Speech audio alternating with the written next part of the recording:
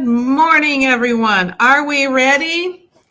I'm ready. I'm excited. I am so excited for today. We have 11 speakers today. We've got two awesome keynote speakers. The first one, you're going to want to have pen and paper to be ready to watch because I'm telling you, she's so dynamic and she has such great advice and how-tos.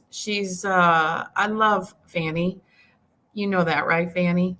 I'm going to bring Fanny on real quick, but I just wanted to cover some bases today. Today is day 2. And if you are in Eventi, the schedule is listed in Eventi. If you are on YouTube, you can also go to stateofsearch.org in 2021 agenda, and that will show you who the speakers are, when they're on today. And I just hope you learn lots. Yesterday was full of great speakers, of great knowledge. We had 9 hours and 15 minutes of live streaming. So if you see the bags under my eyes, that's why. Although the weather is kind of crazy here in Dallas today, looks like a big storm's coming. So I hope it doesn't knock our internet out. Anyways, I want to thank Page One Power. They are our presenting sponsor, and without them, we wouldn't be able to do this. So thank you so much to Page One Power. And if there's any comments or questions about anything, all of our speakers have been, it's all going to be uploaded and recorded. So if you miss somebody and you want to hear somebody, make sure that you look at that email where you'll be able to watch over and over again. The other thing we have going on is a scavenger hunt. So you should have gotten your paper and little scavenger hunt about questions about the different speakers and keynote speakers. And if you'll send those back into us today at 3:00, by the end of the day, we will draw some names out of the hat and there's 3 options for you. You could either win a free ticket for State of Search next year in person, which is a $300 value, $299.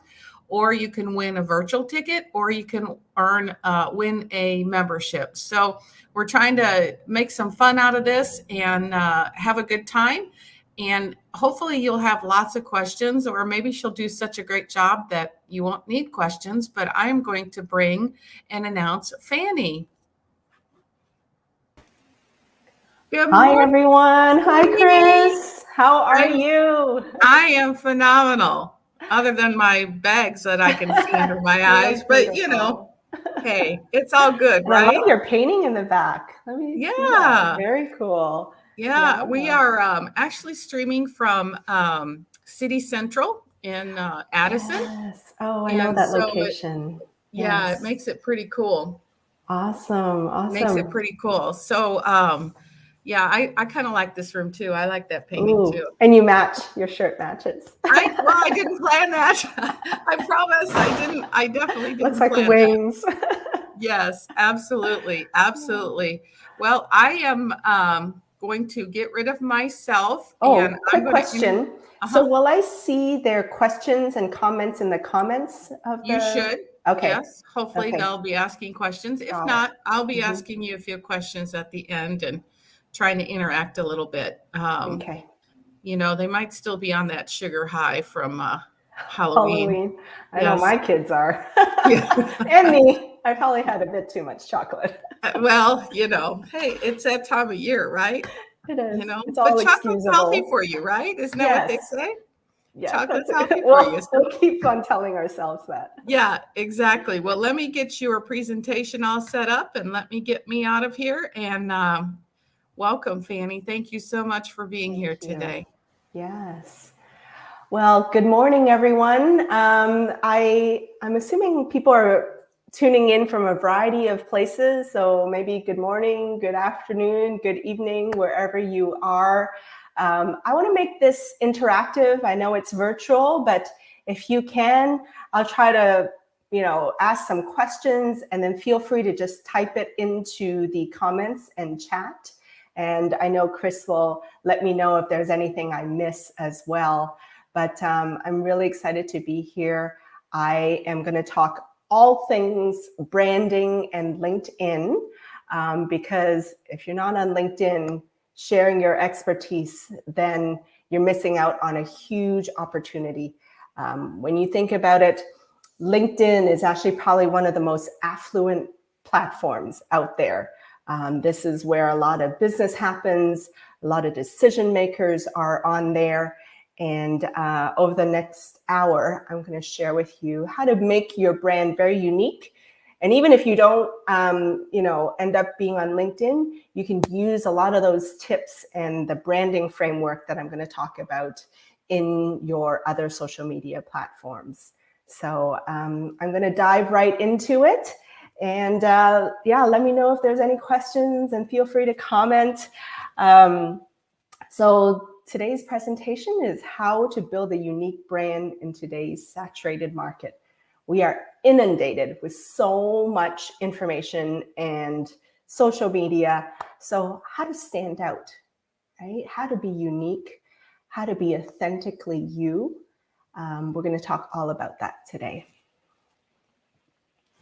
Okay, let me get my slides here. Okay, so just to give you a little background on myself, I am a LinkedIn content strategist, and I also help a lot of individuals, small, medium, and enterprise-sized companies with their employer branding, their personal branding, their professional branding, and it's all about getting out there and being heard and seen for your expertise.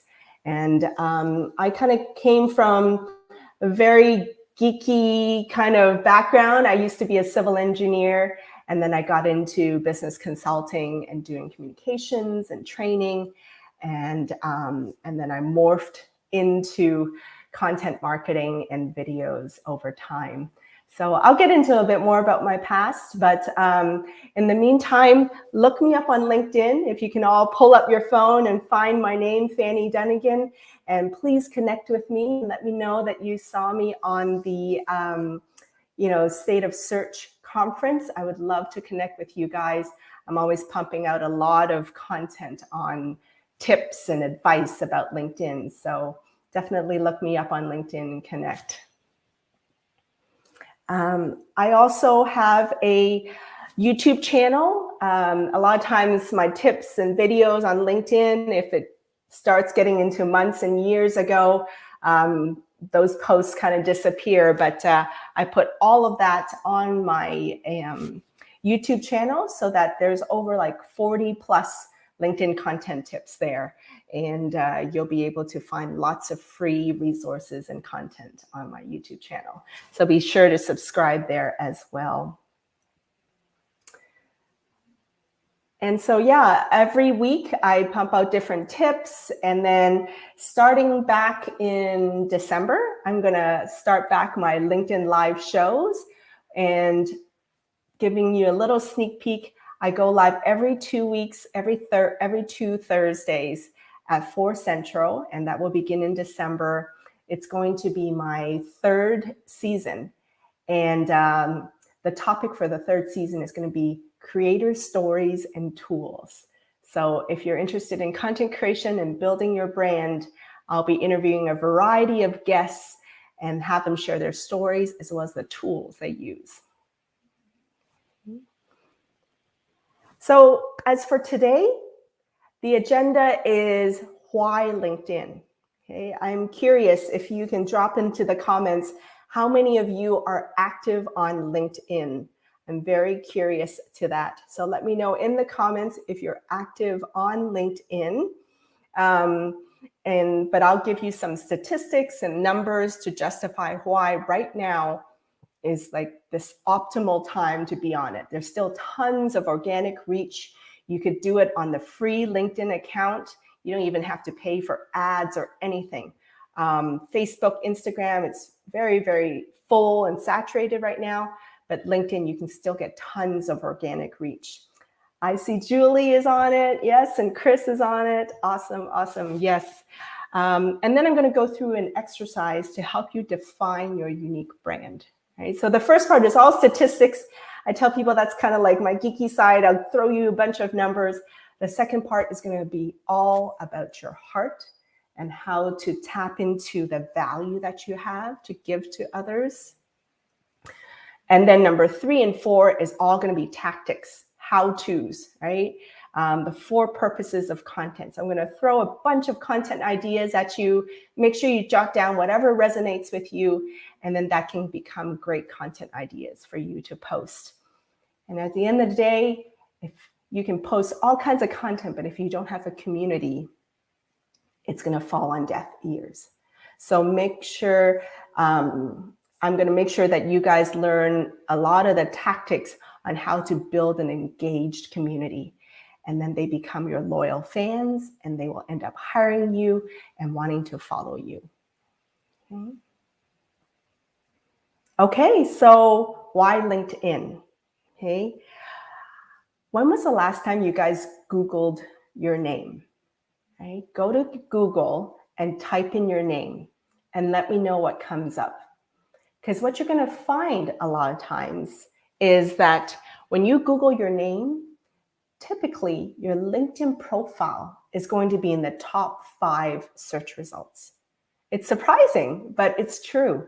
And if you have a common name, if you add your specialty, if it's like, marketing or digital marketing, or add your city, Dallas, Fort Worth, or wherever you're residing, Mexico, when you do that, you put your name, and if it's a common name, then put your specialty or city. Most of the time, your LinkedIn profile is going to be in the top 5 search results. Okay, so I'm going to pick on Julie and Chris. So Chris, I Googled your name, and when you type in Chris O'Connor, there it is. Your LinkedIn profile pops up. So it's really important that we build out our LinkedIn profiles. And then Julie is the president of DFW SCM. And so Julie, I think your Twitter account came up first. I think you're quite active on that. But as you can see, 3rd way down, there is your LinkedIn profile. Julie Jones, Baylor Scott White and Health. So there you go. It's so amazing that LinkedIn always pops up. And you know that when your clients hire you or when people look you up, they're Googling your name. It's so important that then they see your LinkedIn, they're going to click on it. And then if you can build your content and brand well on LinkedIn, then you're going to hook in and generate leads from there. Okay, some more numbers. A lot of times people think, oh, LinkedIn is just this like job search place. It's only for jobs and careers. But over the last year during the pandemic, LinkedIn has had 15 times more content impressions and views than job posts. Okay, so it's no longer just for jobs. It's where people are going to educate and inform themselves and learn, right? Learning, keeping up to date with the latest trends and industries. It's still the #1 global platform for professionals, right? These are where all your potential clients and team members and potential hires are going to be.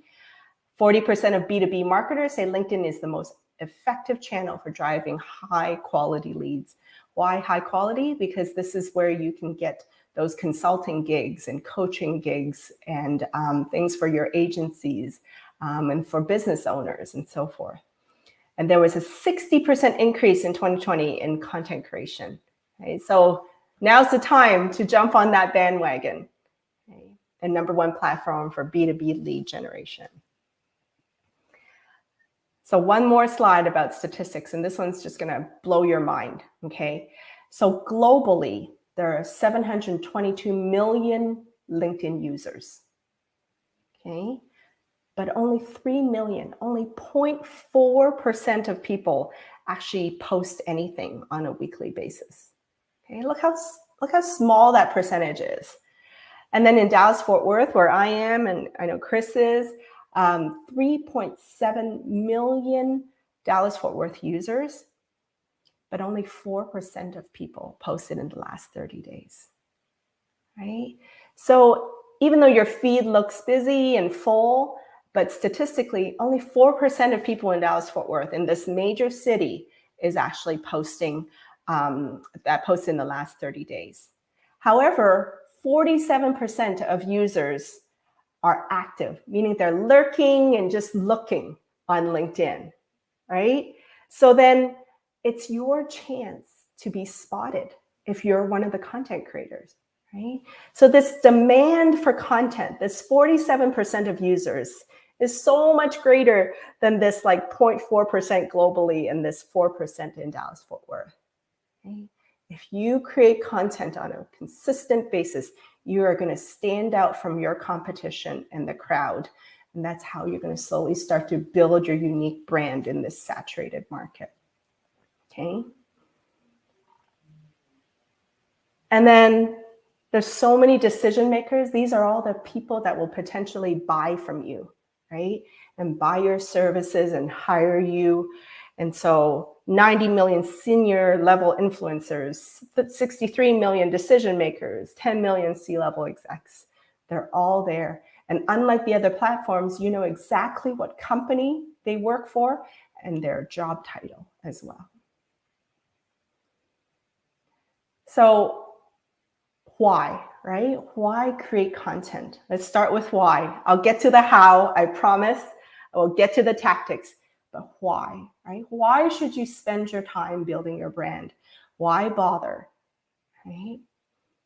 Because number one, it will generate opportunities for you for both business as well as jobs. Okay? And the more content you pump out, it's going to attract people in your industry, people that are also interested in what you're interested in talking about. And then I've met clients that are in Australia, in Canada, all over the world. You're going to have so much reach. And we live in, a virtual world these days, right? So you have the power to reach global clients, okay, with your content. And then the more you pump out, the more people are going to get to know you. And people buy from people that they know, like, and trust, right? And the more content you create, people are going to feel like they know you before they even meet you, right? And a lot of that is accomplished through videos. And the more content you pump out, you become a voice in your industry, right? And a thought leader. And then people will start to seek out your advice on those expertise that you have in your industry.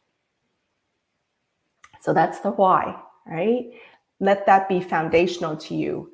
And so the days of like cold calling and, outreach to strangers, over time, content is going to take over. And you don't even have to do that kind of cold calling, because I pump up content. And so by the time somebody reaches out to me through a private message, they've already been kind of like watching my videos or content. And so they become a warm lead instead of a cold lead. Okay? And those warm leads are the things that are going to generate such easier sales conversations with you guys and easier to kind of close those deals. Okay, so those are all the numbers and statistics. So let your brain chew on that, okay? Now I want to talk to your heart, okay? And how to define your unique brand. If you want to stand out, the secret is to be uniquely you and authentically you, okay? Because your brand is your reputation. That's it. Right? In its simplest definition, your brand is your reputation. And what happens a lot is, as soon as we think about putting ourselves out there and being seen and heard, our fear pops up, right? And we're like, oh my gosh, what if we're not good enough? What if we don't? There's other people smarter than me. There's other people better than me, prettier than me, handsome, more handsome than me, or whatever it is, whatever that trash talk is going on in our heads, right? But the only way around that is to actually go through that, right? And you start from a foundation of knowing that you matter, what you have to say is enough, and that you have something of value to give, okay? I'm gonna let that sink in. What you have to say matters. What you have to create and give to the world and the community is enough. You are enough. Okay? And the world needs to hear your expertise and to hear your advice. And you don't need to appeal to everyone. You only need to appeal to those loyal people that connect with you. And that's where you're going to drive business and leads, because people are going to be connected to the authentic you. When we allow ourselves to be seen for everything that we are, that's how we're going to create trust and build relationships with our audience, with our community, and with our clients. Okay. So start with that foundation of like being enough, right? Have pep talks with yourself. Stare at the screen, take a screenshot, right? For a long time, I used to have imposter syndrome. And I read somewhere where this one lady had advice where on a Post-it note, put, "I am enough." And I don't care if it sounds cheesy. If you put that, I had like 2 of those Post-it notes on my mirror. So I stared at it all day. And all it says is, "I am enough." And it's from that foundation that you create content and create your brand. And then from there, there's stories that you can tell, right? Everyone has a story. And I want you to get out your pen and paper. And I'm going to share with you a bit of my story. But as I go through this, I want you to jot down little stories that pop into your head as I talk through my journey. Okay? I want you to think about your journey and jot down these stories, because these stories are then going to become the basis of different content that you can create and post. Okay? So think of your background, right? This is when you were in school, whether it's high school or college or, whatever you studied or learned in school, right? What was that? What was your degree, right? Or what was your high school major, right? What did you love in school? And what did you study in school? For me, I was a big geek. I was a civil engineer. And that still forms a big part of my content, right? Because I'll talk about techie things and geeky things. And I love NASA and space and technology and gadgets. So that forms quite a bit of my content, or little snippets of content that I post as well. So think about your degree and your school passions. What was that? Okay? So from there, I had several years of being a civil engineer, and then I switched into business consulting and doing change management, communications, and training for back then one of the big 5 consulting firms, Arthur Andersen. Right? So think about early on in your career. What were some of the lessons and stories, and what were you doing? Like, what was your first job? Right? Jot that down. Those are all content ideas, okay? Because stories help us to illustrate a certain tip or piece of advice that we share later. Okay? So I was a consultant in my early career. But all that required travel, and after a while, my biological clock started ticking, right? And I became a stay-at-home mom because I couldn't travel and have that consulting lifestyle anymore. But it was wonderful, right? I got to stay home and raise our kids, and along the way, I got part-time work as a resource and training manager with one of my old consulting firms, actually. So what were you doing mid-career? For those of you that are like further on in your career, what were you doing kind of like 10 years into your career? Right? Jot that down. Okay, what are some of the lessons you learned? Some of the pain points, right? We had our second child, and I stayed home for that as well. And that was when I felt really lost. Okay? At what point in your career were you lost? Jot that down. that's going to become a great example and story to share as well. Okay? So I started volunteering at a local outreach center. And that's when I ended up doing training programs for them.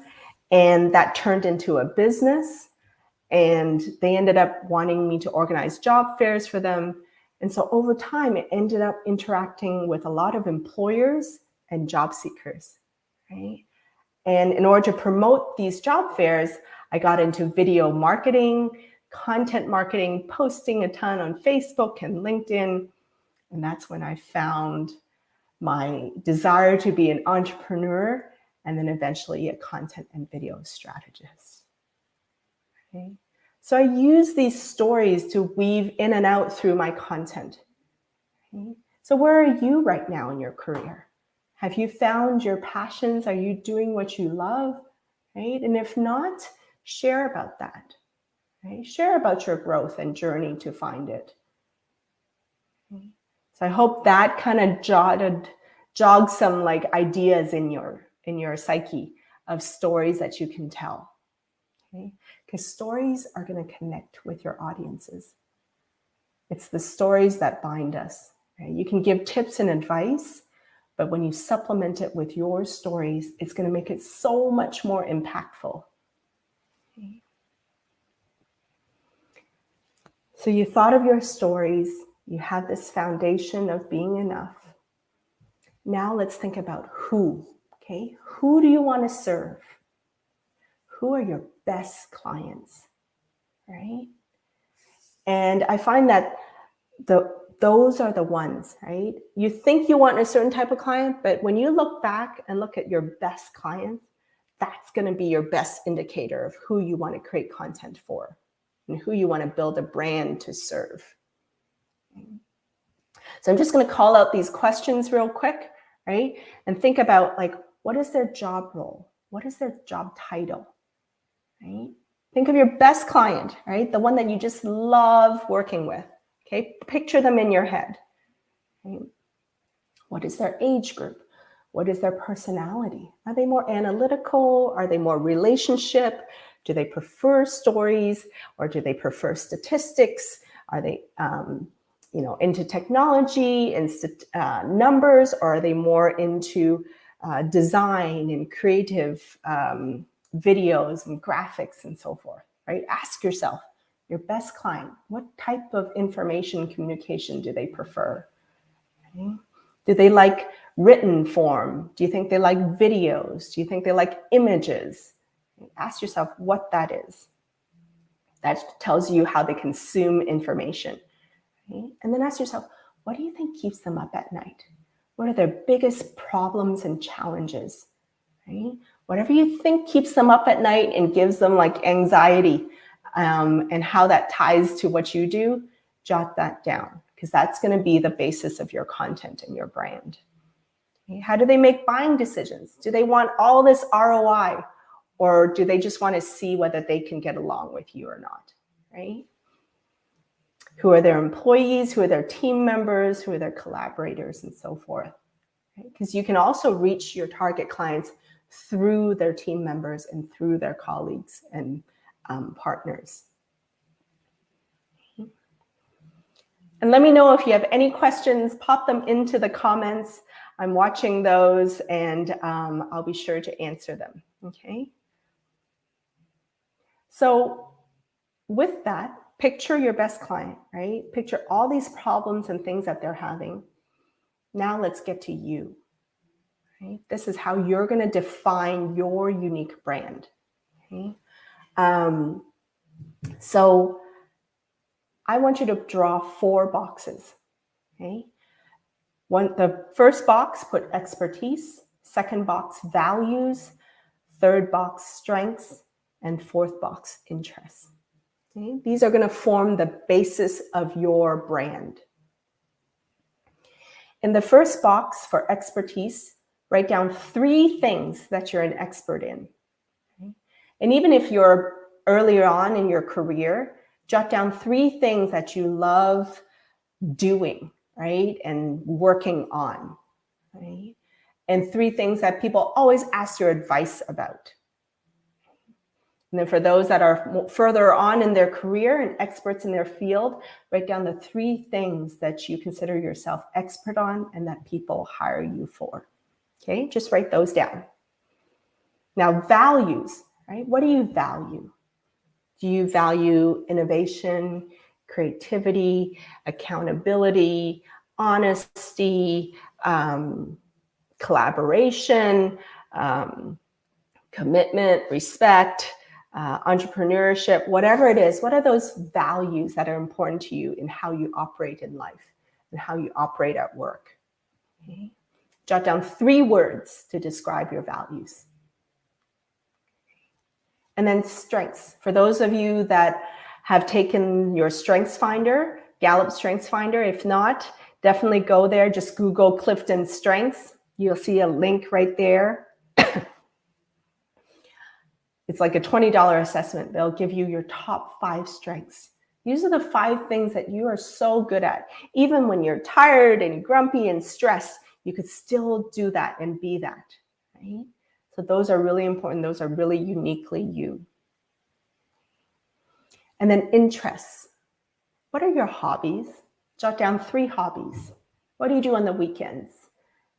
Is it sports, football, basketball, golf, cricket, whatever it is? Jot down your interests. Or maybe sewing or crafting or knitting, scrapbooking, watching movies, travel, reading, whatever it is. Jot 3 things down that are your main interests. Okay. And so all those words that you jotted down form a unique brand of you. Okay. Nobody else has those combination of words and those combinations of things. And those are all things and words that you're going to weave into your brand and into your content. So let me give you an example. Okay, so my expertise is content strategies. I help people create content, create calendars and ideas, right? So that's one part of what I do. My values are trust, transparency, community. Those are all words that I weave into all my content and writing and videos and so forth. Right? One of my biggest strengths is connectedness. I see how everything fits together, and I love building like community and connections with people. Okay? And one of my interests is travel. Okay? So in one of my posts, I can give content ideas or a strategy tip, and I can talk about building trust and community and transparency. And then from there, about the connections that we have with each other. And then I can tie it into a travel story. Right? And later on, you'll see some of the content ideas I have around that. Right? So if you can put in the comments, right, share like maybe how you can weave one of your expertise with your values, your strengths, and your interests. And then that becomes this unique thing about you.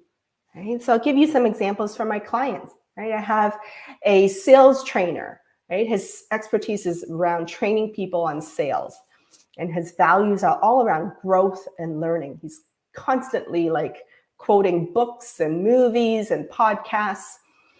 And one of his strengths is positivity. Right? He has this great positive energy about him. So he's always like giving inspiration and positive affirmations on his content. And he played golf in college. He still plays golf. Right?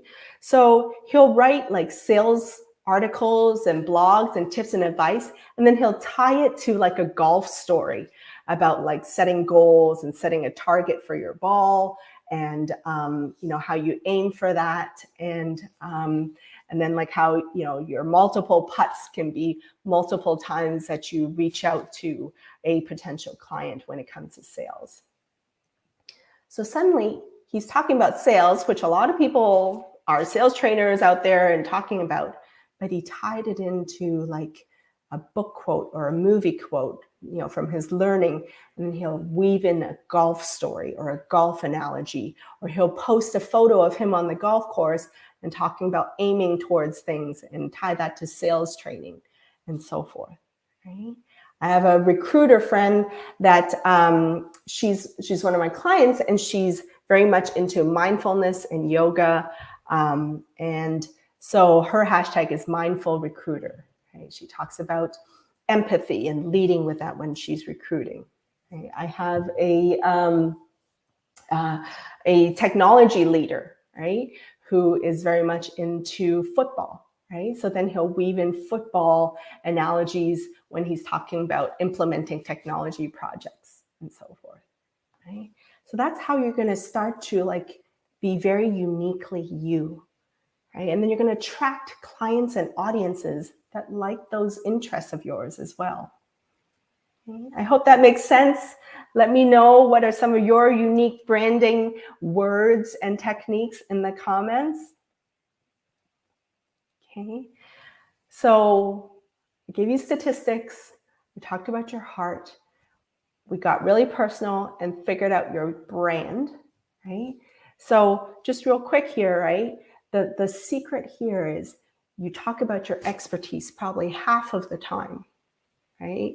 If we want to get specific about numbers, it's like 55% of your time, right? It's around there.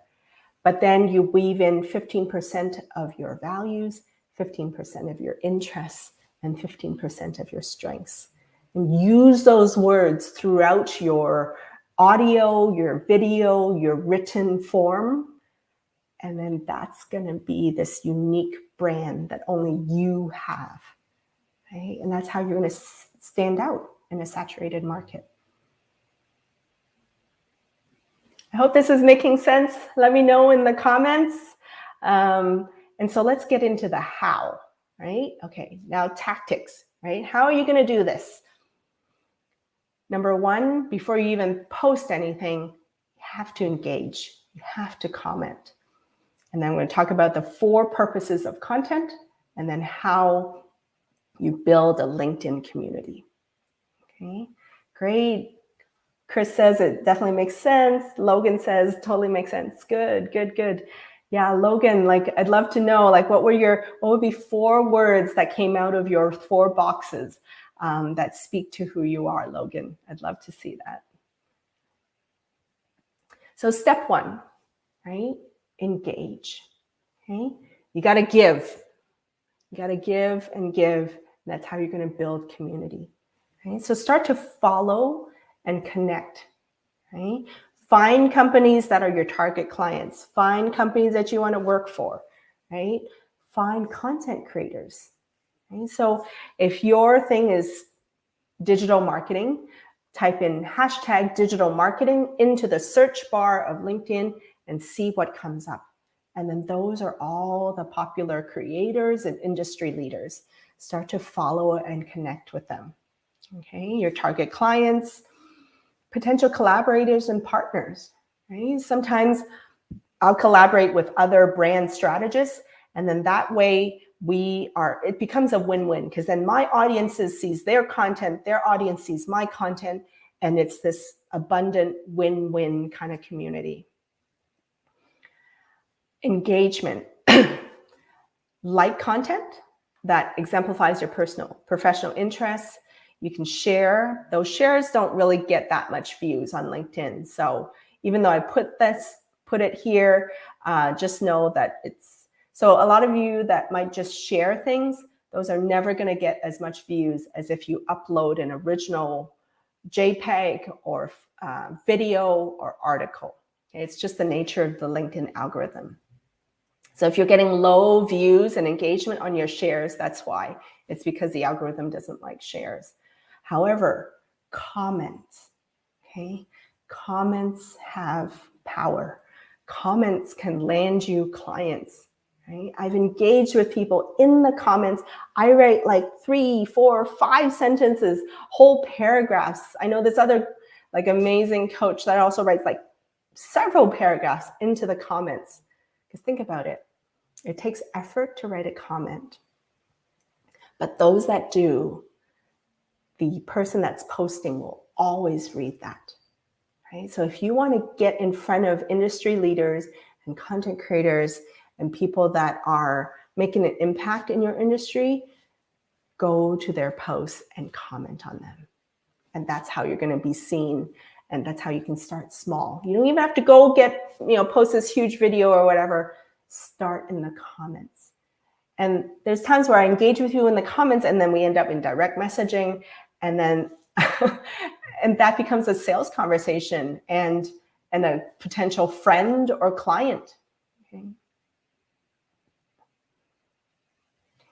So make sure you comment. I spend at least 10, 20 minutes a day commenting only, right?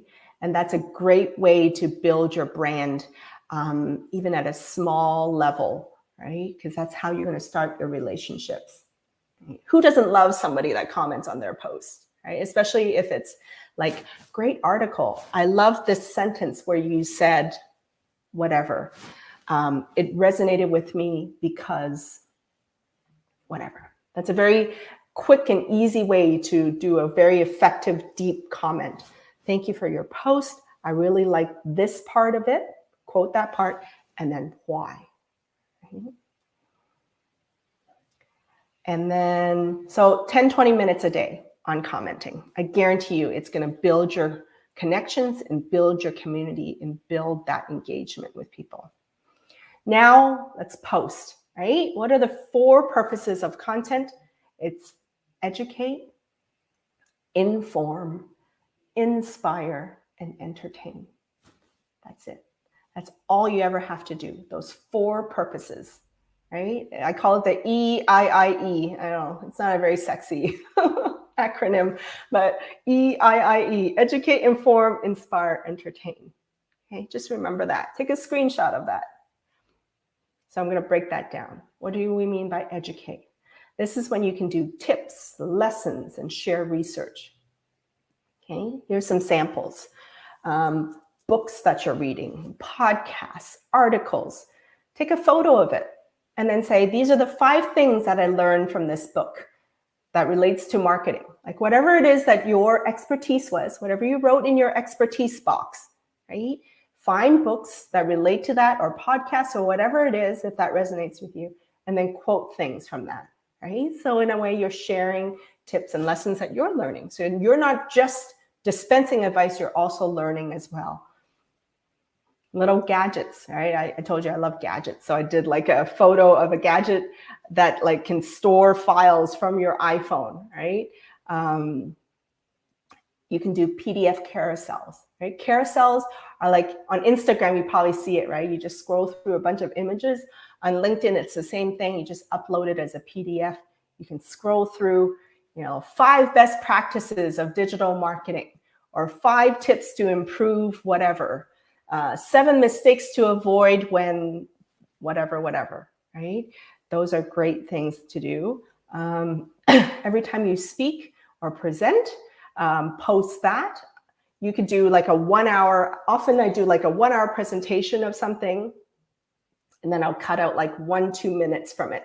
And then I post that MP4 file into LinkedIn, add some captions, and there you go. That's content right there. So a 60-minute presentation, you can have like 10, 20 pieces of content from that.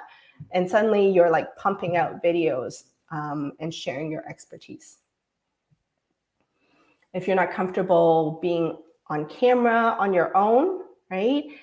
Interview somebody or sit together and chat about something, right? If you're an agency, you can bring in maybe a vendor or a client and discuss something that you guys help solve together.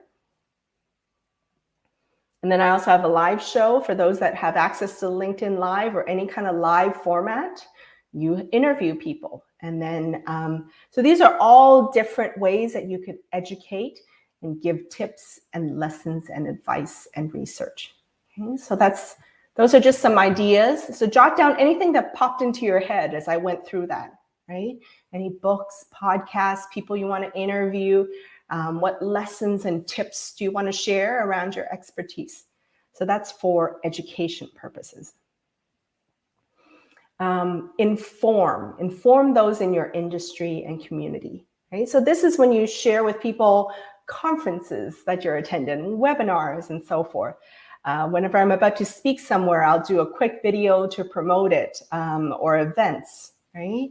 or after I attend something, after you attend this conference, right? Or after you listen to my presentation, jot down the 5 things you learned from me and then post about it, right? So I went to Video Marketing World. I also spoke there, and I put 10 things that I learned from Video Marketing World. And then I quoted 10 things and 10 people. And then I tagged them too, right? So then those people that you tag and speakers engage with your posts, and then suddenly you're building community and interactions, right? And you're not just saying, hey, look at me, I attended this. You're giving value by sharing with your audience what you learned as well. Okay, so conferences here, like State of Search, before I came, I posted about it. I didn't just say, come watch me, right? I also created value, right? I talked about what happens when you Google your name. Right? Always create value. And that's how you're going to win over audiences and people. Inspirational posts. This is where, so a lot of educational and informational things is things that you're talking to people's heads. Okay? So the tip here is create for the head and create for the heart. Right? So inspirational posts are for people's hearts. Okay? I've quoted like lyrics from songs, right? So this is Whitney Houston, One Moment in Time. And it got great engagement. I just kind of tied that into, don't give up on your job search or your entrepreneurial journey, right? We all have our moments in time. Quotes. If you have quotes, use Canva. Canva.com is awesome. Put on an image that's inspiring and then a quote that you love and that lifts you up whenever you're having a bad day. Share that, right? I've been struggling with this, and I just want to share this quote that always lifts me up when I'm having a bad day and put it out there, right? That's content. Holidays are coming up. Wish people certain holiday wishes, right? I did a Merry Christmas, but I tied that into business and career. Right? I said, say your career wish out loud this holiday. Right? So you can always, again, like tie your interests and values to your expertise in the same post. People you meet at talks. I got to meet Simon Sinek. It's so amazing. And again, I didn't just say, hey, look at me, I got to meet Simon. I put down like, these are the 5 things that Simon shared and presented about and that I learned from him. Right? So then it creates value for the audience that didn't get to attend that conference. And then whatever you believe in, for me, it's about empowering more women to share their voices. I love you men and all you guys, but now for women, we just need like an extra nudge. So I talk about that, right? It was International Women's Day. I'm like, we need more female content creators out there. Entertain, right? For those of you that are entertaining and funny, I mean, I don't feel like I'm very funny, but I find other ways. This is when your interests, all those hobbies that I asked you to list, these are when you can weave that into your content, right? I love Legos. I know I'm like over 40 years old and I still love Legos. But Lego on Instagram is so brilliant and creative, right? So they did this like Zoom chat of Lego minifigures, right? And they talked about the guy with the big headset and the person whose pet is always running across, right? So then it's talking about how we live in a Zoom culture right now, which is relevant to business, right? But at the same time, it's done in this creative, funny way, right? That's entertaining. Right? You're educating in entertaining. So then it's like edutainment. Right? There's this word called edutainment. You educate and entertain all at the same time. My travel videos, right? I weave in how much I miss travel. And I talked about how during my consulting days, I would travel a lot, right? So I had like a little mini clip of an airplane, right? Oh, hey, Scotty, who doesn't love Legos? Exactly, Legos rock. I love Star Wars, right? I told you I'm a big geek. And so on May 4th, I posted May the force be with you. And I talked about the hero's journey and how storytelling is so important to content creation. Right? So you see, like my interests, Star Wars, content creation, storytelling, all in the same post. Right? Bloopers, right? If you're not funny, then show your bloopers. I'm not funny, so like but I'm happy to laugh at myself. And so like I was promoting this conference, and then like the last 10 seconds of the video, I just shared a bunch of bloopers, and it like blew up because they all love. Who doesn't love bloopers, right? It shows the real you, and it shows that you can laugh at yourself. And then more travel videos. I did lists like skyline of Hong Kong when I was traveling there. And then I talked about like the top industries in Hong Kong, so forth. So entertain your audience as well. Okay, so educate, inform, inspire, and entertain. Okay? And from there, it's going to generate, when you do that on a consistent basis, even just like twice a week, posting something. It can be an image, it can be a video, it can be a photo, it can be text. LinkedIn has so many different formats for whatever your strengths are and whatever your potential clients may gravitate to. And it's allowed me to speak at a variety of places. And then from there, it generates relationships and trust and leads, right? So from content to engagement, to messages, to meeting up, to virtual coffees, to landing deals, right? Content creation will generate business for you and get you hired if you're looking for a job. But then the main thing there is consistency, okay? People are not going to buy after one video or one post, right? People only make business decisions after maybe like 10 times of seeing something from you.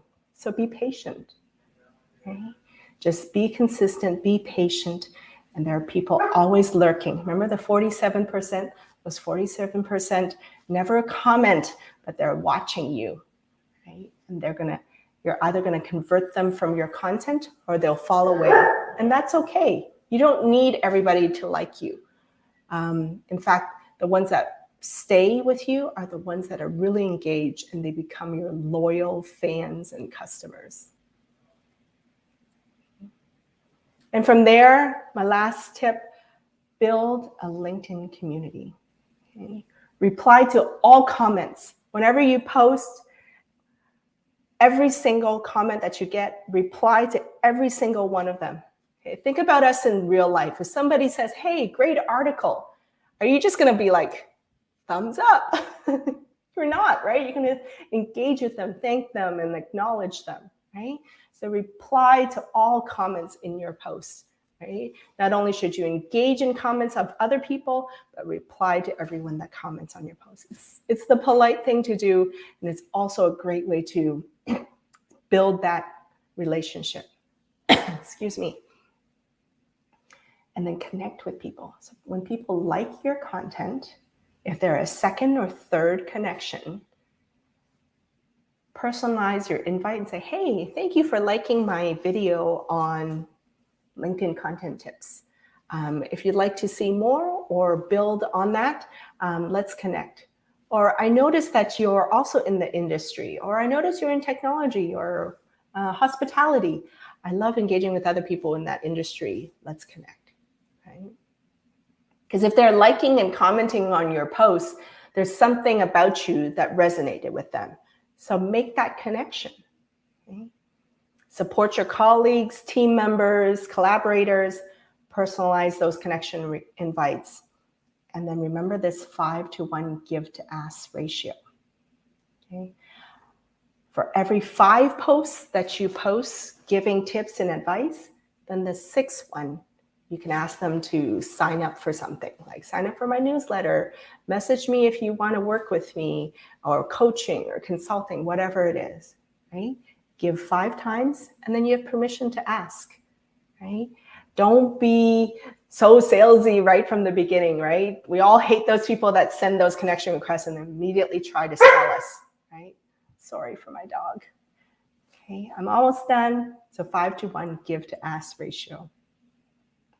So I want to wrap up with this quote for anyone that might have imposter syndrome or think that they can't speak too much because it's narcissistic or bragging. It's none of that. Not if you come from giving value and giving advice and tips. And I want to say, I hope today you remember that the sky is not humiliated by its vastness, and the mountains remain unashamed of their height. Mother Earth and her oceans are not afraid of their size, and the sun is not concerned if someone has to squint their eyes. It will shine. And it will not apologize for its light, and like the trees teach us that it's okay to lose our leaves as seasons change and then come back to life. I hope that nature teaches us to look at ourselves and be kind. And I hope that we don't dim or shrink or fold into spaces far too tight. Yes, today I hope you look at yourself and you are kind. And it is from that space of giving that I want you to let your light shine, share your messages, share your value, go forth and create. Any questions?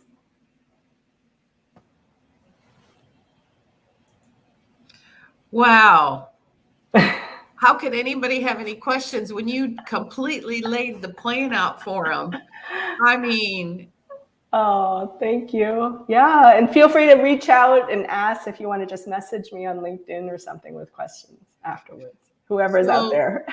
So there are so many things to take away from this conversation that you just posted for everybody. And I don't know if anybody has any questions. I don't have Eventi. So Bart, if you've got some questions, can you type them in the chat for me to ask Fanny? Oh, thank you, Joel. It's a good question. You are a master at, she is a master. She is an absolute master at her craft. Thank you. And that was one of the reasons why I wanted to bring her to State of Search, because I think that the knowledge and the simplicity of your plan, because we all tend to try to complicate things, right? I mean, we're all trying to, I mean, honestly, this is a KISS principle. Keep it simple, sweetie. Yeah. Honestly. And you laid it out in such, I mean, it's just gold. I don't even know what to say. Framework. Well, I think Scotty Cycle said, what are the 5 types? It's actually 4. So it's educate, inspire, entertain, and inform.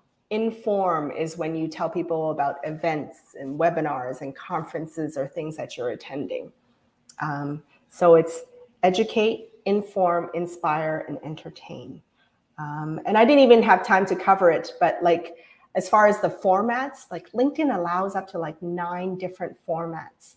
So you could do text posts, image posts, LinkedIn articles, LinkedIn Live, videos, right? So tons and tons of types of content as well.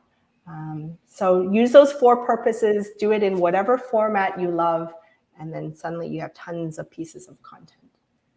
Well, and one of my favorite items was, you know, I take that 15, 20 minutes and I do comment on a lot of people's posts. And you are absolutely right. We all love it when people comment on our posts. And it is imperative. It doesn't matter what social media you use. Yeah. You should always be thanking them and commenting back on anything that anybody says to you. I think that's imperative. And it doesn't matter what social media platform. Take the 15 minutes. Because it shows that you care and it shows that they're important to you. And that's really how you're going to gain trust, right? I mean, honestly, you have to give exactly where you put it. Give 5 times, ask once, right? So it really does work. And I've tried to use that in my career for the last 16 years since I've been out in the business world. Prior to that, I was in the teaching world, but I always gave in the teaching world too. Yeah. I think the more you give, the more you receive. And I just think that I don't even know what to We'll say. always It's so remember good. what people make us feel, right? That Maya Angelou, like Yes. I forgot the quote, but yeah, like we will always remember how people make us feel. And so that's the thing that's going to leave an impression on us. And that's why like numbers and statistics are not enough, right? It's not enough just to create for the head. You have to create for the heart. And that's where all those stories, whoever wrote down, like jotted down a bunch of stories, like use those stories to illustrate a point. And that will connect with your audiences. Absolutely. They really do. I mean, I use my stories. I learned that from you, and I just love listening to you because I feel like even if I've heard it, I haven't heard it. I pick up or it reminds me to, complete the task because it really is, it's not hard. It's just consistency is the It key. is. It is. Being consistent is so imperative. And I think what happens is we get sidetracked and we stop doing. Yeah. Well, don't stop doing because if you're only taking 15, everyone has 15 minutes a day. You have a 15-minute coffee break, right? Yeah. Yeah. Or whatever. I don't drink coffee, but whatever drink your favorite drink is. But And don't let your results define you, right? We're all going to have a bad post or something that just like doesn't resonate. Doesn't don't matter. give You're up. moving on. Like you're on to the next post. Yeah, Right? don't give up. So Never it give just up. continues. Yeah. Never give up. Just keep on going. It's a learning curve, right? Everything's a learning curve. And I love that you just say, keep pushing through because really that's what life's about. We keep pushing through. Life happens, stuff happens, and you just got to continue on doing what you're doing because it will all come around. May not be in the exact moment that you want it, but I promise you it will come around. So Yeah. thank you so much, Fanny. Thank Does you. anybody Thank have you any for last having me, questions or Chris. comments for Fanny before we take a quick coffee break and maybe bathroom break? And Connect with me on LinkedIn. Find me on please, LinkedIn. please, please, and YouTube and wherever else that you can connect with her because it's worth your time in listening and learning from Fanny. I promise you, you will grow your business exponentially. Thank you, So Chris. Thank you. I'm Thank you your so biggest much. fan, one of your biggest fans. You've got Thank you lots so of fans, much. but I'm one of your biggest fans. So, anyways, Honored. thank you so much for being here today, Fanny. You have a rest of the wonderful day. Bye, everyone. Thank you. All right. Wow. I mean, if you didn't learn something from that, I don't know what else. I mean, it was absolutely phenomenal what Fanny shared with you guys today. She does an absolute awesome job, and I sure hope that you all connect with her on LinkedIn. I hope you watch her her content weekly live on LinkedIn that she does. I believe it's Thursdays at 4 o'clock Central Time. It's worth your time. If not, go watch them on YouTube when you have time, late night, early morning, whatever you need. If you get stuck or get a block, I highly recommend you just keep following Fanny because you will be definitely successful. So I'm going to mute myself for a moment and get ready for our next presentation in the Page One Power Room. Again, I want to thank Page One Power for being our presenting sponsor. And don't forget the scavenger hunt. I hope you have started filling out that paper because we'd really love to give away some tickets for next year. And you guys hold on, go grab some coffee, take a quick break, and we'll be back in just a moment.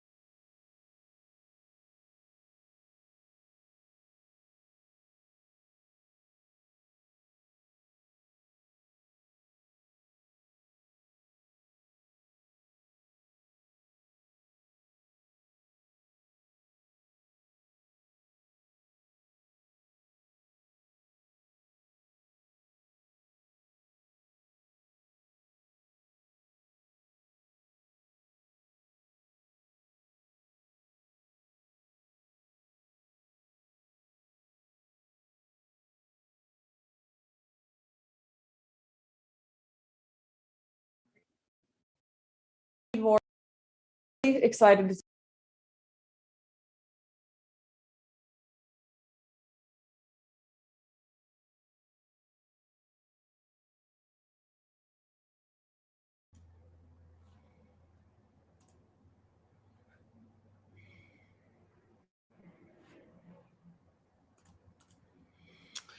Good morning, everyone. Okay, we are ready to get started for our next presenter, Amanda Milligan. I am so excited to introduce you to her.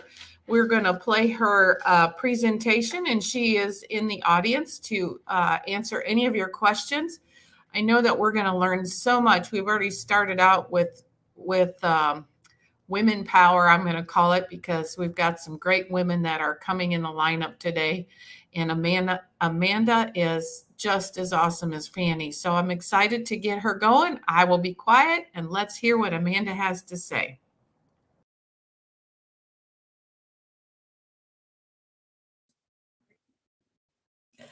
Hey everyone, my name is Amanda Milligan. I am so excited to be speaking at my first State of Search conference. And I'm really excited to talk to you about the importance of tangential content. So let me go ahead and share my presentation. So why tangential content matters and how it can build your organic traffic. And if you don't know what it is, don't worry about it. We're going to talk about it and how it can boost your marketing strategy. So first of all, my name's Amanda. I am the head of marketing at a company called Stacker. Stacker.com is a data-driven news publication and a news wire. So they syndicate their stories to 2,500 plus publications, including MSN and Newsweek and SFGate and Chicago Tribune and all kinds of others. And about a year ago, we also started a brand partnership program where brands work with us to create content and distribute it through our newswire. Stacker does tangential content, but I've been talking about tangential content for years. I've been in this industry for about a decade. These are some of the places I've been published. Happy to talk about any aspect of any of this, really. You'll see my Twitter handle at the bottom, and I have my email at the end of this deck. So please reach out. I'm very extroverted. I love to talk to people. If you have any questions after this, I'm going to try to go through this deck as quickly as I can so that we have some questions at the end. But if something comes up later on, 5 days from now, you realize you have a question about something, please reach out. So, have you ever been this person? You work really hard on a piece of content. Your goal is to rank for a really important key term. You do everything right. You do all the research and you do great internal linking, yada, yada, and then you never actually make it to page one. I think all of us have been there. It's tough, but hopefully what I'll show you today will help boost your rankings and help alleviate problems like this. Side note, this deck contains Great British Baking Show GIFs throughout. So other fans out there, shout out to you. So when you run into a situation like that, when you're trying to rank for something and it's just not going according to plan, there's a possibility that you need more top of the funnel content. So if you're really only focused on bottom of the funnel content, that can work. I'm not saying it doesn't work, but you might not be reaching a wide enough audience, first of all. You might not have enough brand authority that allows you to build trust with audiences and or that allows Google to trust you to rank you high enough. And we'll get back to that.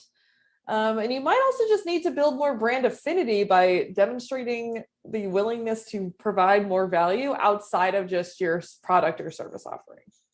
So something to think about if you're considering your current content strategy right now, thinking about what that percentage breakdown is. Do you have a lot of top of the funnel content? Is it basically all conversion content? And if it is, perhaps some of this top of the funnel content can help you improve the performance of the bottom of the funnel. I know we don't really think about it that way. We tend to think about them all as disparate things. You think of it as a funnel. You think of the top of the funnel content just getting more people into the mix, but it actually can help boost your bottom of the funnel content too. So this is why every marketer should care about tangential content. Tangential content is kind of the key to this situation. It always falls in top of the funnel 9 times out of 10. Maybe every now and then you can maybe classify it as middle of the funnel. But when you create tangential top of the funnel content, you're doing a brand awareness play. Fundamentally, more people are going to know that you even exist as a brand, right?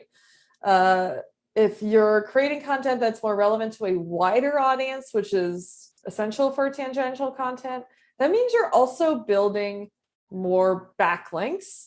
You're getting more brand mentions, canonicals, which are all authority signals to Google that will improve your overall site's authority and help improve your rankings in search. So we'll talk about like what some of those results look like later. But there are 2 sides of the authority. There's the authority for the readers and the authority from the perspective of Google. When you're creating stuff that applies to more people, it's more likely that more news publications, more individuals are going to be sharing that content and talking about it, which generally leads to more links. So if you're listening to this, you're like, okay, but what is tangential content? That is a fair question. Think of it as zoomed out content. So on the left here, we have more topical. So that's stuff like your product, your service, your company culture, your founder's story, things that are very much related to your brand. That stuff is not tangential. The right side illustrates things that are more in the tangential part of this range, which is more like your overall mission. And not even just like your mission for that specific product, but a lot of companies have a more broad mission, right? Like even if you're a company that sells work like office supplies, it's usually to improve people's work lives, right? Or something along those lines. Your overall mission, your industry. So not just your company, your greater industry that you serve. And then a more general audience. So instead of like focusing on specifically niche things, zooming out a bit and thinking, okay, so what are some problems or concerns that a bigger audience has? When you look at a breakdown like this, seeing one side being topical and the other being tangential, more topical tends to lead to more authority and more conversion content, but more tangential can also get you, especially Google related authority, and it gets you more brand awareness and it gets you more links. Okay.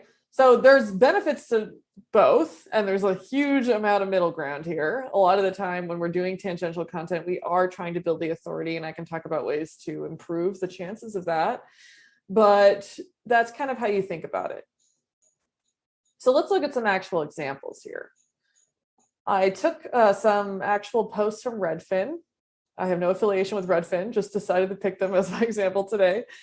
So on the more topical side, they release rental market trackers, which is a good idea. It makes sense for them. It's on brand for them. It's something that publishers can pick up if they'd like, and they can have some more timely newsworthy pieces, right?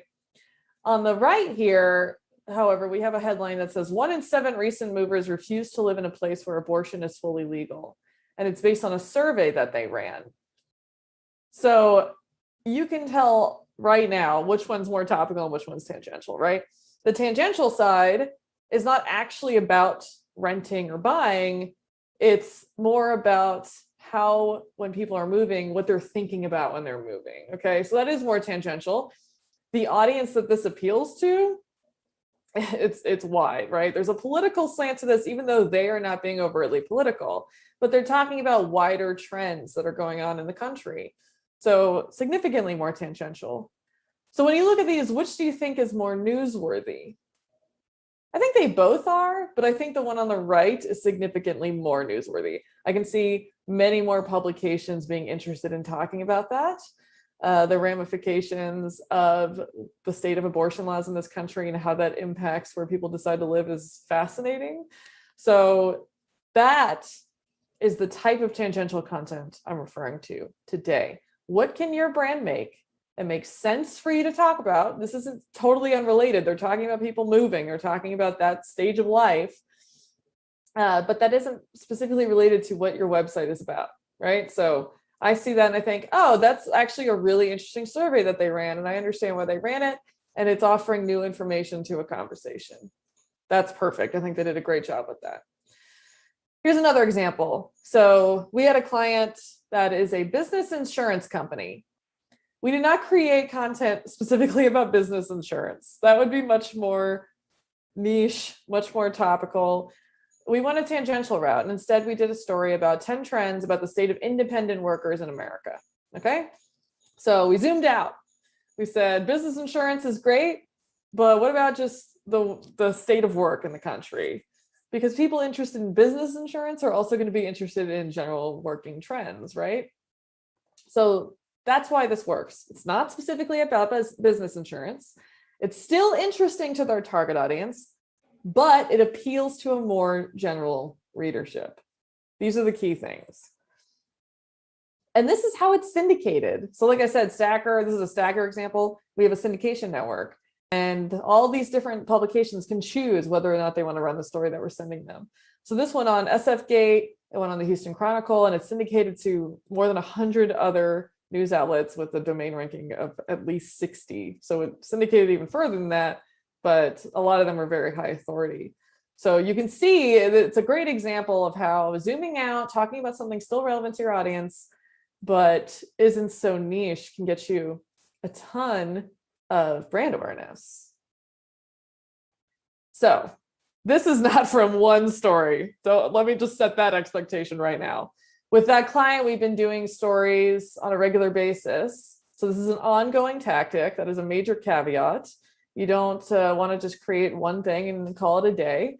But you'll see over time, if you invest in this strategy, this is the increase in referring domains that they've experienced, the domain rating of their site, and the organic keywords. So now we're starting to go back to the initial slide of this presentation, which is, do you find yourself not getting the organic traffic that you want?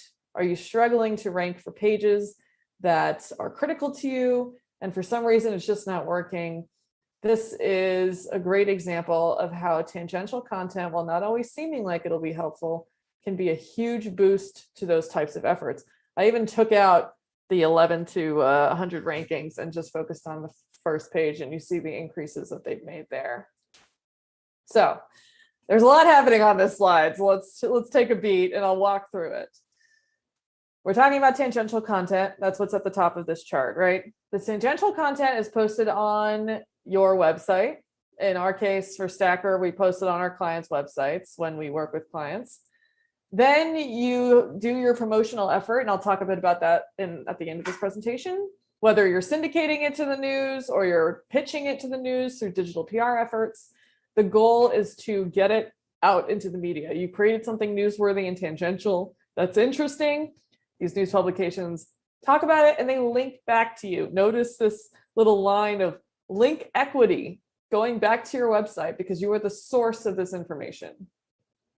I will note, creating original data or reporting on data in new and interesting ways is the easiest way to do this because it's almost instantly newsworthy. So think about that. Link equity going back to your website. And what I could do a whole other presentation on probably, and I'm happy to answer questions about, is the internal linking strategy that can be paired with this effort. So you have the study that you did or the blog post or whatever it is. Where does it make natural sense to link to these other pages on your site, right?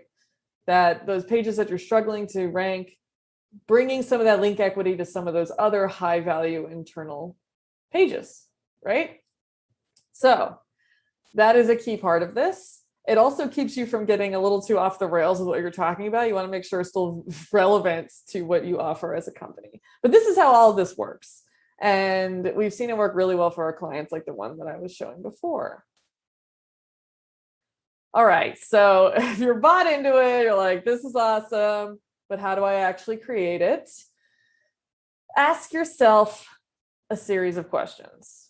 Number one, how can you be of service to your audience? That's a big one. This is one you ask for bottom of the funnel content too. It should be just taped to your wall if you're a marketer. This is a huge thing, and I'll talk about more tangential examples of that.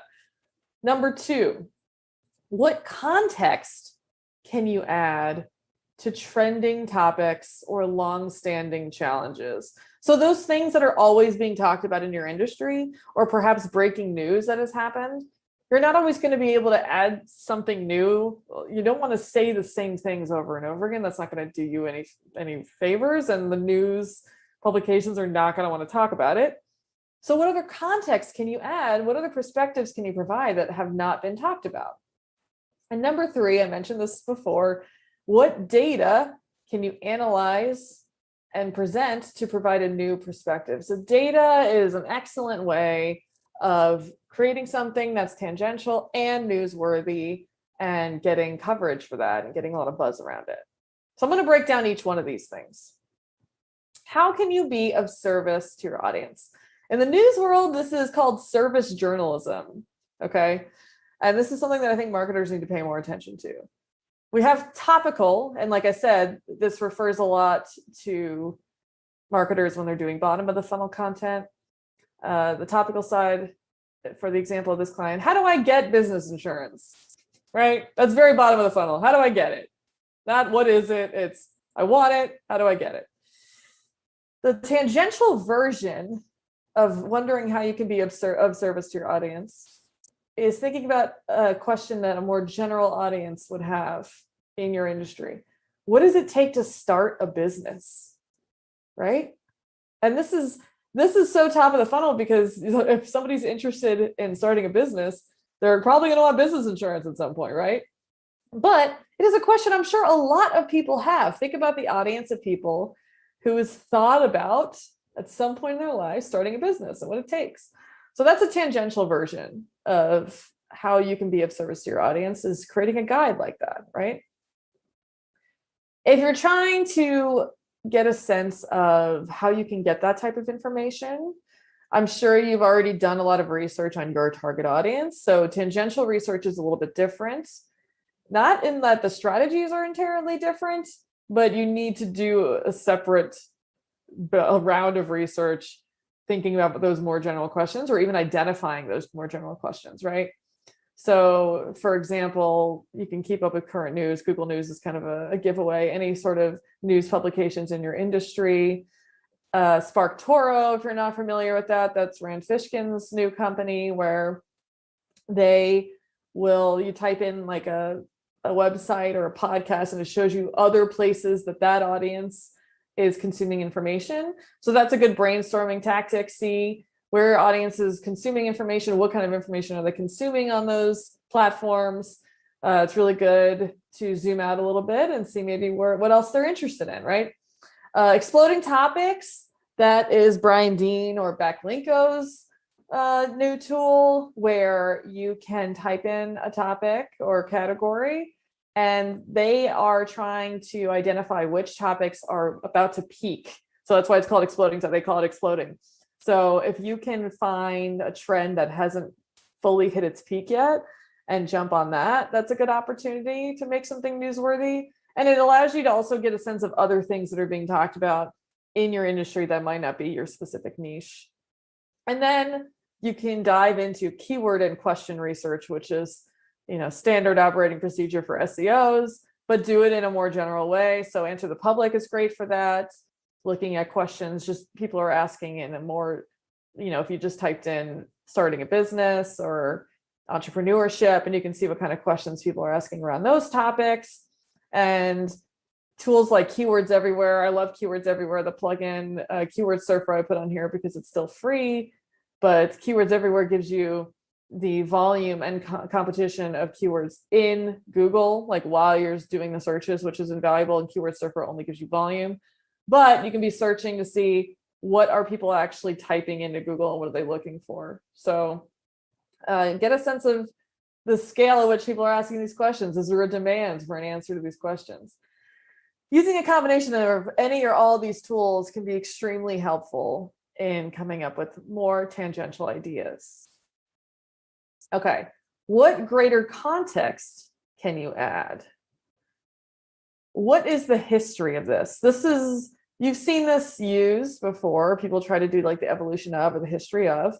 But there are a lot of times when this is really invaluable, but it's not going to apply to every industry. Like, I might not care about the history of business insurance, right? Don't care. But how has, if we're talking about the tangential topic, how has starting a business changed in cost over time? What did it cost to start a business in the 1940s compared to today, or even 5 years ago compared to today, pre-COVID compared to today, right? The historical context can be really fascinating. Then how does this compare to similar things?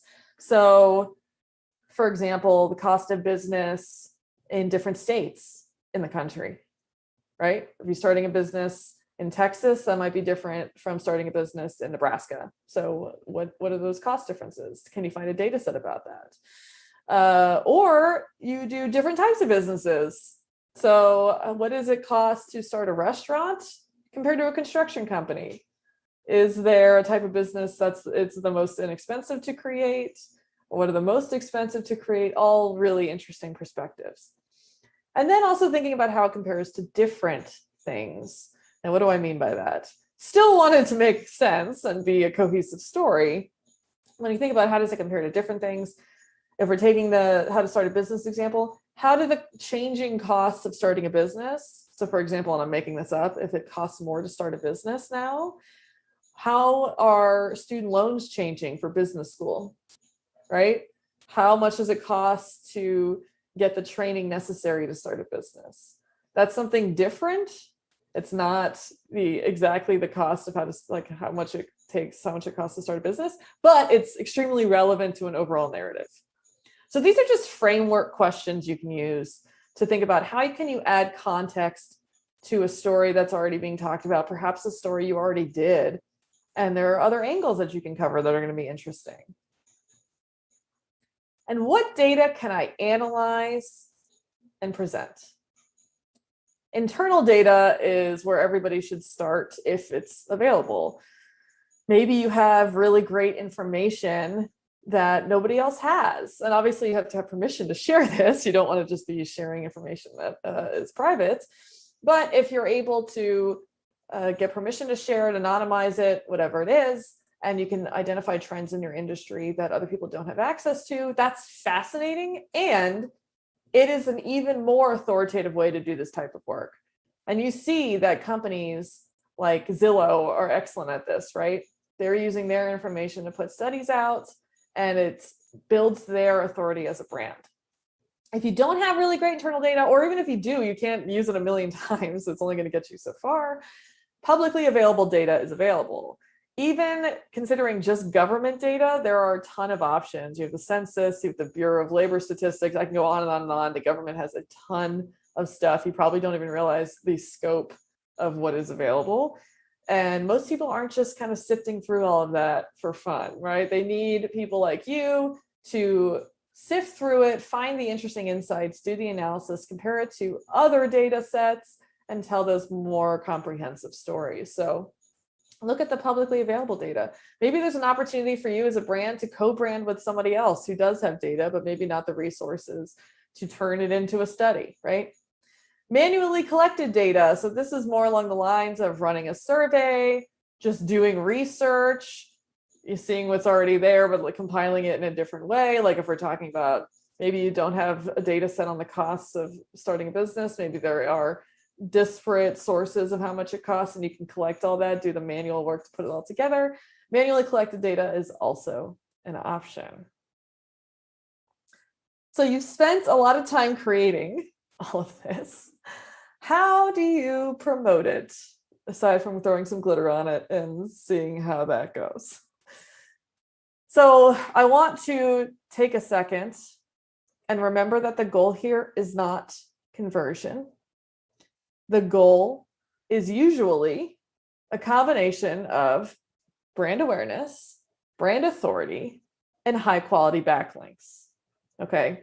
The reason why I'm emphasizing this is because it will influence your promotional strategy. And it should. Your promotion strategy should be entirely based on your goals. The nice thing is that tangential content works well basically everywhere. The tricky part is figuring out where it makes sense, especially to start based on your goal. So let's say if we go back here, we say, okay, your goal is brand awareness, right? So that might mean that if you're doing digital PR or you're syndicating, it's probably the number of publications that you want to be on, but also do those publications, how much traffic do they get? Like how broad are their audiences? Okay. That would be first. Perhaps you're pitching it as an exclusive if you're doing digital PR, and then you're pitching it to a bunch of other publications. You know, for syndication at Stacker, we tend to get like 100 to 150 placements per story. That's a great strategy if you're just like, I want this out there. I want this in front of eyeballs. And then you can take it and send it to your email list and push it out on social media. And, you know, why not, right? If brand authority is your goal, then it's going to matter where, like which publications are picking it up. What are the domain rankings of those publications? Are they well respected? You know, that's going to be a factor when, you know, a little bit more than if you're just looking for awareness. And then if you're doing high quality backlinks, that's going to also be an indicator of the type of publications you're going to go for. And maybe you're going to do a little bit less of the email strategy and more of the PR. Social media is really a great add-on, especially if you're trying to get awareness. Maybe the publications that you're looking at have really high engagement. This is something that people overlook. There are some publications that have great communities. So if awareness is like solely what you're going after, consider that as well. So are you probably going to do all of these? Yeah, it's possible, but you can tier them and prioritize them and see where you're going to put most of your resources. So I've given you a good primer on getting this started, and hopefully you're excited about it and you're ready to implement it and you're thinking, what can possibly go wrong? There are things that can go wrong. Always leave it to Paul Hollywood to be the source of optimism. Don't be too tangential. That seems obvious. This definitely seems like an obvious thing, but it happens a lot. I see it a lot. People want to talk about something that's trending or in the news, even though it has nothing to do with their company. It's kind of like you kind of have to rely on instinct for this. But imagine that you are a publisher getting pitched on a piece of content that your brand made. If they have to wonder why you created it, if that's their first instincts, like, oh, weird, you know, they did a story about veganism, but they're a business insurance company. Like if it's not clear, it's too distant. It should still be in your industry. Let's say that. It should still be in your industry. If you go too far off, you're probably going to get a lot of weird looks and not as much of the authority factor as you're looking for. Don't create something that's a conflict of interest. So sometimes people still try to push their brand into something that's more tangential, or they'll put a call to action at the bottom. You can do that, but don't make it anywhere. It's going to decrease your promotional viability. I'll say that. So you can do it. Don't recommend doing it, but you can. But the conflict of interest side of it, you know, you don't want to report on something that has anything to do with your service offering that would give you a bias. So if somebody thinks that you would have a bias about something, you know, when companies come out with studies that have to do with the efficacy of what their model, for example, nobody is going to really trust that. They're going to wonder, why did you do this? You did this for your best interest, and it's not going to work. Don't exclusively create tangential content either. Sometimes this gets really exciting because it's fun to report on. You get news coverage and things get picked up. They'll do extremely well on social. Maybe your dream publication covers it, whatever it is. And that stuff is flashy. And that stuff is fun to report up on and show that you're doing an amazing job, right? But you still need the bottom of the funnel stuff. This can't fuel your entire marketing strategy. And again, that sounds obvious, but just be wary of that tilt. Be wary of going too far in the other direction. Don't be picky about anchor text when promoting. Similar to like not having calls to action or specific, brand call outs, don't fight for specific anchor text if you're pitching this to the media. They're not going to want to hear that you're specifically doing this for a very particular link. Okay. Like they're more than willing to link to you as the source because you are. But if you start getting nitpicky over stuff like that, they'll probably they'll just delete your email. Not interested. That's not what this is for. This is not you're not paying for links. You're not getting conversions out of this. You're building like true organic links, and you need to treat it that way.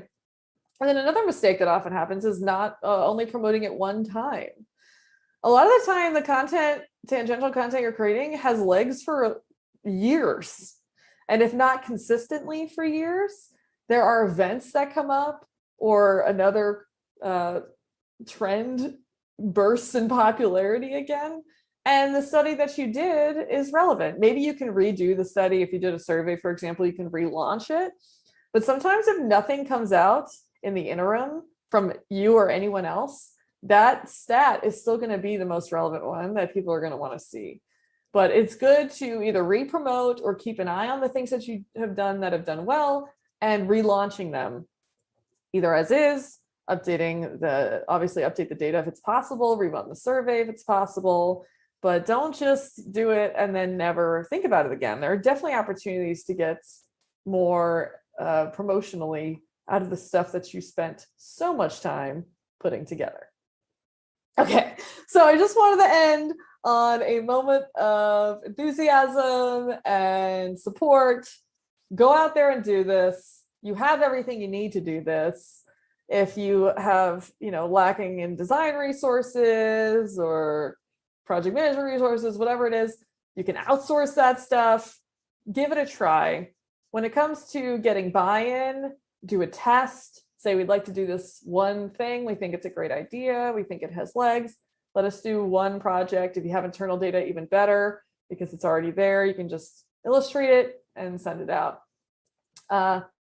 I am happy to answer any questions that you have now, or if you think of them later. Like I said, this is my email. I'm also on Twitter all of the time. It's a sickness. So feel free to reach out. I love talking about all things content and growth. And I really appreciate you taking the time to watch this talk. And thank you.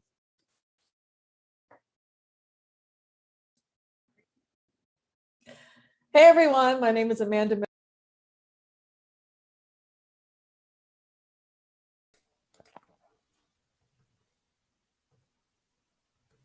Oh, Chris, I think you're on mute.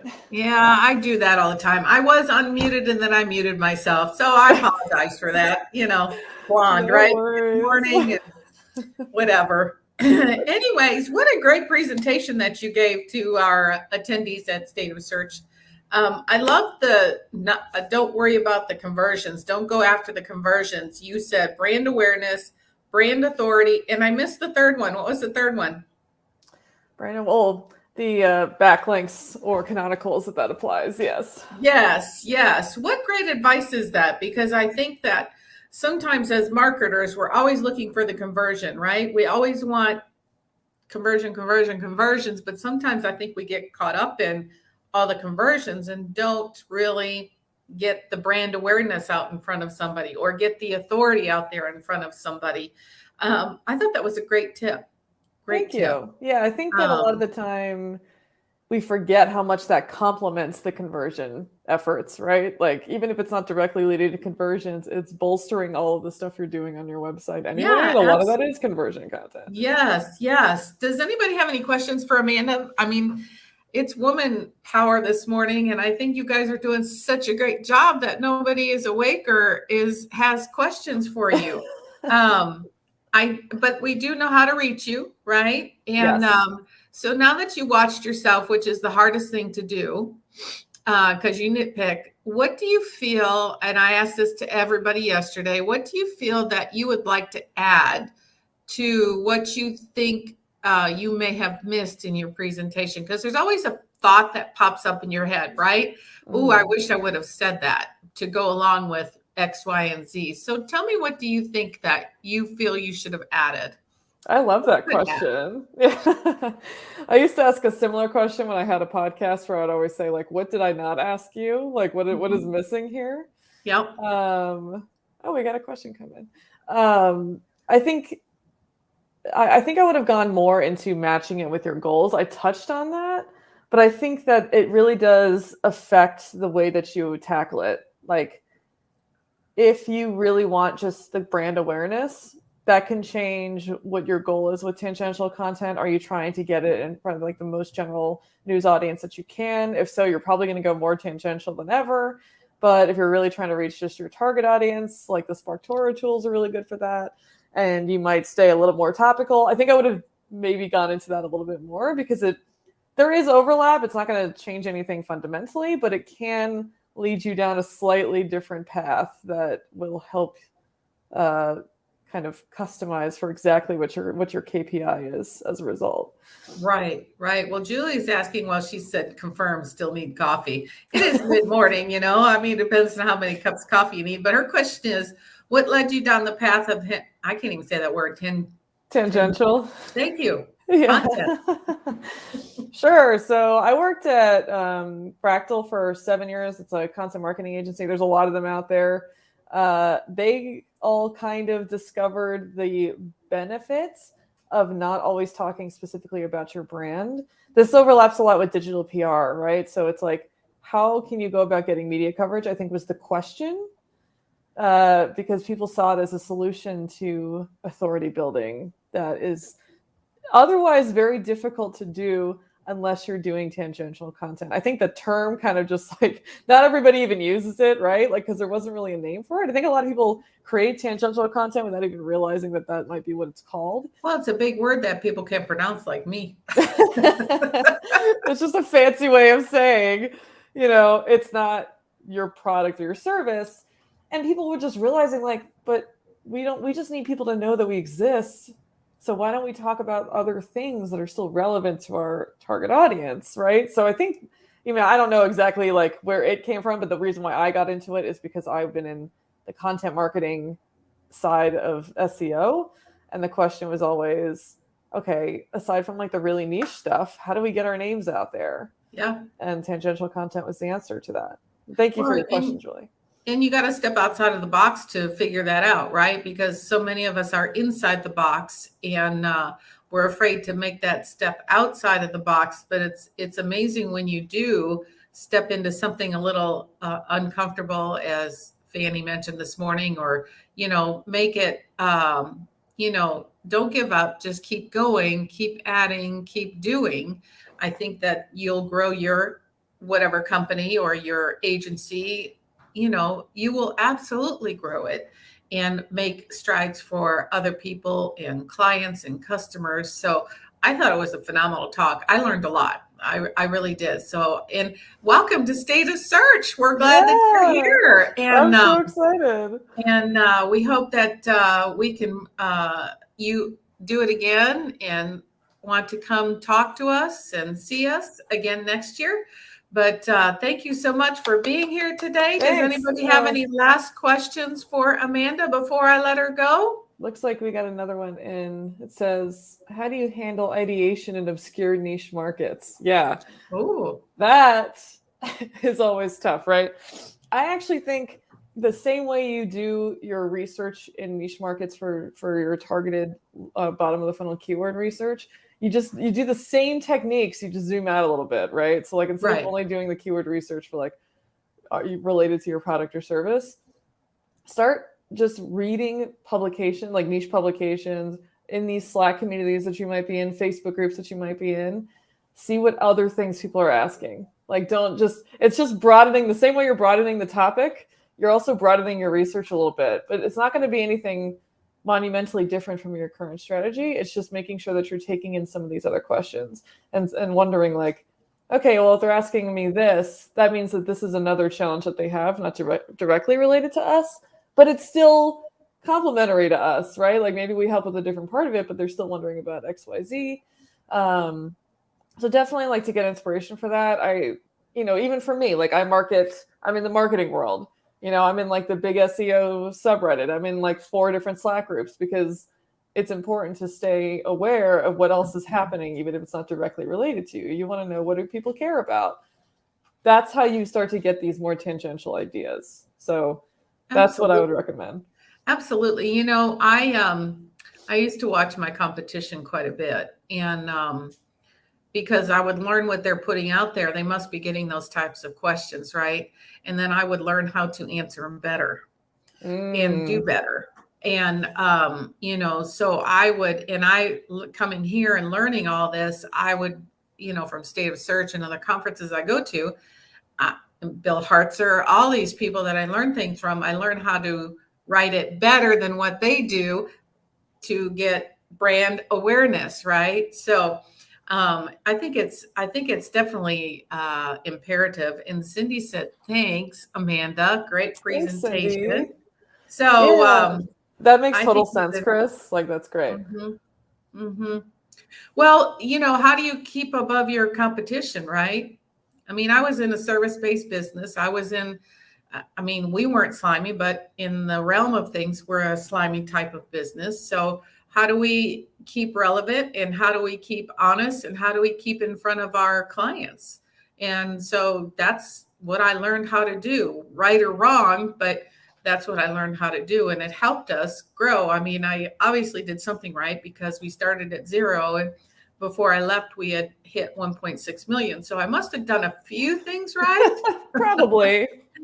But I had help along the way, but I like to implement what I learned. So anybody out there today, if you're not implementing what you learn, not only from Fanny, from Amanda, anybody else from this conference, then shame on you, because you're getting some valuable information that can really help you grow your agency, your business, your clients' businesses, whatever you're here for.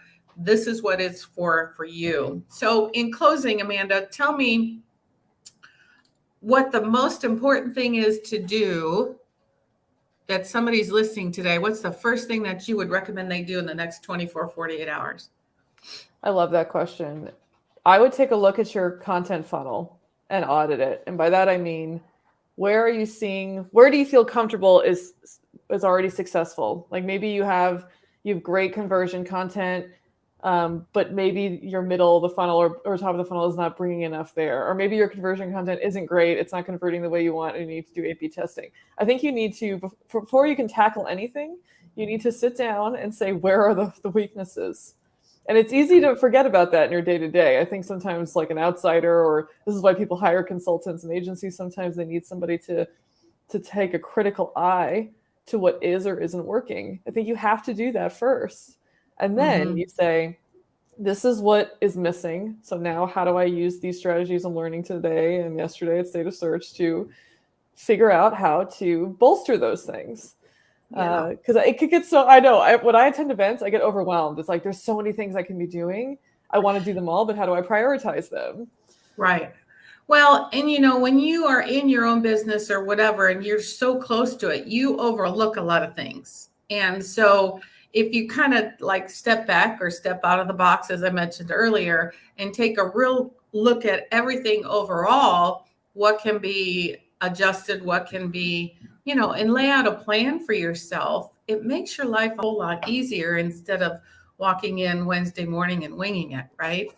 So, small business owners do that. Let me tell you, there were times in the beginning I was like, I don't know what I'm doing. I'm just winging it, right? So I'm just being real with everybody, because I know that we've all had those thoughts, right? Like, where should I go today? So I think that's great advice. Thank you so much, Amanda. I really appreciate you being here, and I'm going to let you run, and so you can go do your work for the day, but you did an awesome presentation, and I'm going to clap for everybody. Thumbs so up for Amanda. I hope you all give her a thumbs up, and we will see you next time. Thank you so much for having me, and thank you all for joining. Absolutely. Absolutely. You have a phenomenal day. You too. Take care, everyone. Bye-bye. Wow. I'm telling you guys, you're learning so much great information, and I sure hope that you're writing it all down. We're going to take just a few minute break. Go grab some more coffee if you need it. Quick bathroom break, whatever it is that you need. We will be back here in just a moment.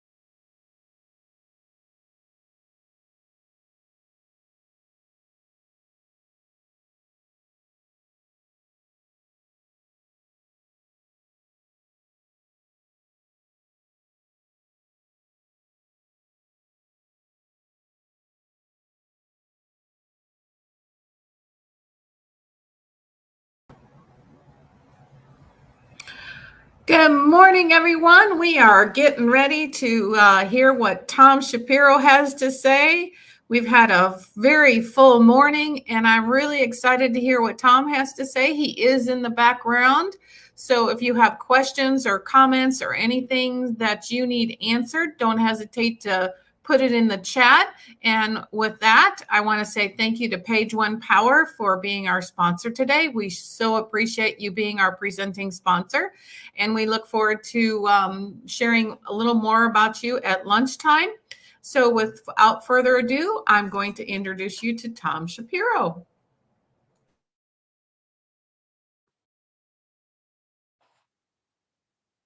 Welcome, everyone. My name is Tom Shapiro. I'm the CEO of Stratebeat, which is an organic growth agency. And I hope that you're having a fantastic state of search. So in this session, we're going to be looking at how you can be using original research and original data and proprietary databases in order to make your content unique and how you can get better marketing results. Now, let's first look at what you're up against, or better yet, let's look at what your audience is up against. So your audience is faced with a lot of content coming at them, a lot of messages coming at them every single day, right? So just to give you a sense, there are over 5,000 new blog posts being published every single minute of every single day.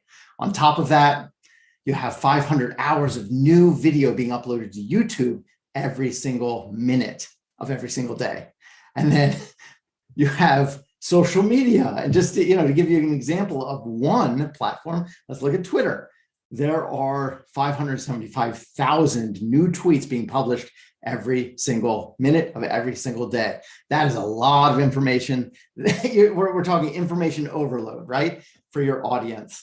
And so the big question is, how can you cut through the noise, right? If your content doesn't cut through the noise, I don't care how good it is. I don't care how amazing it is. You need to cut through the noise in order to see results.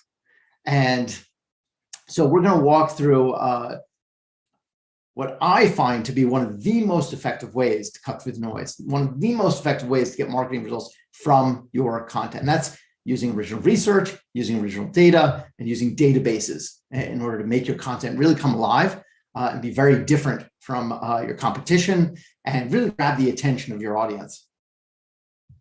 So let's first look at the benefits of original research and original data. So there are many, too many to fit on this slide, certainly, but here's some. So certainly looking at how it helps you understand your audience, the benefits are many. So you can certainly get a sense of what your audience is interested in. You can understand what their preferences are in more depth, and you can certainly glean very unique insights out of your audience by using original research. And then the flip side of that is that you can also generate very unique content with these unique insights. And so it's a twofold benefit, right? You're understanding your audience better, but then you're also able to produce better content that's very unique, gives you a competitive advantage, and is a sustainable competitive advantage if you're able to repeat the process over and over. And then looking at just harder metrics, it certainly helps with getting shares and getting likes and getting media mentions, but also from an SEO perspective, it tends to generate a lot of backlinks as well.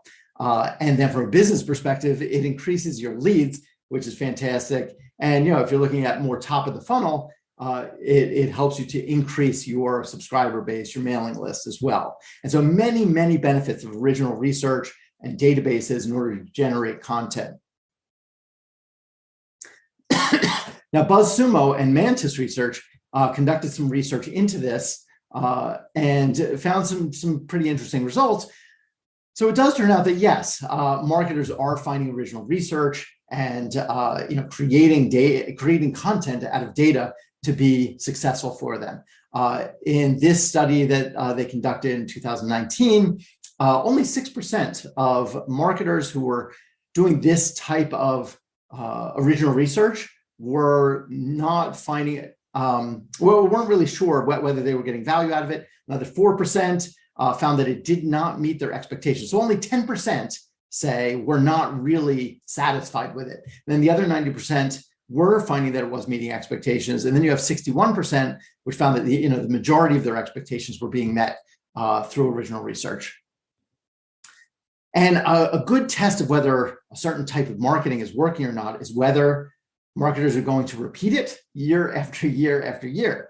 And in the BuzzSumo, Mantis Research, market research, what they found was a huge vote of confidence for original research. 88% of those who were already conducting original research confirmed that they were planning on doing it again the following year.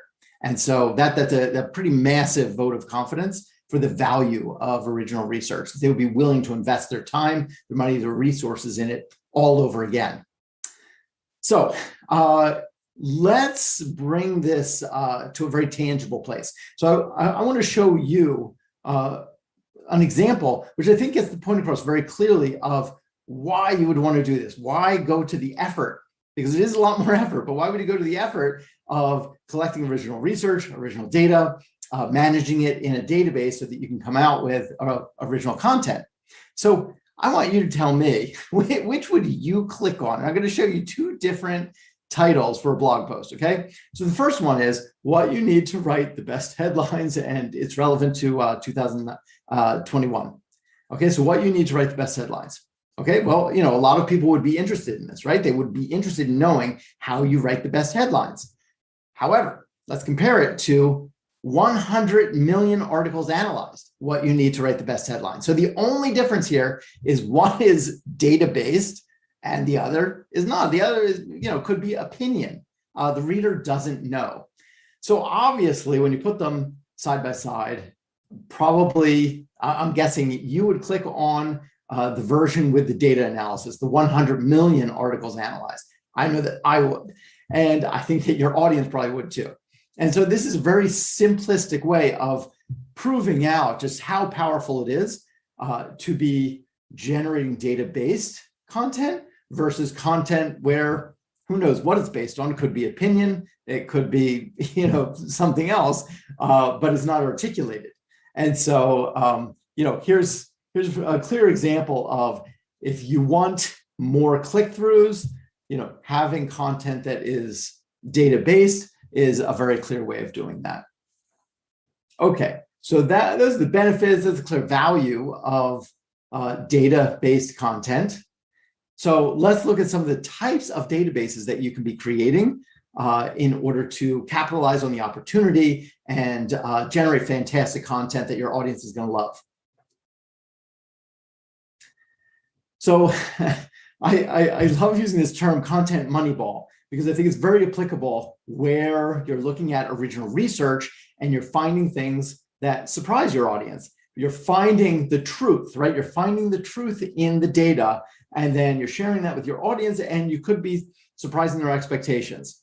So for any of you who are not aware of Moneyball, is a book written by Michael Lewis, all about the Oakland A's in Major League Baseball, where they had a tiny, tiny payroll compared to the other teams. I think that it was only 25% the payroll of the team with most money, the New York Yankees, for example. But they were found to have the second most wins per dollar spent among any of the teams. So it was really a remarkable story of finding inefficiencies and capitalizing on analytics in baseball in order to make the most out of every dollar that they had and achieve a very, very high ROI.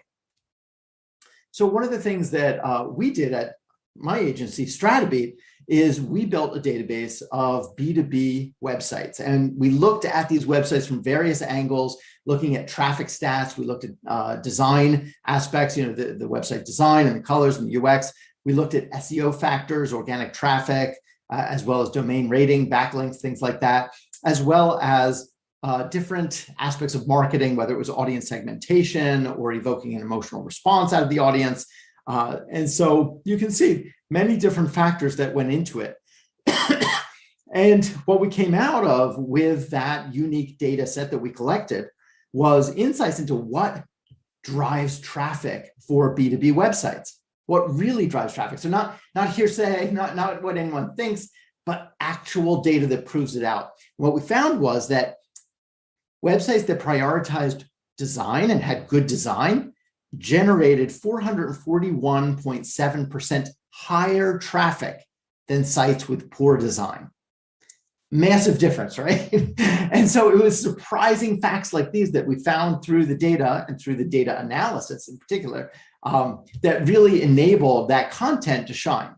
Now, how did we use that? So we were able to use this unique data to secure various conference speaking gigs and get in front of literally thousands of new prospects, whether they were in person or whether they were online. And so very valuable to us from that perspective. What's another way that you can create a database? Well, you can mine public data, right? And so one of the things that you can do is look at data that is out in the wilderness and collect it and then package it up in different ways in order to grab media attention and online shares and things like that. So Scott Brinker does a fantastic job every single year of coming out with this data visualization or this infographic, really, of the marketing technology landscape. And so when he started, I think that there were only a few hundred marketing technology software solutions on the market. And what he found most recently was that there were over 8,000. So quite a lot of growth. And so it's been a pretty interesting study year to year to year with this infographic. But he's just taking publicly available information. You don't even have to scrape anything for this. This is just publicly available information, very easy to find, and packaging it into his own content and doing a data analysis that makes it valuable for the audience. And so, he does a fantastic job with this. I really think it's amazing. And it is very valuable for this particular audience. So another way that you can be building your database is mining your own data. Let's say that you have a product or a service that collects data. And so you can be mining your own company's data in order to generate unique insights. And a company that does a good job of this is Eventbrite. I've seen various reports that they've produced through the years, which rely on their own data in order to provide unique insights to the audience. So those who might want to host an event or conduct an event would be interested in this type of data. And so in a report that they came out with in December of last year, 2020, they're looking at online events and actually offline events as well, and gleaning an insider's look at what are the trends within the event universe. And what they found was among 75 million event attendees of their events, they found that there were over 1 million virtual events, right? And those who partook in the virtual events, they logged over 100 million hours. And so, they're just looking at their own data for events and attendees and hours watched and things like that, coming up with unique insights for event organizers.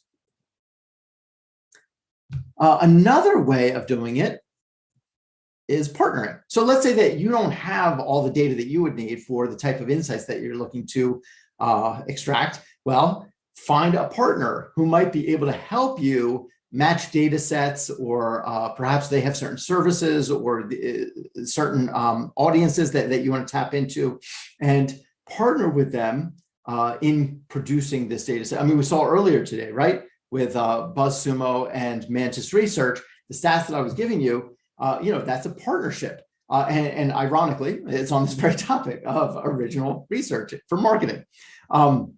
And so that's also a fantastic way. If you don't have the data yourself, if you don't have all the resources yourself, or you just need to augment your bandwidth in getting this out the door, partnering is a fantastic idea. It's also, it's a great way to expand your reach, because in this case, BuzzSumo is going to promote it to its audience. Mantis Research is going to promote it to its audience. So you're basically doubling your audience reach by partnering. And then another way of generating a database is to conduct a survey, right? And then you take those survey responses and you develop a database that way. And so here's an example. So the company is a software company, Lingoport, that came out with year after year this survey looking at the internationalization and localization market. In other words, prepping software for global markets. And then, coming out of that survey, they would put together, different survey results in the form of a report or a webinar or a press release or a series of blog posts, on and on. And then another quick way that you could do it, if you don't want to take the time to do a survey, or you don't want to partner, or you don't have available data that you think is worthwhile for this type of content, you can look in your own web analytics and see what you find, right? Because those are that's your audience coming to your website, right? And so what is your audience doing? And then perhaps you can glean insights simply from your Google Analytics, or if you're using Adobe Analytics or any other type of web analytics or behavioral analytics, that might be interesting to your audience as well. So, okay, we looked at different ways that you can create your database, right? Whether it's survey-based, whether you're mining your own data, whether it's publicly available data, whether it's third-party data, it doesn't matter. As long as you're creating this data that can provide you with the insights that you need. So how do you do it?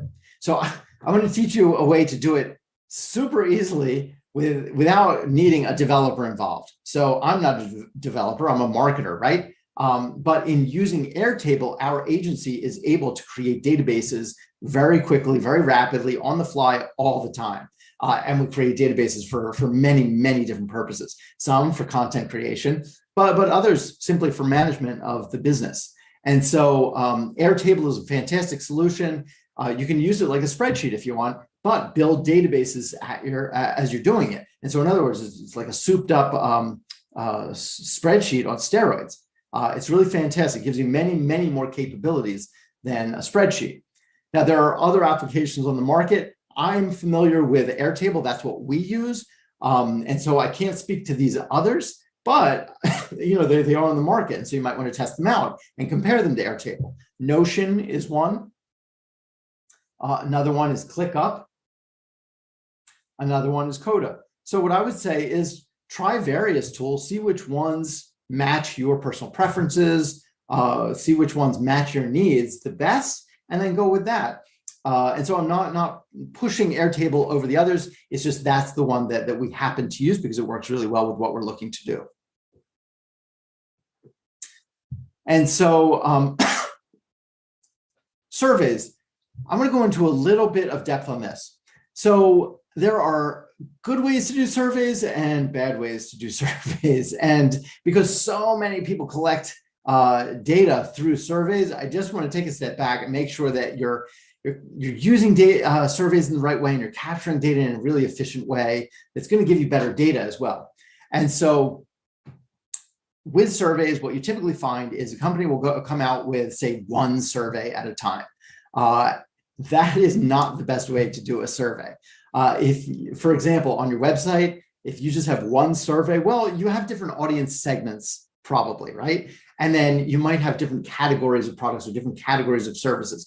So the way that you want to do surveys is you want to segment the audience as much as possible, because then you're going to have the cleanest set of data. You're not going to muck up your data with different audience segments, all answering the same questions, all being piled into the same database without any differentiation, right? And so one thing that Strategy does whenever we're doing a run of surveys, we'll do 10 or 11 or 12, even up to 15 all at the same time. So we'll do 10 minimum all at the same time. And that way you are segmenting and segmenting and segmenting your data. You're going to have much, much better data. And also your audience is going to appreciate it more because the questions that you're asking them are going to be much more customized and personalized to what they're interested in and their segment of the audience.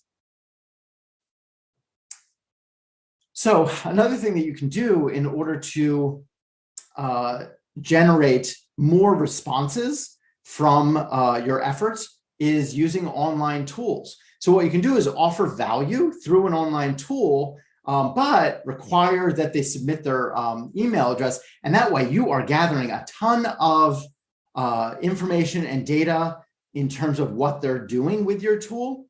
And you know, you're finding out who it is who's using it as well. So for example, excuse me, WP Engine is a WordPress website hosting company. And what they do is they offer a web page speed test. So you can enter a URL and then see how fast the page load time is. But in order to get the results, you're going to need to give your email address. And so it's a fantastic way for WP Engine to gather a lot of market data in terms of how fast, you know, our websites that are off of their platform, that are not on the WP Engine platform. So they, you know, they don't have easy access to that, or at least not immediate access, as opposed to all the websites that are on their platform. And so this is a fantastic way to reach out to the public, reach out to those companies that are not yet using WP Engine, and gather unique data, as well as, you know, capturing the lead in the process as well. HubSpot does a great job with this as well with their persona builder. And so, you know, you can go through the process of creating personas for your business, and HubSpot is collecting all this data in the background. And then, you know, if you want to access it, you know, you submit your email in the end. And then make it recurring. Another way to really, you know, juice up your results is to make sure that whatever you're doing in terms of your data collection, make it recurring. And so you can see, obviously, with an online tool, that's going to be recurring, you know, every day, every week, every month. It's available. Also with surveys, it's available as well.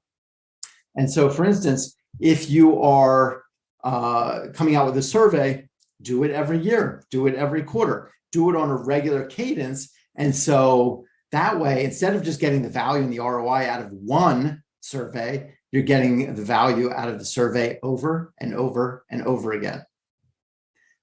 Okay, so let's move on to distribution. Let's say that you know, you've collected the data, you have this fantastic database, lots of insights that you're gleaning through your data analysis. So the next thing you want to look at is, okay, how can I make use of this? How can I make use of the data? And what I would say is you want to distribute in many different ways. You don't want to just come out with a press release. You don't want to just come out with one blog post. You don't want to just come out with one report.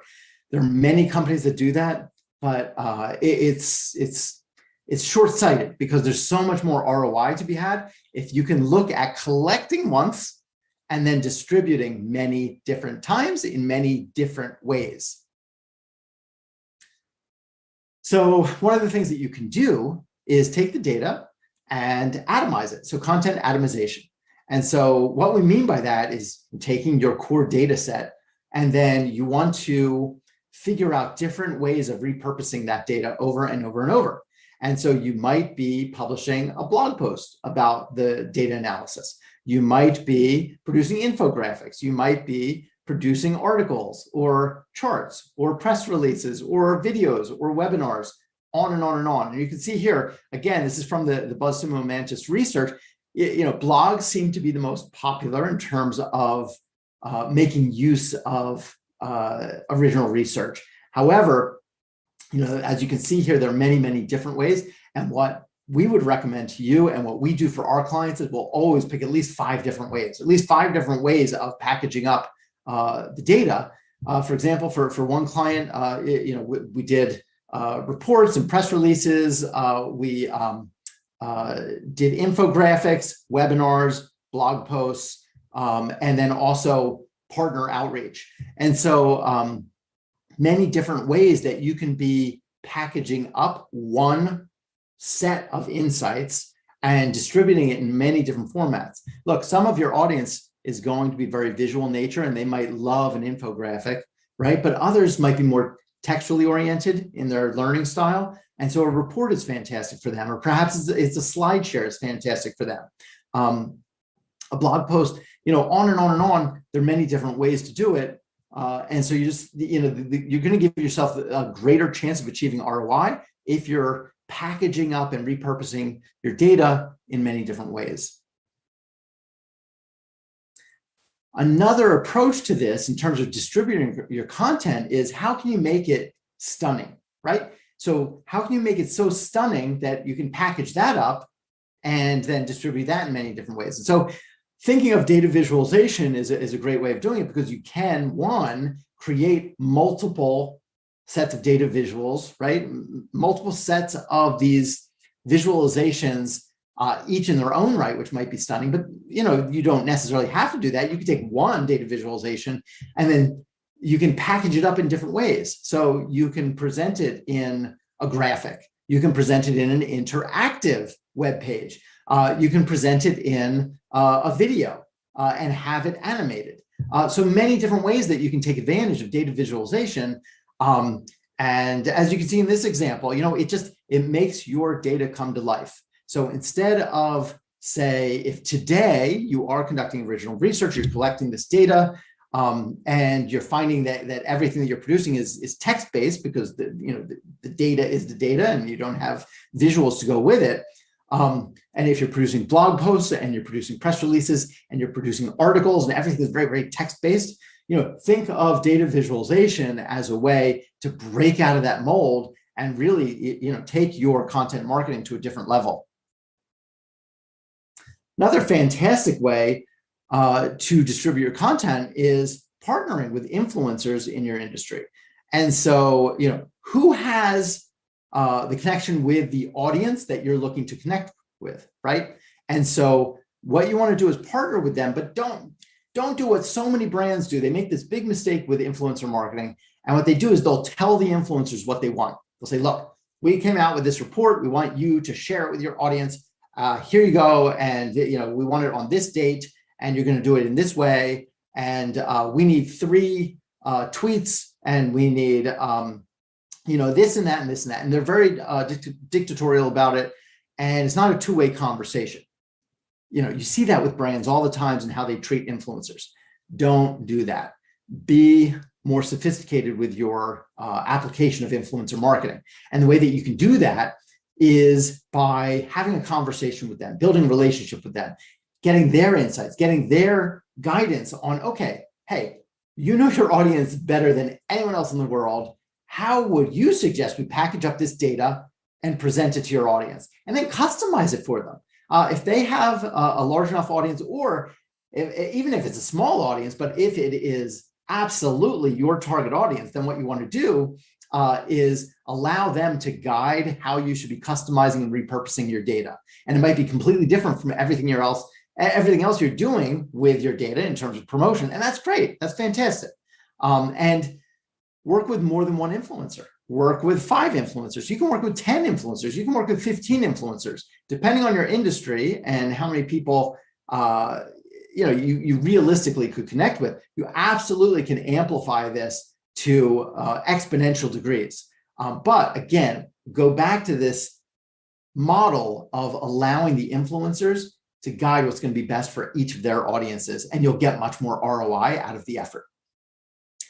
And then PR, so think about it. What is the media looking for all the time? They were looking for unique data. They're looking for unique data analysis. They're looking for unique insights. Unique is what they're looking for. So this is perfect. They love this type of stuff. If you come out with reports and lots of content based off of this unique research, you're going to have a fantastic opportunity to gain a lot of PR and media placements, and even interviews with the media. And so what I would say is, if you're producing content, please don't forget to do a lot of PR around it, because the opportunity is there and it works, and it will take your ROI to another level. Look, you get picked up by significant publications and websites and bloggers in your industry, and you are going to expand your reach extensively. And it brings me to a case where we were working with a company in the healthcare industry, and we proposed doing a survey, and We wound up getting 3,600 responses. And then we said, okay, well, we're going to atomize this, right? As we talked about. And so we came out with a report. Then we came out with an infographic. We came out with 2 different slide shares. We came out with, I think it was 5 or 6 different blog posts. We came out with a press release. We conducted outreach, on and on. There were many different ways that we were packaging up, repurposing, and then promoting and distributing this content. And, yes, we did get national media attention, which was fantastic. That was really great. But then something surprising happened. A TV show contacted our client and said, hey, could you come onto our show and speak about these issues? And so then they wound up coming on the TV show. And then another TV show's producer watched, was impressed with our client, and asked if they could come onto their show. And so through the course of 12 months, our client wound up being on national TV 5 times. And this is in addition to all the benefits of the promotion that we were doing through the national media, through the blog, through SlideShare, through all these different ways of promoting their content. And so sometimes you can have these serendipitous benefits happen as well, but you have to atomize the content, you have to be distributing it, you have to be promoting it, right? And then this stuff starts to happen. And so it really works. It really, really works. And if you think of the investment that went into, for example, this healthcare survey, clearly, the ROI was massive compared to the effort that was put into it. Okay, so a summary.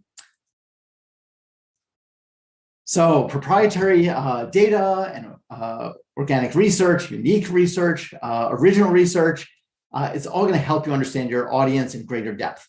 It's going to help you cut through all the noise. Remember what we were going through in terms of what your audience faces every day in terms of messaging, in terms of all the blog posts being produced, in terms of all the videos being uploaded to YouTube, in terms of all the tweets and all the other social media messages that they are being absolutely inundated with. And so this is a fantastic way for you to cut through the noise very effectively. And then we walked through different ways of collecting the data, right? So you can use your own data, you can mine your own data, or you can mine third-party data, you can use publicly available data, you can use surveys. We talk a lot about surveys, which are fantastic. And so many different ways of collecting the data, but then make sure that you're atomizing the content that you're producing from your data analysis, and make sure that you are promoting and distributing all over the place. Okay, so a little bit about myself. So as mentioned, I'm the CEO of StrataBeat, which is a B2B organic growth agency. I've written 2 books. The first is on Amazon, Rethink Your Marketing. The second book, Rethink Lead Generation, which we'll talk about in a minute, will be coming out soon. And through my career, I have lots of experience with content generation and seeing, what really is effective in cutting through all the noise, working with startups, working with a lot of mid-sized companies, but then also working with some pretty powerful leaders in the market, such as Intel and AT&T and GE, United Healthcare, Hewlett Packard, P&G, on and on. And so as mentioned, I have a new book coming out, Rethink Lead Generation. And there's an entire chapter dedicated to things like we just talked about. How do you cut through all the noise with content? How do you make your content unique? How do you attract attention with your content? How do you optimize your content to gain as much visibility in the search engines as possible? And so if you're interested, I would certainly welcome you to come to my website, rethinkleadgeneration.com, and you can submit your email address to be notified when the book's available. And I'll make sure to also email you relevant information with regards to content and SEO and lead generation. So thank you very much. I hope that you got a lot out of this presentation. And certainly if you have any questions, I'll be very happy to answer them, and really appreciate you attending. Thank you.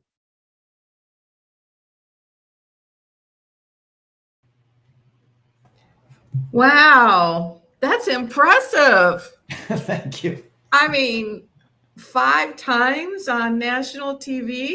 Yeah, that is the power of using original research and building databases and then creating unique content out of those databases. It's amazing what you can achieve and how far it can take you because it is just so unique.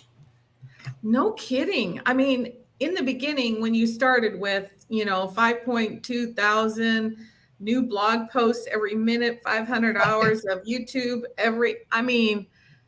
I know there's a lot, but holy moly, I mean, that's like massive, right? You're right. It is, holy smokes type of thing. I mean, it's what you're up against as a marketer is all of this other content, and a lot of it is not good content. A lot of it is mediocre. Some of it is crappy, right? Just to be honest. And so, but the problem is that you're fighting against that in order to grab attention of your audience, and they don't know which is the high quality content. And so you need to be more strategic in getting it out there. It's not enough just to create these databases and then to create content out of the databases. And that's why I spent so much time talking about distribution and content atomization, slicing and dicing the data, packaging it up in different ways, and getting it out there, because there's so much information overload, as I had mentioned in the presentation, that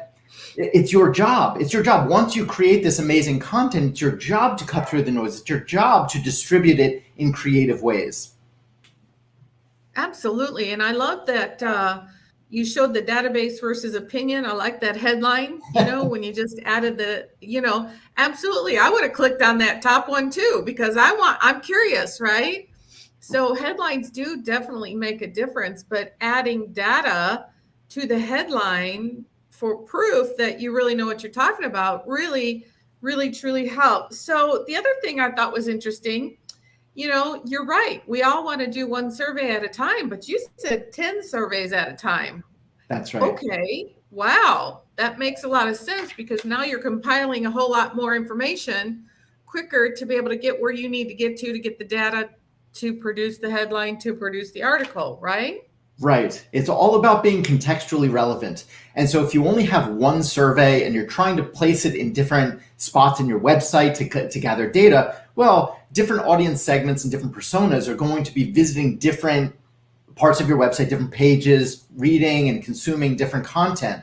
And so if you're merging it all together, then the data is not going to be as clean as it should be. It's not going to be easy to derive insights out of it, because you're mixing up results from or feedback from many different audience segments or different personas. And so it just muddies up the water, right? And so what you really want to do is have very clean data and aligned to very specific audience segments and personas, because then you know exactly what the data means. It's very clean, it's very accurate, it's very reliable, and you're going to have a higher response rate too. The more that you're customizing your surveys per page within your website, well, it's the right person at the right time, reading the right content, who you want to be filling out that content and that survey. And so they're much more likely to do it because they are the right person. So rather than trying to force fit lots of people into filling out the same survey, what we find is your response rate goes way up when you segment like that and you deploy 10 or 15 different surveys at a time.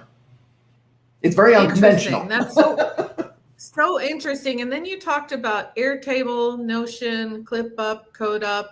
I thought those are great resources for people to look into, to use to help them go through everything. So CodeUp is really the only one I've ever heard of, but I'll be looking into the other ones. And then Cindy has a question. Does your team have a favorite data visualization tool?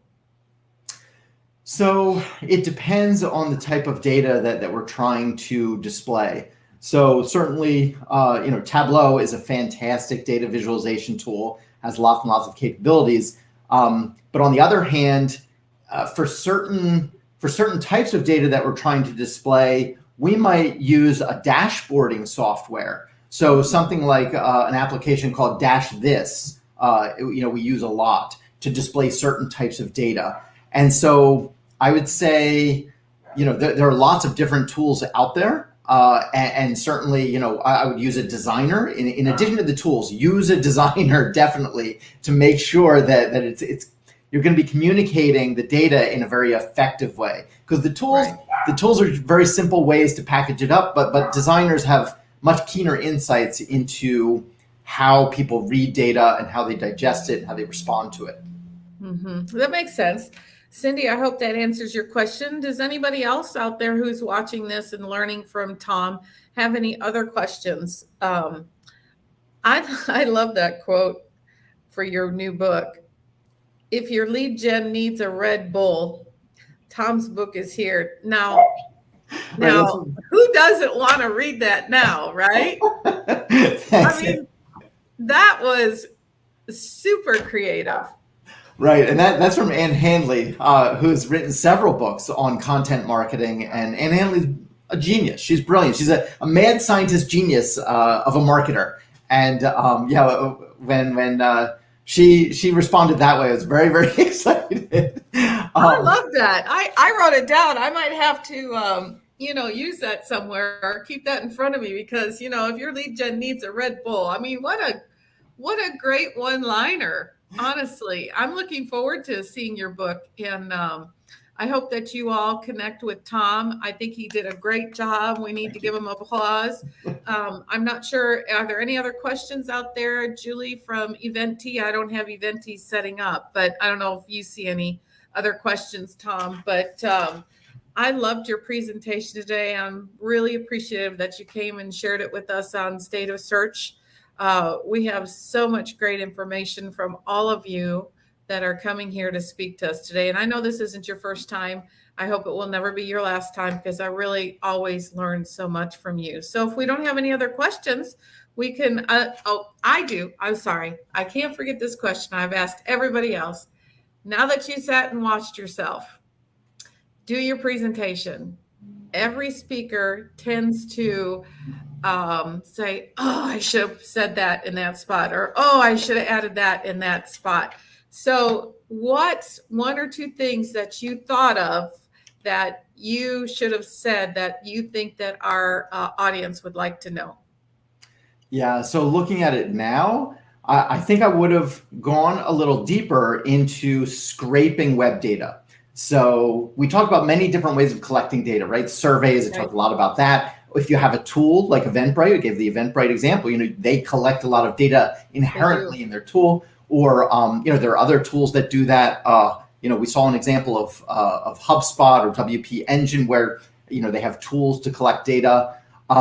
So many different ways of collecting data, but the first example that I gave was of scraping the web, right? So, just going out there and either scraping web it can be from the Google search engine results pages. You can do that. There are tools that do that. And there are tools that simply download whatever it is you want off of the HTML of pages. So in StrataBeats database, the one that I shared with everyone, where we look at B2B websites and we evaluate the qualities that drive traffic and lead to lots of traffic for B2B websites, that was through scraping websites. And so, one of the things that we could have done, we probably would have needed another half an hour. So I'm not sure we would have had the time, but scraping web data is a fantastic way of gathering lots and lots and lots and lots of data that you can then analyze. Oh, absolutely.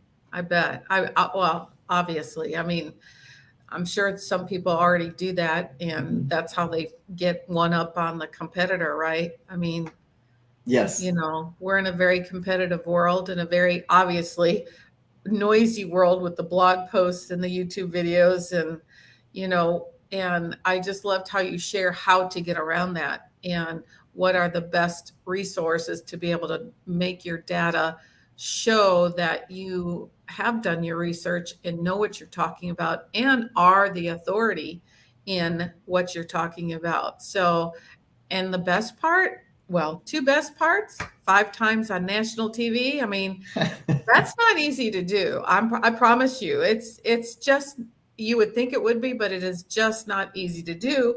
And I just love that if your lead gen needs a Red Bull, I mean, I hope you all go out and get his book as soon as it's released. I mean, email him, tweet him, whatever you need to do. Follow him. I want that Red Bull. I want my lead gen to be on Red Bulls. So thank you so much. I'm going to give you a round of applause for everybody here.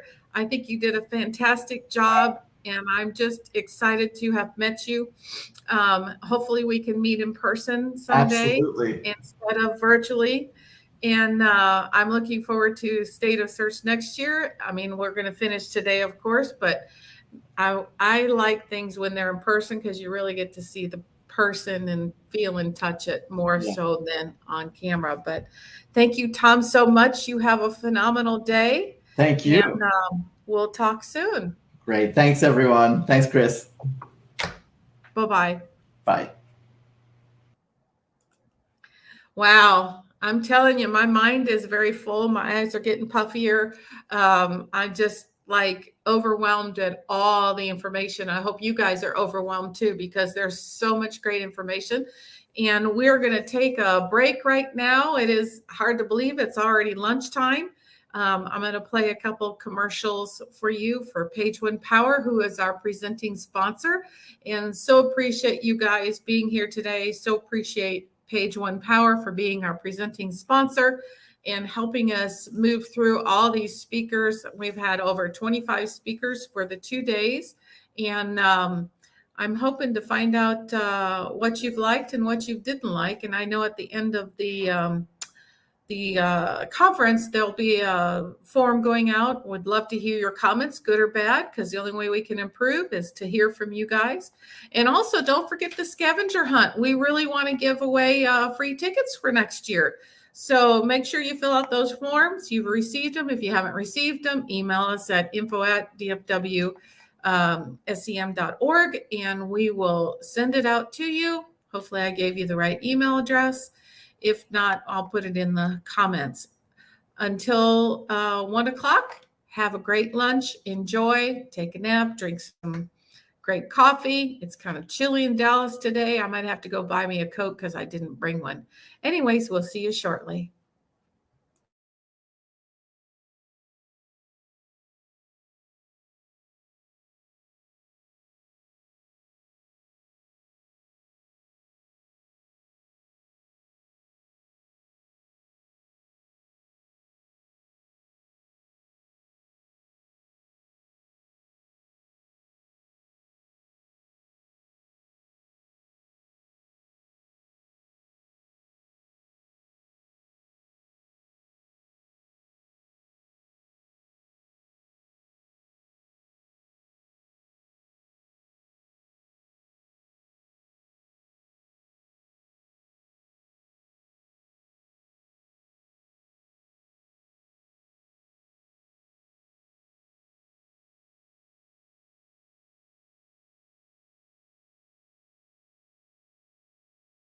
Welcome, everyone.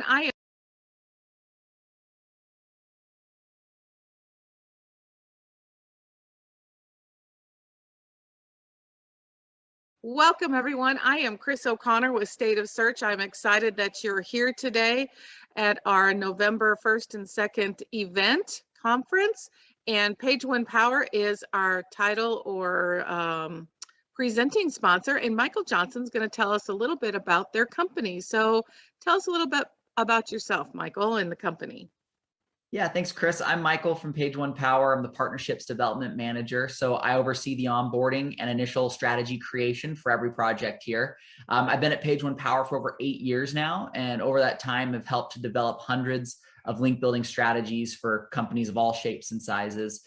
Really, when it comes to Page One Power, we specialize in organic link building and content creation strategies. So we have a US-based team of writers and researchers. And what we seek to do for all of our clients is to help them create valuable content assets that help audiences on the web, that connect our clients with different sites and audiences. And then we've got a great team that can then go out and promote those through organic outreach and try to build some real connections that can then help them to earn some merit-based links. That's awesome. So, you know, I've been ran a business for 16 years. And link building in the very beginning, 16 years ago, was like, oh, you got to do it. You got to do it. You got to do it. And recently, you hear these email marketing is dead, link building is dead, this is dead, SEO is dead. Well, if it's dead, then how does anybody get found? So why is it still so very important to link build? Yeah, exactly. I mean, if the news is true that link building is dead, then I don't know what all these companies have been doing for the last 10 years, because apparently it's been dead in the ground. But and even Google themselves say that links still matter. I mean, Andrei Lopatsev a few years ago in an interview was asked what the primary ranking factors are. He said it's content and it's links. You hear John Mueller continually talking about links and how those factor into Google's algorithm. So it's definitely still important. And in terms of, why it's still important, I think ultimately it's because links were part of the Google algorithm from the very beginning. It's part of what really made it special. By bringing links into the algorithm, Google was able to have a true human ranking factor. Links were a way for people to vote on what they were finding valuable on the web. And so I think that, links are still just very core and kind of a true part of the Google algorithm. And I think that's why Google has spent so much time combating link spam over the last few years. Is because they want it to continue to be that human ranking factor that it was meant to be, and then they want to try to kind of sift out those the interference that comes from spam. Right. So how can SEOs make their link building efforts more organic? Nobody talks about organic anymore. It's all about paid ads and maps. And so how do we make it more organic? Yeah, so when it comes to making our link building more organic, kind of refers back to that last question, is you should try to seek to understand the goal that links are trying to accomplish for Google within its algorithm, and then try to replicate that in your link building efforts. So because links are a human ranking factor, I would want us to view links as a real human enterprise. So think about that. Think about this: behind every page, behind every website, there's a real human being, a real person. People often say, like, I want to get links from this site, when instead they should be thinking, I'm not getting links from a site, I'm trying to earn a link from a human being. So the question to ask yourself is, rather than thinking about how can I get this site to link to me, instead you should ask yourself, what do I have that is valuable to real audiences on the web, and how can I best communicate that value to people on the web? If you can't answer those questions positively or have something compelling there, then you're going to have a really hard time earning links organically. And that's where you're going to end up probably resorting back to those, less than savory tactics for link acquisition. I think those are great questions. I mean, because, today's world is all about, and you hear this all the time when we're going to talk about it, content, right? So how does that play into the picture with having content? Because that really works with the last question of discussion of what you were just talking about.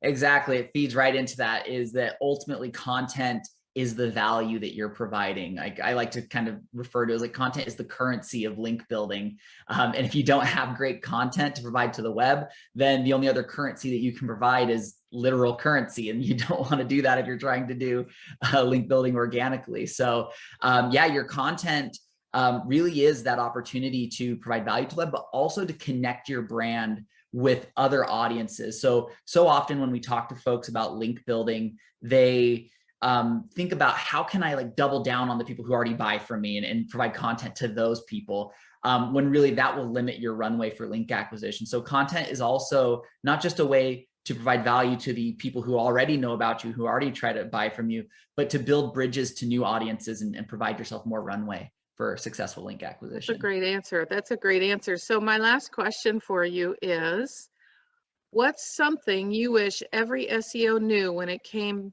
to link building?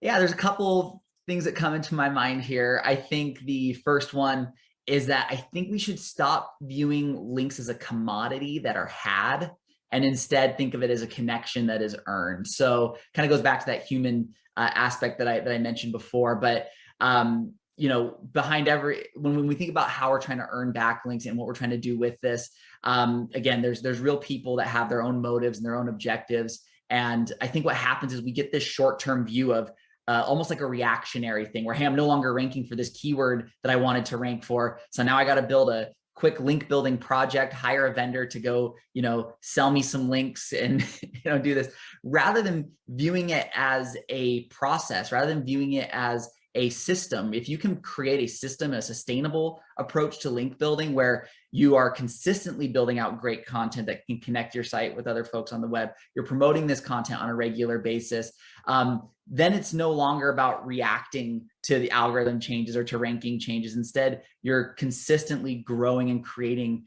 new opportunities for your brand and being able to be on the front foot. So that's one thing I'd highly recommend folks to change their minds on, is not view links as a reactionary solution to a problem, but instead view it as a proactive way to stay on top of the competition. Absolutely.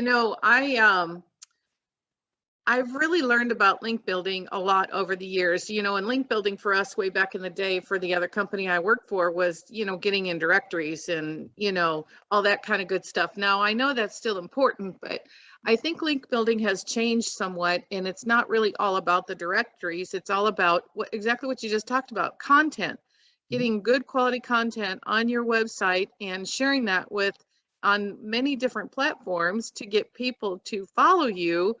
And I think it's the more content you have, the more Google likes you, right? Yeah, absolutely. And on top of that, when it comes to more content and creating additional content pieces, obviously the quality factor of that is really important, and making sure that it's not just any content, but the right kind of content. But right.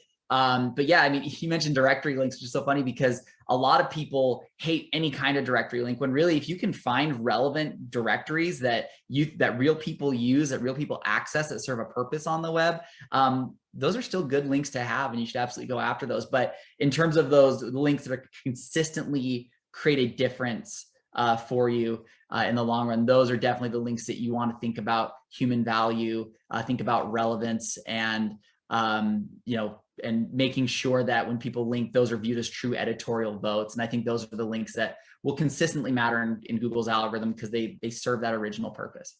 And I think that's a really key point, because, back in the day, it was all about, directories and link. That's what link building was back then, and link building has changed. And I don't think a lot of people really understand that. So I'm really happy that you clarified that, because as a previous business owner for a service-based company, everyone always talked about, the directories, got to get in 150,000 different directories, right? And then you have to keep up with it, and you have to have your app and blah, blah, blah, blah, blah.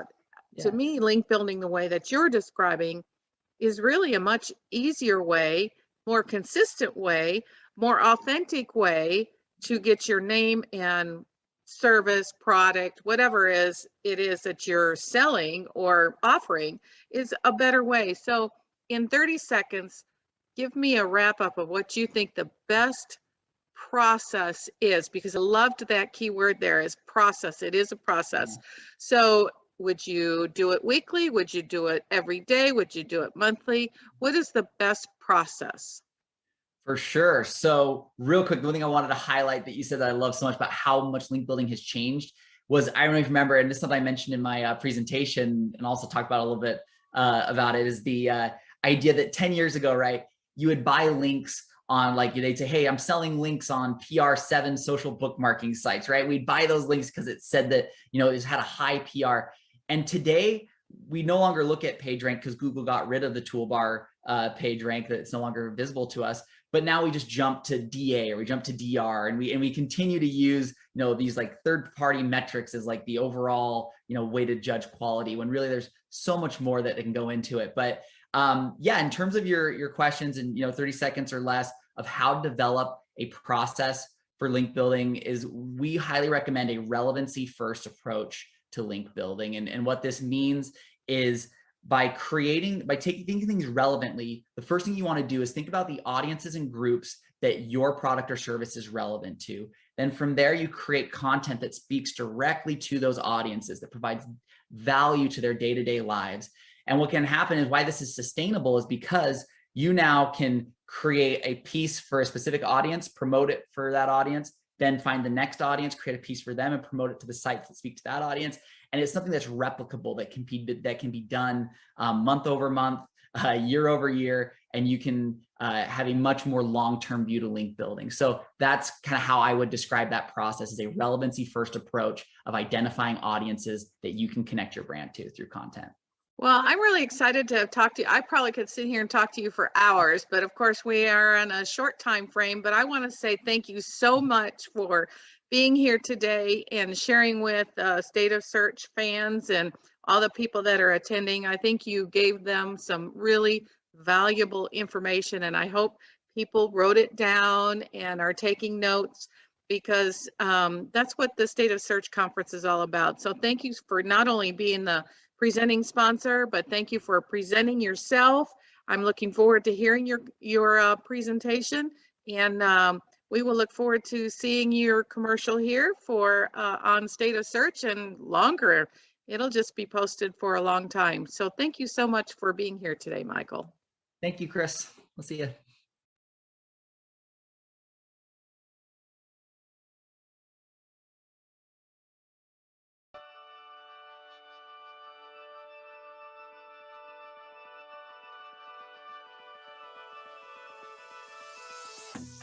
Page One Power is an organic link building and content creation agency with a team of US-based writers and researchers. We develop sustainable approaches to link building for our clients that are custom tailored around their unique goals.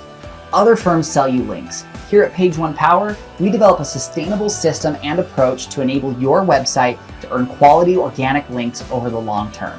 This is because rather than chasing metrics, we target relevance and human value as our primary quality factors, which is what a decade of link building has told us drives the best results. Page One Power provides 100% transparency through a dedicated project manager who will provide you with in-depth reporting through a custom dashboard and regular update calls. Page One Power is not just a vendor that gets you links, but a partner who's invested in your long-term success.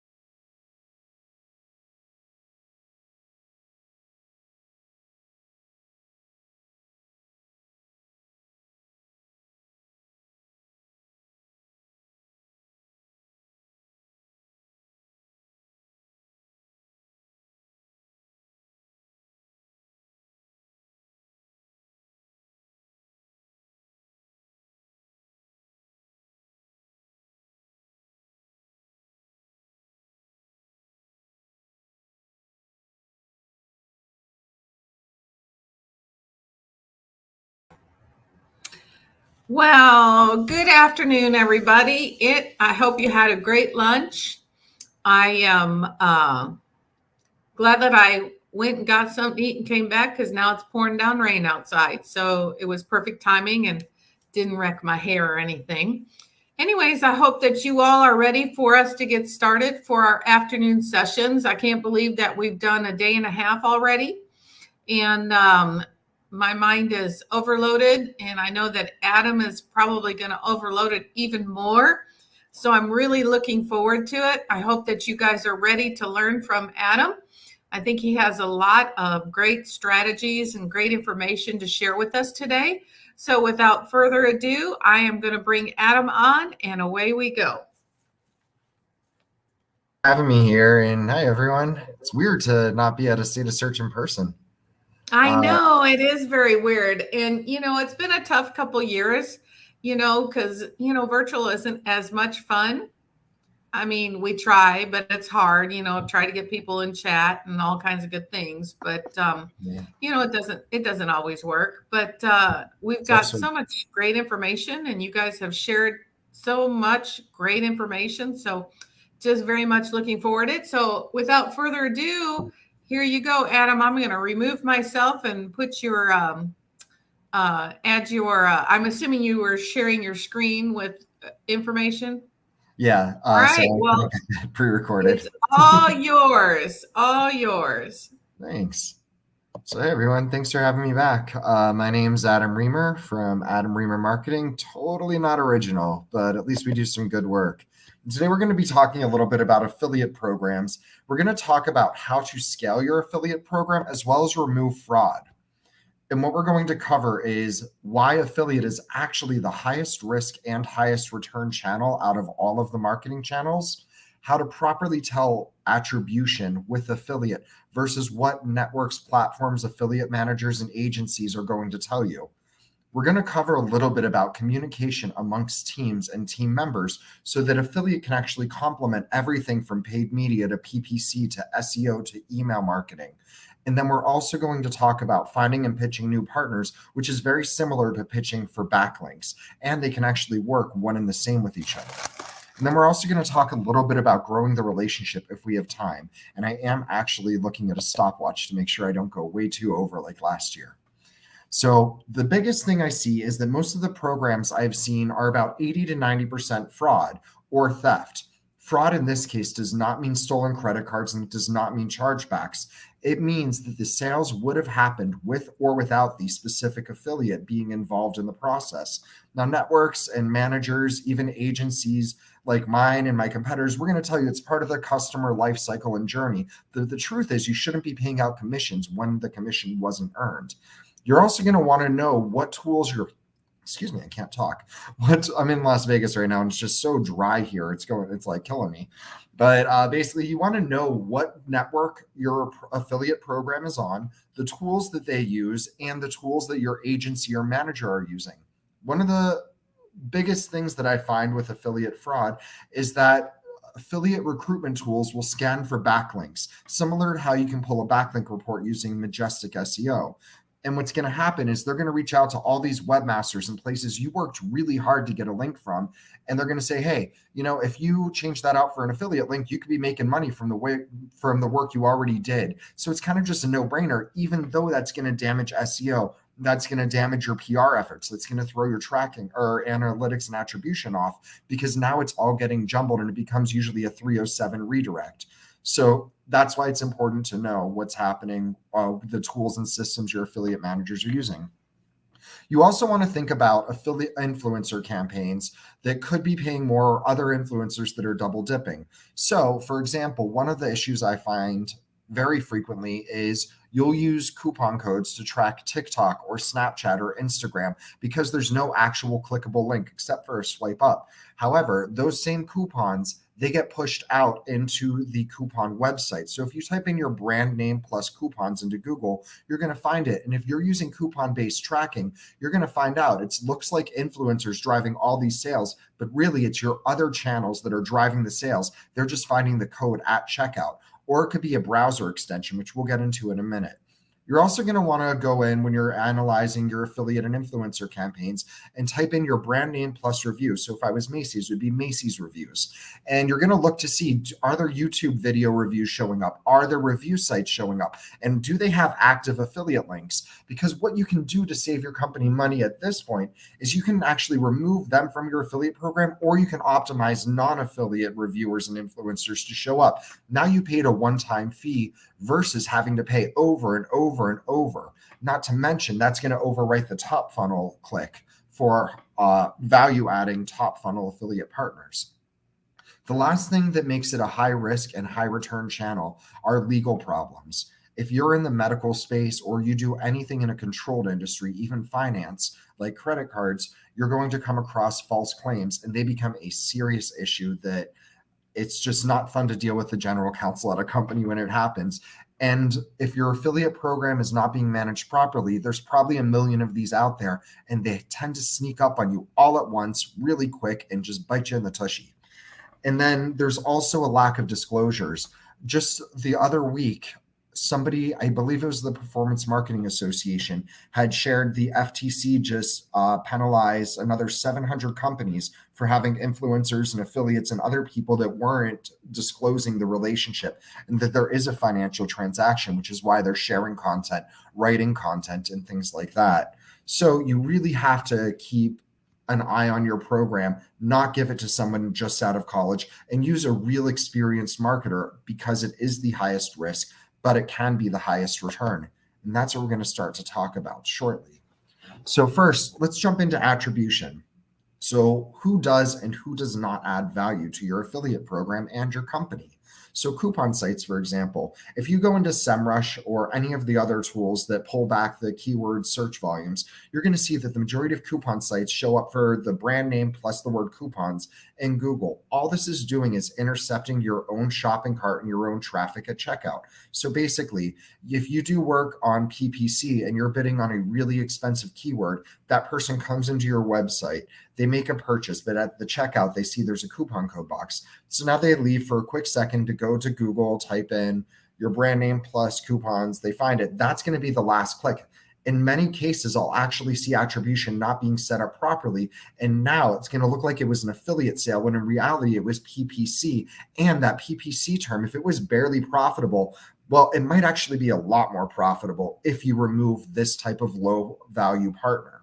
You have browser helper objects. What that does is once you hit the website, it will recognize the server call. It will redirect through an affiliate link and set a cookie upon entry. So even if it was PPC, even if you sent a newsletter to your own list, because it controls the browser, it controls what happens, the cookies that are set, and the tracking that's actually placed for your Google Analytics, for your Looker, for Convertro, whatever tools you're using to actually track. Browser helper objects will also inject a coupon code at checkout in many cases. When the person hits that box, it's going to start cycling and funneling through until it finds a code that works. Although that's a good thing for the end user and the customer, they didn't do anything to close your sale for you. In fact, they're possibly actually lowering the total average order value. They're definitely lowering your margins because you now have to pay commissions and you have to pay whatever discount was provided on that coupon. New customer to file. This is an interesting one. So a lot of companies are not tracking how many customers are brand new and being introduced for the first time by bloggers, by influencers, and other people. So you could sit there and say, you know, even though we're not profitable with affiliate, we're getting a lot of customer acquisition, the lifetime value. They stay with us for 5 years. So it turns out all these new customers to file are starting with affiliates from this blog post or this YouTube video, which was a how-to video. And so you're actually starting to see that, wait, this is a lot more profitable. And that's why it's important to understand attribution. The top partners that you're going to find the networks recommending, chances are they're on the low value site. The ones that are the hardest to get, which are going to take a lot of work and it's going to need severe, like some strong SEO skills, is those are the ones you really want. But we're actually going to jump into that later. I'm trying to ramble and I need to move this timer away so I don't go on. And then cashback. You have to realize that cashback is literally people that are there to get cash back. It's something like Sunshine Rewards. I consider them mid-funnel because even if they don't introduce new customers because it's their user base, they can keep people coming back. They can give you a boost of sales when you need them. So cashback that does not use browser extensions and that does not rank for your brand plus coupons or brand plus cashback, those are the ones that can add a lot of value. So it's important to know who your partners are and what they're doing. So we already touched on this a little bit with SEO and PPC. So one thing that could really help your affiliate manager is if you say, hey, we rank for this phrase and it converts really well. Why aren't we taking those same keyword phrases and helping our affiliate partners that produce really good content to show up in Google for that as well? What we've done now is we've replaced real estate with competitors and we've gotten affiliates to show up. Now, this is for non-branded terms. So if you were Home Depot, for example, you may want to show up for sub pumps or water heaters. And by having affiliates rank up for it and send the traffic to you, you've now given more trust. You've shown that you are the store that provides these solutions. So by the SEO and PPC teams sharing their information and data with the affiliate manager and helping the affiliates optimize, you can actually really grow and scale your company nicely. A way that your affiliate manager can help you and you can help them is if a site says no to giving you a backlink, you can invite them to be an affiliate.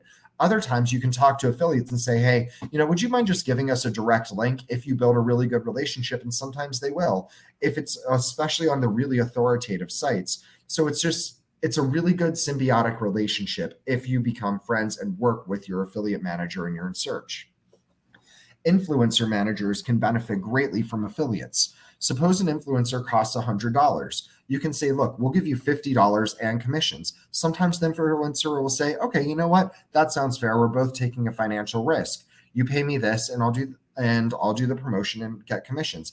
If they're going to make more than $50 for that 100 on the commission part, then you've given them a reason to promote you more often and more regularly.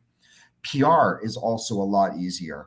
Hearst Media, that's things like Good Housekeeping and I believe Refinery29 and even BuzzFeed.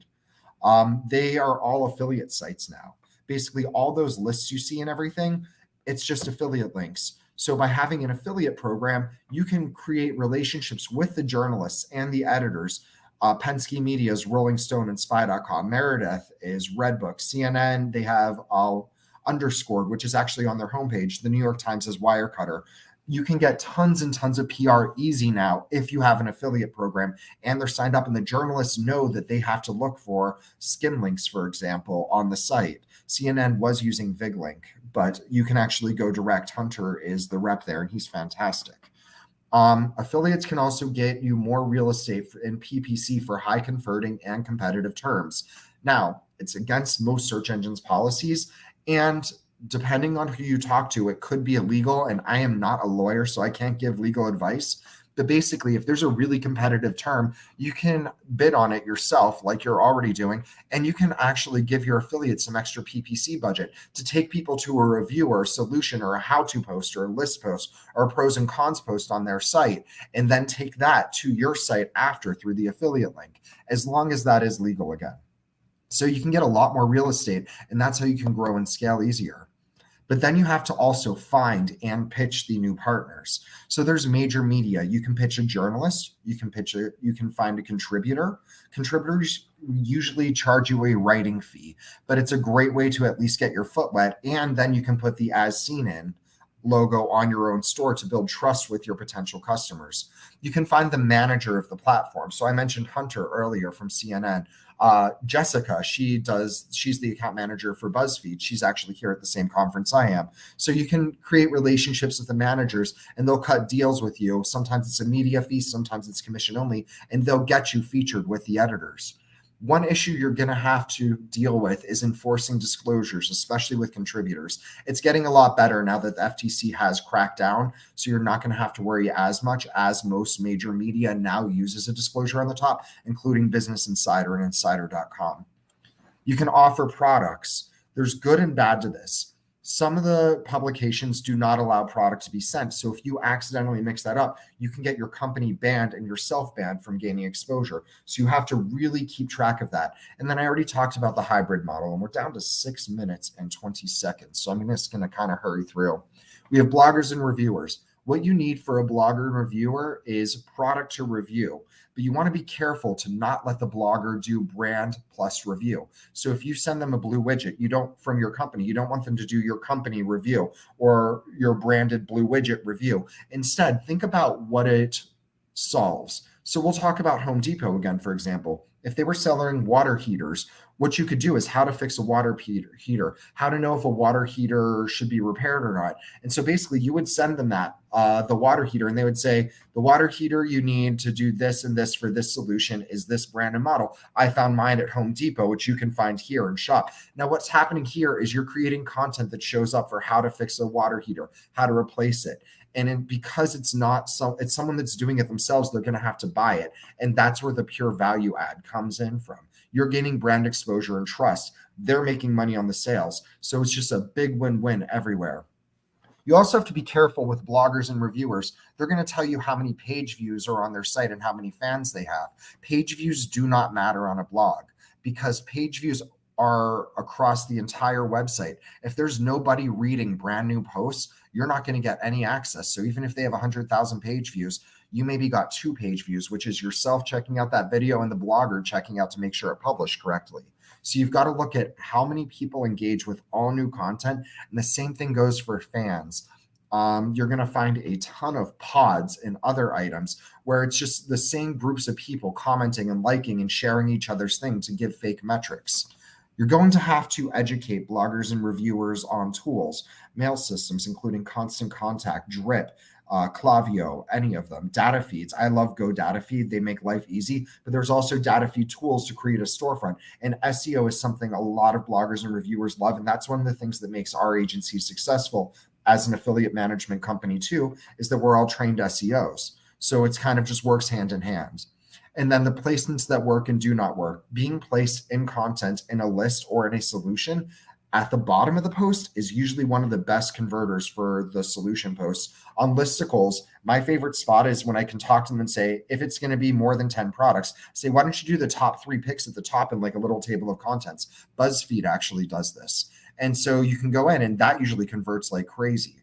And then in content links always convert the best. Banner ads can increase total conversions once the people have gone to your site because of the brand recognition, but they tend to not do well. So if someone's telling you, yeah, I'm going to put you up in the sidebar, it's probably not going to do much for you or for them.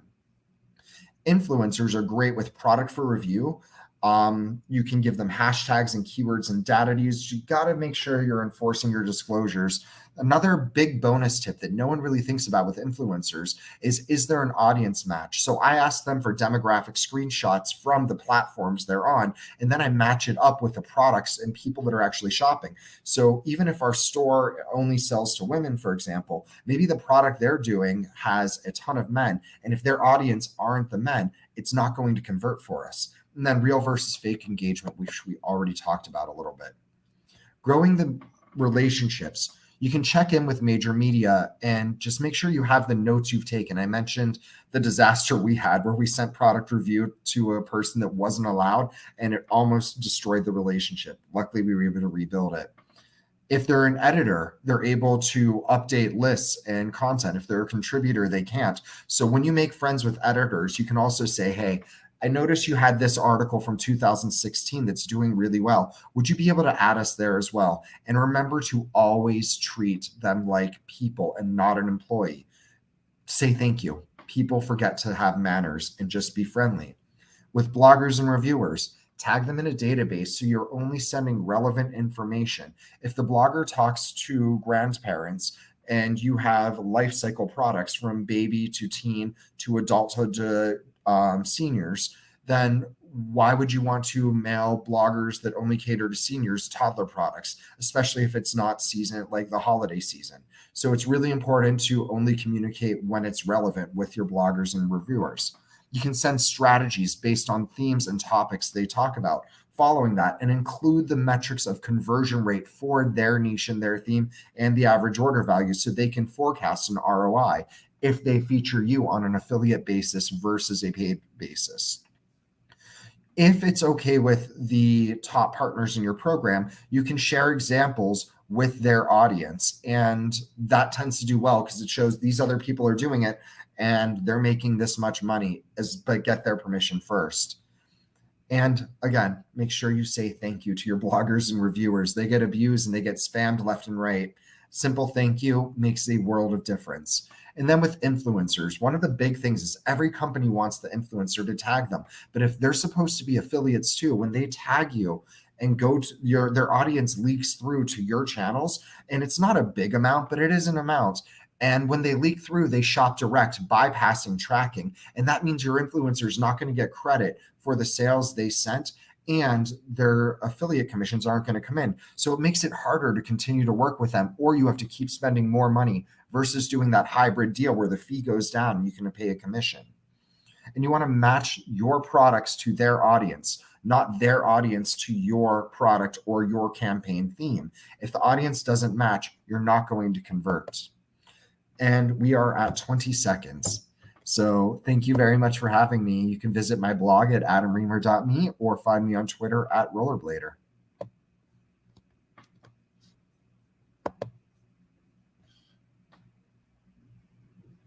Chris, are you there?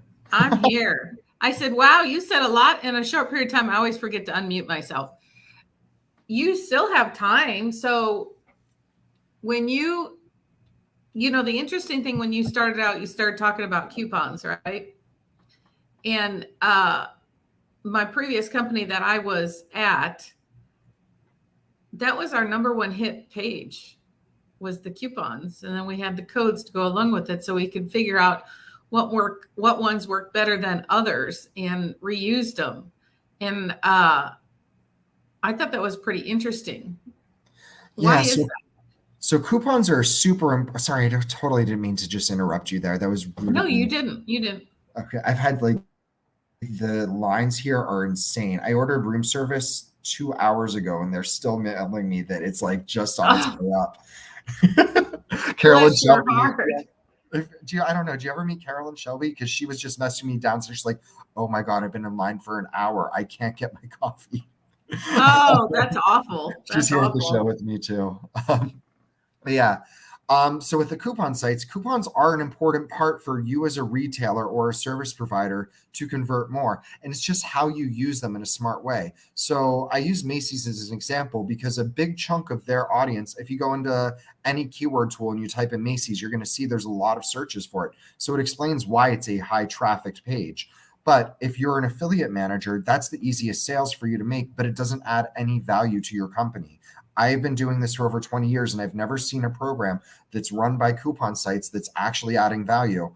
I've removed them all and we watch it reallocate to the proper channels. The company becomes more profitable. And then what you can do is you can use coupons. So you can say, you can use it for an upsell. If you know your average order value is $40, why not sit there and say, you can save an extra 10% once on orders $41 and more or something, and now you can use a coupon. By doing the discount, you actually increase the average order value. And if your margins are high enough, you're still more profitable in the long run. Then you can start testing upsells and cross sells. So you can use a coupon. If you know that anyone that buys blue widgets also gets a purple who's-a-ma-what's-it afterwards, once they add to cart, you can do hey, you forgot your purple who's-a-ma-what's-it. So why don't you use this custom discount code for you for the blue and the purple, and now you've increased your order value again, and you've got your cross-sell. It works really good when you need to liquidate excess inventory because things sitting on the shelf, it's just costing you money in your warehousing, your logistics, everything. So why not use it like the coupons to actually just clear out your clearance section? And then at the checkout, next to the coupon code box, you can put a little link that says, here's all our active codes. This is the best one based on what's on your order. GoDaddy, actually, I hate giving them credit for anything, but they do a really good job at helping you find the best code. And now what you've done is you've reduced the need to explore, and you still, so in my programs, we actually don't allow any site that shows up for the brand plus coupons. They're removed from the affiliate program until they add the Meta Robot no index. They can do follow, no follow if they want. Should be follow. It's no follow if they're stupid and don't know SEO. And if ideally we can get them to block the crawl, the disallow in robots.txt, but the Meta Robot's the most important. And what we've seen is when we do this, we don't actually, the company becomes more profitable overall because we're not losing customers at the last second.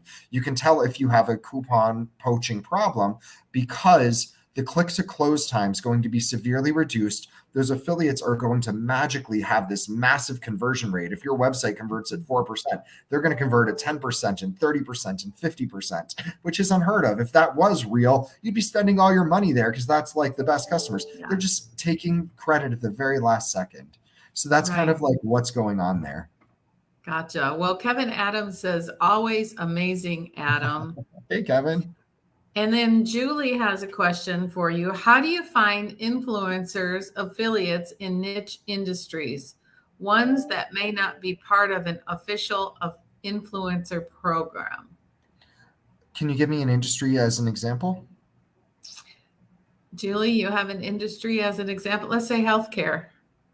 Okay, what type of healthcare? Is it for cancer? Is it mesothelioma? All of our Let's say cancer. What the heck? I'll just throw that out there. So what we would want to do then is we think about what's the process and what's the step. Are you in the unfortunate step where it's hospice, or are you in the recovery, like post chemo, where they're physical therapy and they're gonna survive and like pull through? Well, let's go positive. Let's Yeah. go post, like chemotherapy, gonna survive, gonna make it. Totally. And so let me share my screen with you and we'll just go try to find a couple together. So share screen, and here we go. So the first thing to do is think about what our goal is. Do we just want brand exposure? If you're looking for exposure and you don't care about revenue and customers, which is a thing, you want Instagram, Snapchat, and TikTok, because you get 72 hours of being hit with your brand out to people. If you're looking for more of a long-term play where you want to grow your company, get the message out, and help people for years, you want to go for Twitter, which has like about a 2-month lifespan, or YouTube, for example. So let's start there. YouTube is a how-to channel. So what we can do is we can do cancer, and we want to start by looking. Okay, so this is totally irrelevant to what we're doing. So how does chemo impact your body or your life or your lungs? So any of these phrases, we're going to start to find people that may be relevant. So Armando right here, he has a ton of people. And you know what? His bio is saying it's about HIV and CD4 T cells. I have no idea what that is. He has 1.96 million subscribers, which is good. So here's the catch, and this is what I was talking about before. He has 1.9. He is actually not that good of a channel because this is only 5.5 thousand. This is only 11,000 views. So he's really not optimizing, and there's probably going to be a pretty massive fee because of this subscriber base. So I would still reach out, and if he comes back to you with an exorbitant one, say, okay, that's fine, but we need to know that you're going to optimize for this big phrase. Then you would talk to your SEO team and say, what's the search volume for how does chemo impact your body? And your SEO team should say, okay, this one's great. It has 8,000 searches a month, which is going to translate to roughly 1,000 on YouTube. But it's also, if you type that into Google, the YouTube videos are going to show up.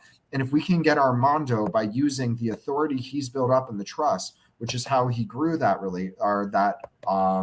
audience size, then we're going to be able to take over that, and that influencer is going to be able to help us. Another thing you could do is, can you give me like a product or something? Let's go away from cancer. I don't want to talk about sad subjects. Yeah. Okay. A product. Somebody put in the chat a product that he can review or look at. Like a tool or something. A tool? Sure. So what we can do then is we'll do like planting a garden. There you And go. so we're going to find 1 million people here that talk about planting gardens. So we have Urban Farmstead. That's probably major media and stuff. All these people are potential influencers for you. If you wanted to know specifically like how to plant so here we go right here. If you have tons and tons of seeds, this is what Google's automatically recommending. That's interesting. Mangoes up at the top. Look at that. Yeah, And that then is interesting. peaches. Yeah, totally. Especially you're in Vegas too. Yeah. I mean, I wonder if the hotel's IP could actually be impacted. Who knows? But that would be a question for Bill Hartzer. But yeah, it's Yeah, like, it would these be, are wouldn't all it? yeah. Oh, sorry. These are all possible questions and queries to help you find some influencers. So now we have Carrie Rad here. Another thing you can do is you can go into Instagram, for example. So sorry, you're going to have to look at my stupid iPhone photos for a second. But we go in and we type in, so maybe it's like farm life, because we want to find farmers that need tools because we're John Deere or something. So we can do here is we can start to look through, we can look for people that are tagged, we can look for brands that are tagged, who has engagement, and we can start to find people this way. There's also tools out there that will show you how many people are using these tags, and that's kind of how you can work it to find influencers. You can also go in and just type in. So if you were going to type in farm tools, for example, into Google, that's a retail shop. That's like you're searching for information about farm tools or you're searching for history. But if you type in best farm tools, that's going to be a store or it's going to be a list site. That list site's chances are it's going to be a blogger, it's going to be a media person or something else. So let's type in and look real quick.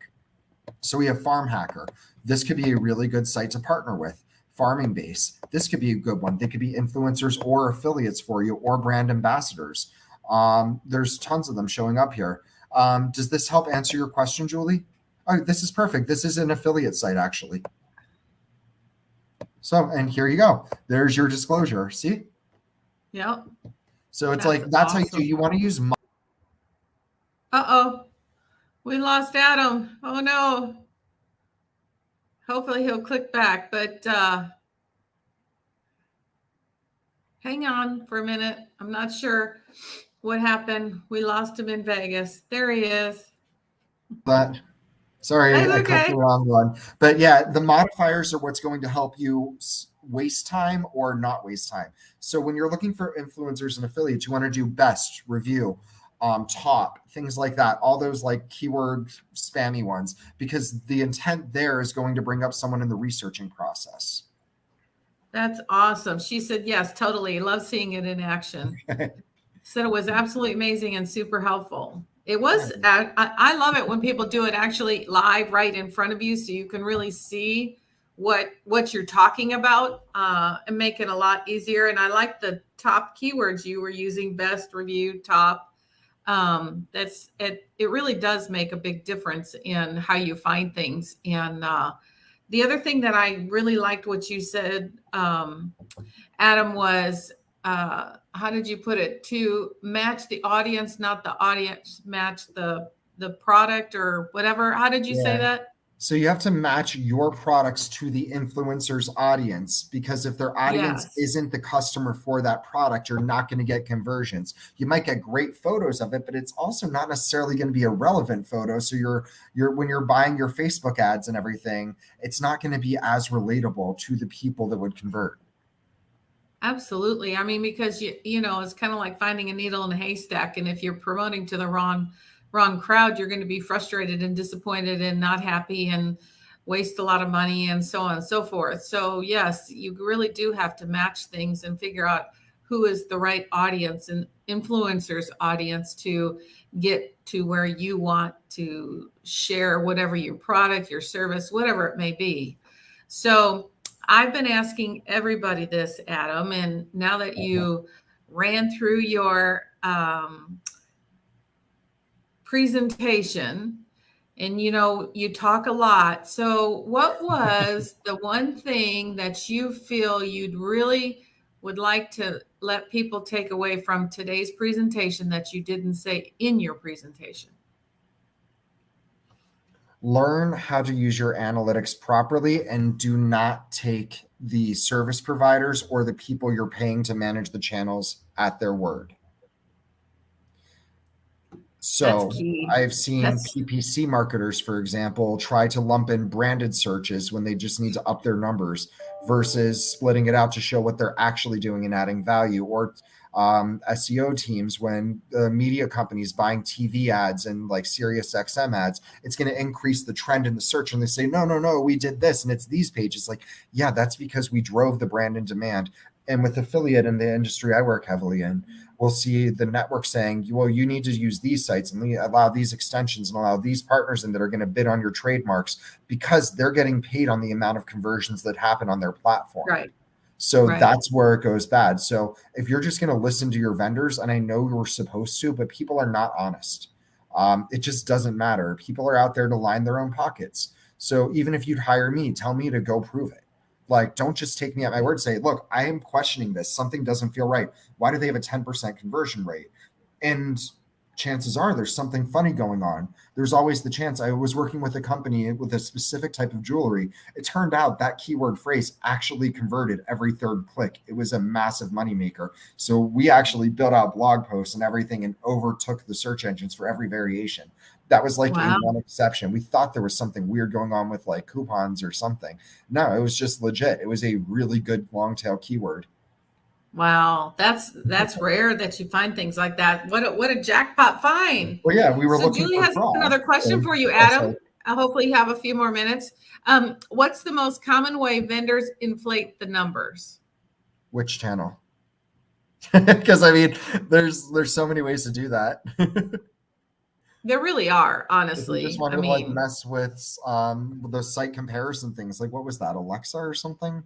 yeah, Years something like ago that that. everyone used. Yeah, all we did was we did a media buy for infomercial products and we ran it through our new domain name. So everything was tracking through and it immediately boosted us up. And all the site comparison sites showed us as a top 200 site when really there was no actual traffic on it.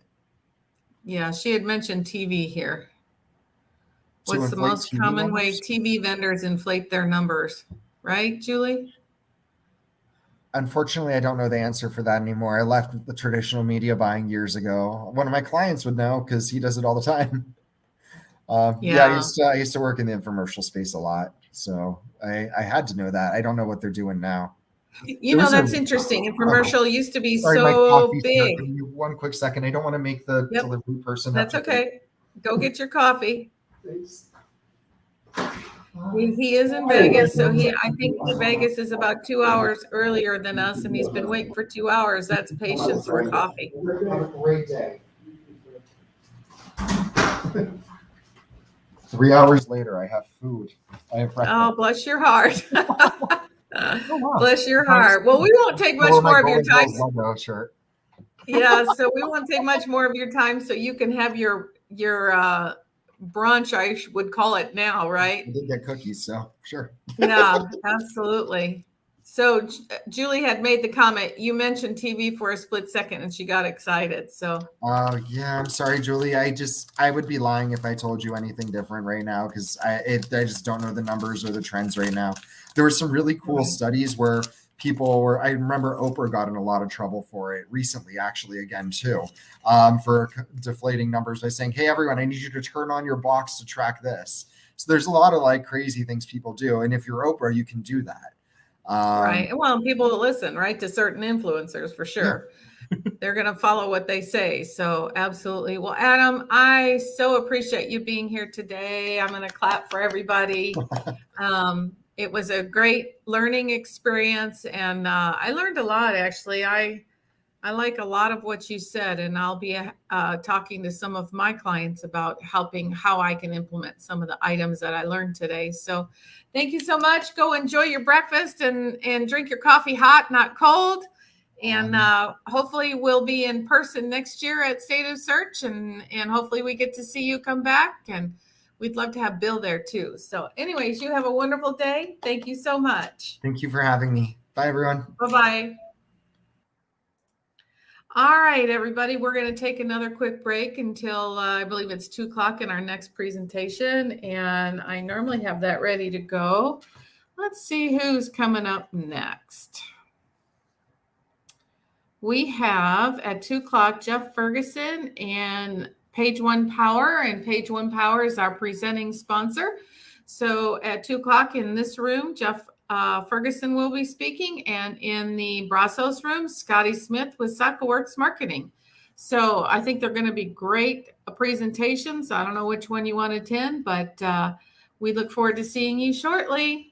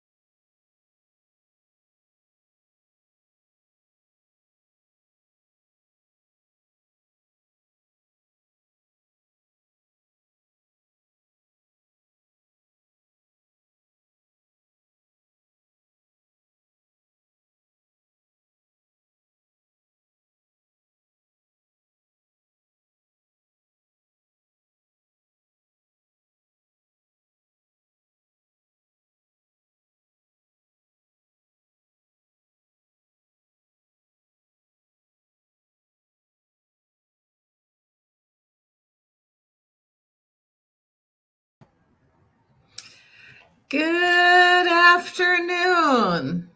I hope you guys are all doing really well. We are in the back end here, and I'm really excited to introduce our next guest. But first of all, I want to say thank you to Page One Power for being our presenting sponsor. I know I keep repeating that, but I really appreciate what they've done for us this year and stepping out on a limb, because I know it's a hard time to step out and be a sponsor and offer help to small venues like we are.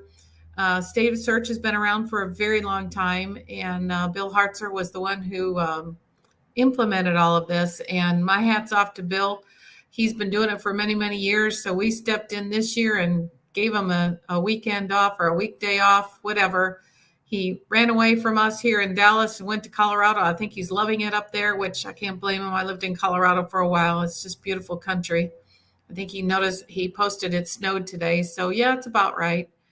But anyways, I want to thank Page One Power for being here today. And our next speaker, Jeff Ferguson,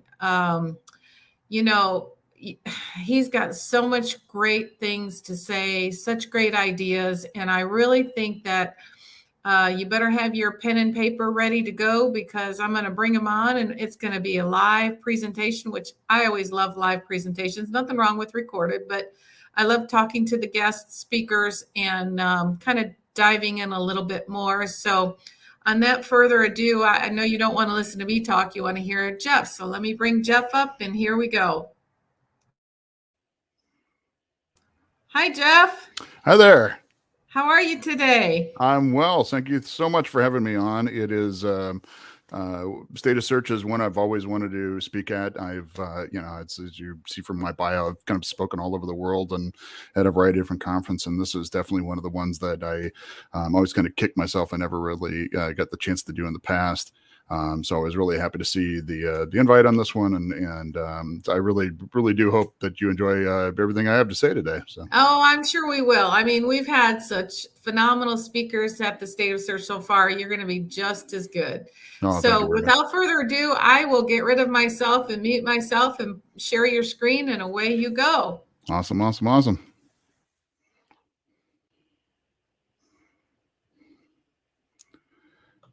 Fantastic. So welcome. My name is Jeff Ferguson, and hold on, there it goes.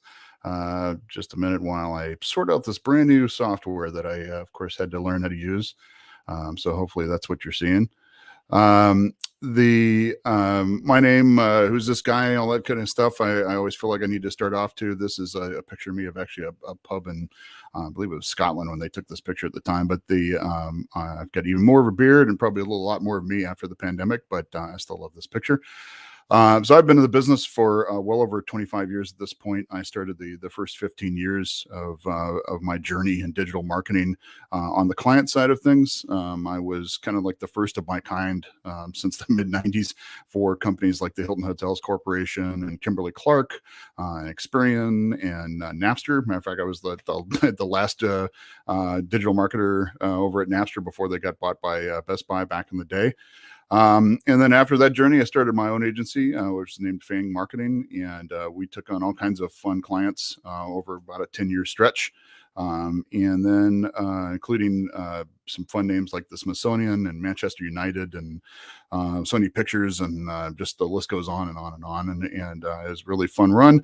And then right here at the beginning of the pandemic last year, we actually merged with another company, Amplitude Digital, which is the company you see with today, where I'm a partner and head of production over at that group. And we've continued our tradition of serving clients and things like that. And here's a little bit more about Amplitude itself. We're really a kind of almost a pay-per-performance e-commerce agency. The bigger company was founded back in 2004.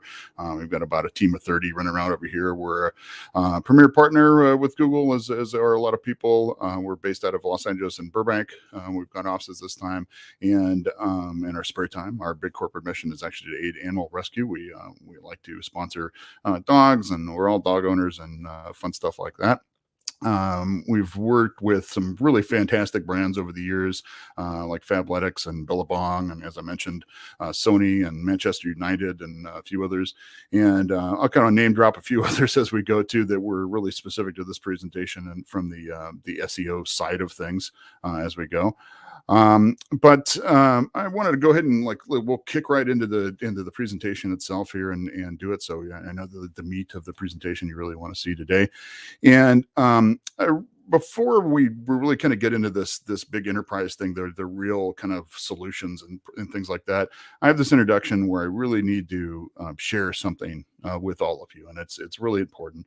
I really want to make sure that everybody realizes that SEO is not dead. And obviously, you're at a conference now that's about search, and there's been a lot of people that are talking about SEO, but it still seems to be the thing these days when people love to talk about SEO being dead and whatnot. And I'm actually working on a new article on the history of saying the SEO is dead for the Search Engine Journal that should come out fairly soon here. And I'm here to reaffirm and let everybody know SEO is not dead. It's not going to die ever. In fact, as long as there's search engines, there's going to be SEO. It's just the way it's going to work.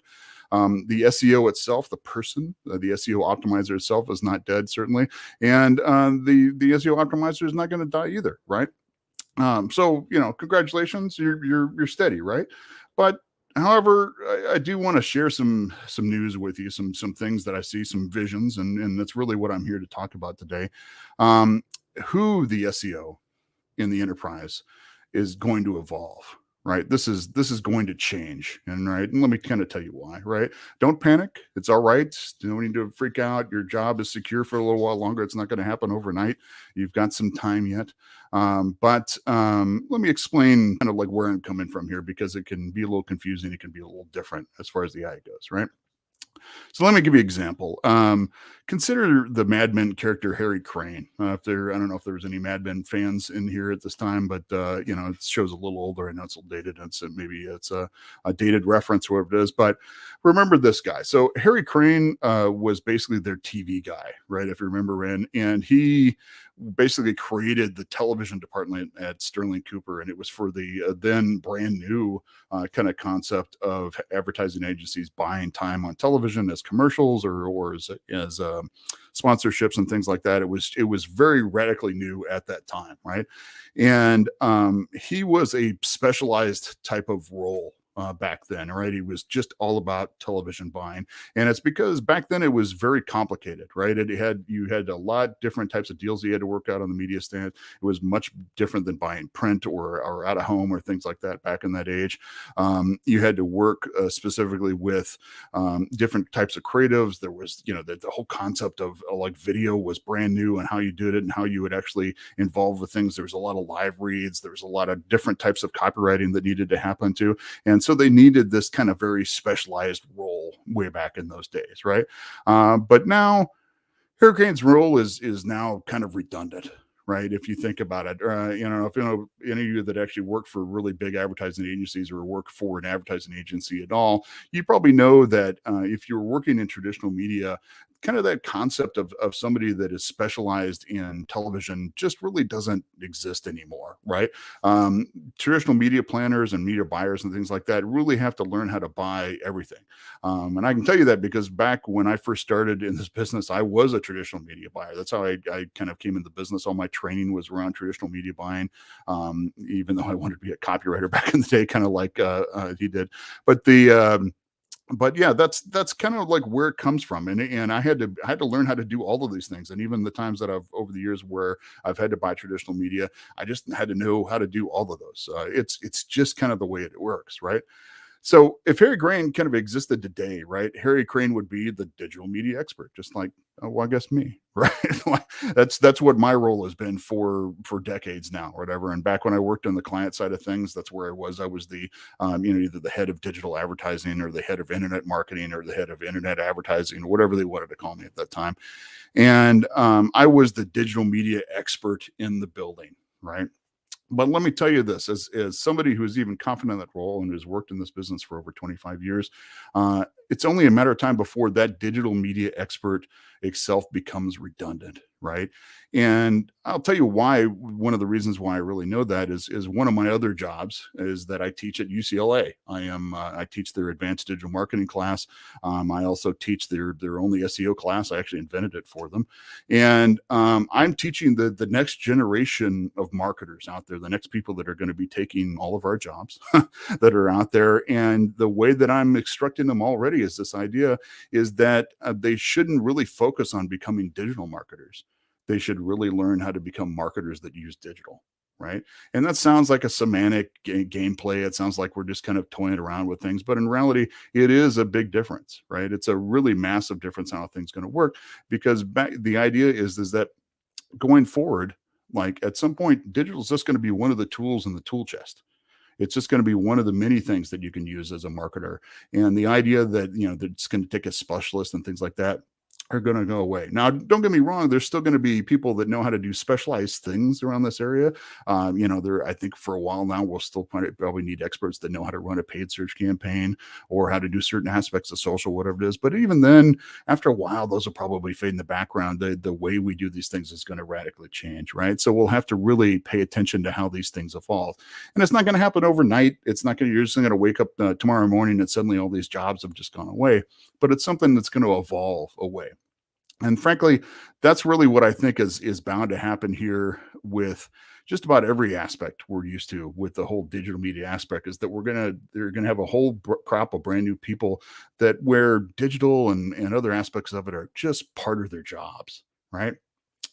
And believe me, it's not that the need for the skill is going to go away, right? Like I said, SEO is not going to die. SEO isn't dead. All those kind of things through the optimizer, is still going to be around in these things, but the specialized role will become extinct, right? The concept of like having a person that runs around and calls themselves the SEO person in an organization, whatever, that will fade into the background. It's just bound to happen. All right. And how will that happen? Well, to kind of answer that question, we really have to ask ourselves, what is search engine optimization in 2021? Like, what's it really look like? I mean, sure, there's still people running around out there that love to have this kind of like hacker rogue like viewpoint of themselves. People just that are bucking the system and hacking into Google or whatever, this kind of stuff, kind of stuff. And sure, those people still are out there, but in reality, it's dramatically changed on what it really looks like these days. For instance, the way that I always kind of like to present things and the way I teach it at UCLA and the way we do it with clients and things around here is that we don't have a lot of use for terms like technical SEO or on-page SEO or off-page SEO or things like that. We really split it up into three big groups, specifically assets, architecture, and authority, right?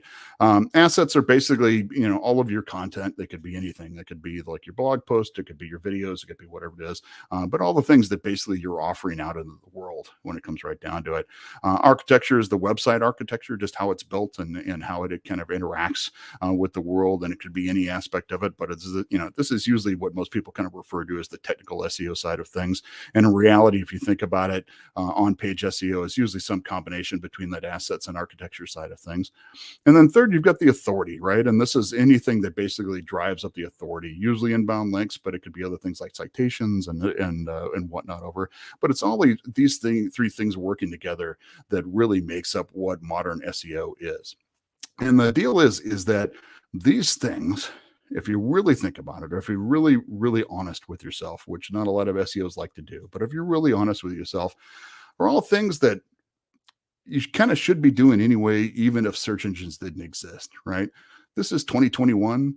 It's not the early 90s. It's not that kind of stuff where you can exist in a world without doing stuff. But in reality, like if you have a website, the whole purpose of the website in the first place is to put some sort of a content on it, right? That's what it's there for. You built it for that reason.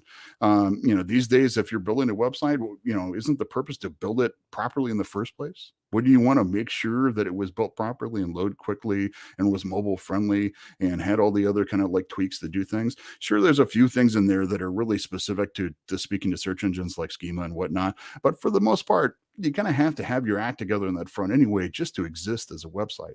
And then when it comes to inbound links or authority in the sense, like, again, it's all stuff that you should be doing in either your public relations department or yourself or whatever it is. Like, why would you not be doing things like building links back towards your content in some way or the other? Wouldn't you want the world to actually find out about this information that you've got on your website? So again, you kind of should be doing these things every way. And the way that we've always looked at it is the idea that, hey, look, Google and the other search engines know this in the first place. So they really reward you for doing well, right?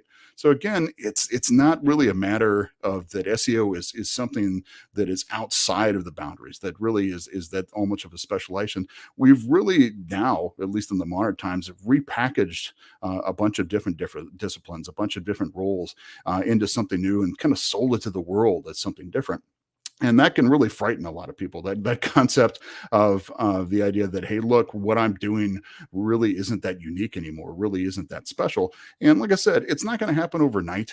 You're not going to wake up tomorrow morning and somebody's going to sit and like, hey, we don't need an SEO anymore. It's going to be something that's gradual, that'll take times. And matter of fact, some organizations, especially some of the organizations that are clients of mine, are already there because we've taught them to do this thing from the get-go. All right.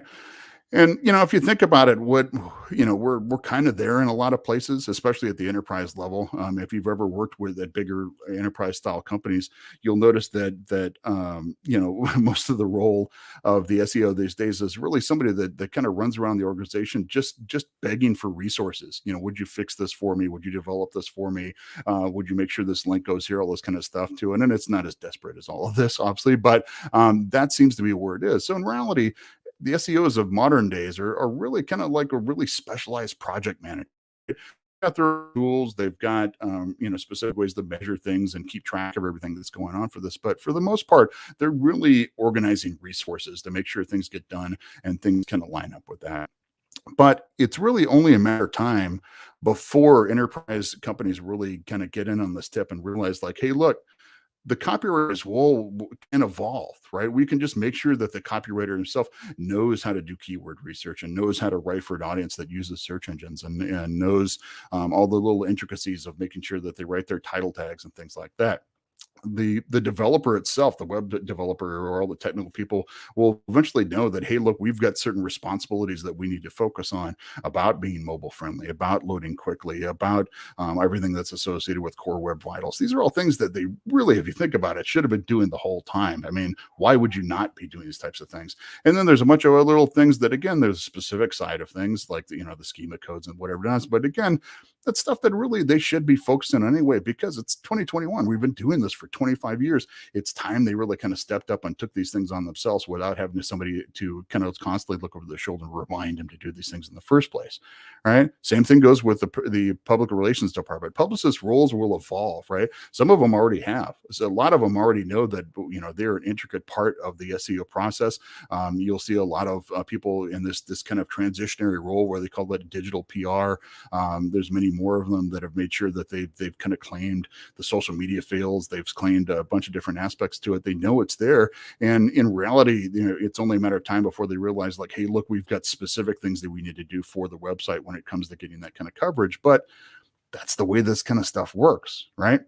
Now, usually when I kind of lay this out to people, usually the people that are really terrified about the concept, the ones that push back the most, whatever, they kind of say, well, that doesn't make a lot of sense, right? And I'm not saying that everyone will need to know how to do every aspect of SEO. It's really that they have to know how to do the aspects of SEO that relate to their specific jobs, right? The copywriters will have specific things. The web developers will have specific things. The publicists will have specific things. And the idea is that it'll just all evolve up. Right? It'll all evolve up to the point to where it's just going to become part of their job.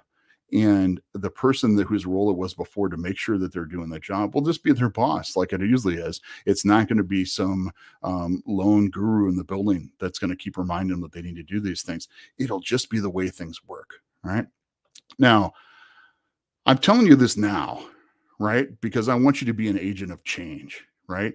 There's a really strong chance if you are the SEO in your organization, if you're the person that has that name, that title of the SEO or of an organization, that it's a terrifying prospect. You've done all this work to get where we are. You finally got this job, and now along comes this jerk that basically tells you, hey, look, my job's going to go away. right? Like that. But what I want you to do is be the agent of change in an organization. I want you to be the one that kind of like starts that forward, because you've still got plenty of time where you're going to be needed, where you're going to be the one that actually needs to make these things happen. And during this transition period, the fact that you're actually upgrading people's skill sets in the organization during this time will make your job easier anyway. So because it will be less about you having to babysit your organization to get these things done, they'll just get done, and you can focus more on setting strategy and other pieces of it, right? All right. But you really want to make sure you're doing these things before the change happens anyway, and before you're just found to be redundant and walked out, right? Like I said, it's going to happen. These things happen. These types of evolutions happen in business all the time, right?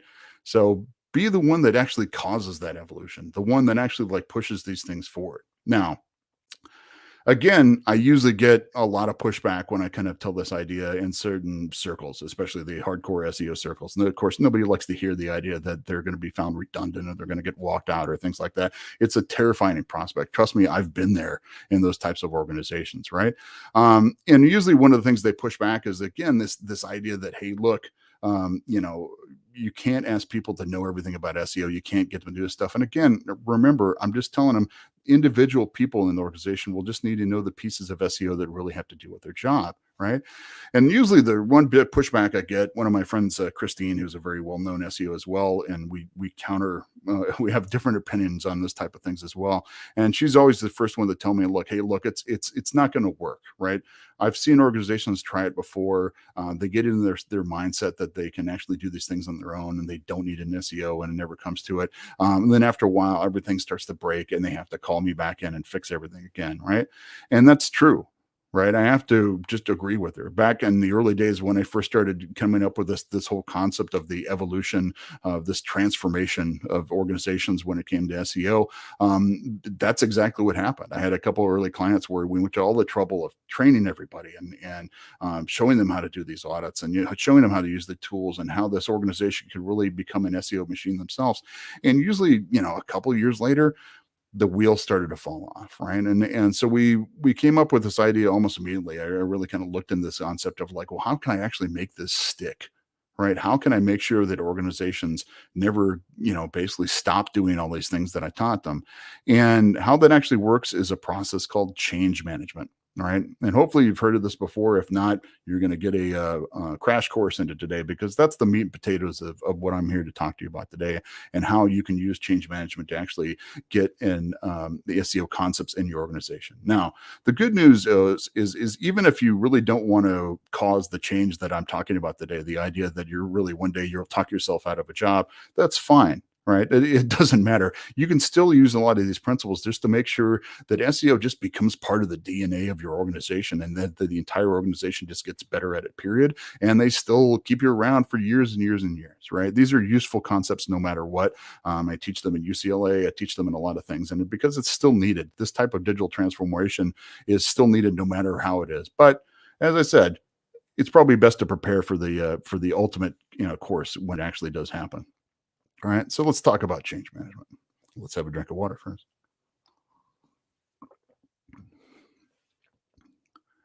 So, what's the definition of change management, big picture wise and everything? And sorry for all the text and this type of stuff. I know some of you are going to hold on to this presentation later on for what it is, but change management basically is like, it's a process, and it's a set of tools and a set of techniques to really manage the people side of change to achieve the required business outcome, right? It incorporates a lot of different organization tools, can be utilized to help individuals make successful personal transitions, resulting in the adoption and realization of change, right? It's a transitional process. It's a transformational type of process, right? That kind of takes you from one place to the other. All right. If you've ever worked for really large scale organizations like I have, like when I was at Hilton or Kimberly-Clark or some of the other really big, massive corporations that I've worked in the past, this probably isn't a new concept for it. Over it is, it's probably you just didn't realize that it had a name. This is a very much business school type of process that gets taught, because it's important that things need to happen.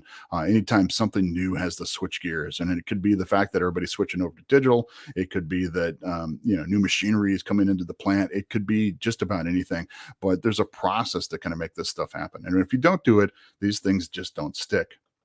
All right. give you an idea about it, the success rate of major change initiatives within the organization is only about 54% of the time, right? And the problem is the costs are super high when change efforts go wrong.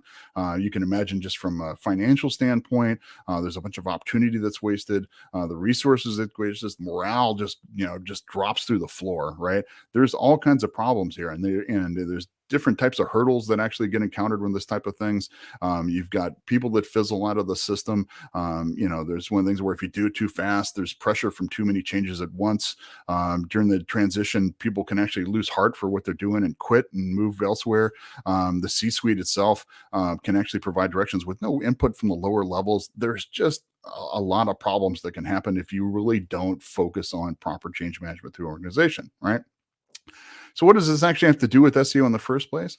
You have to remember that search engine optimization is a major shift in how organizations function, right?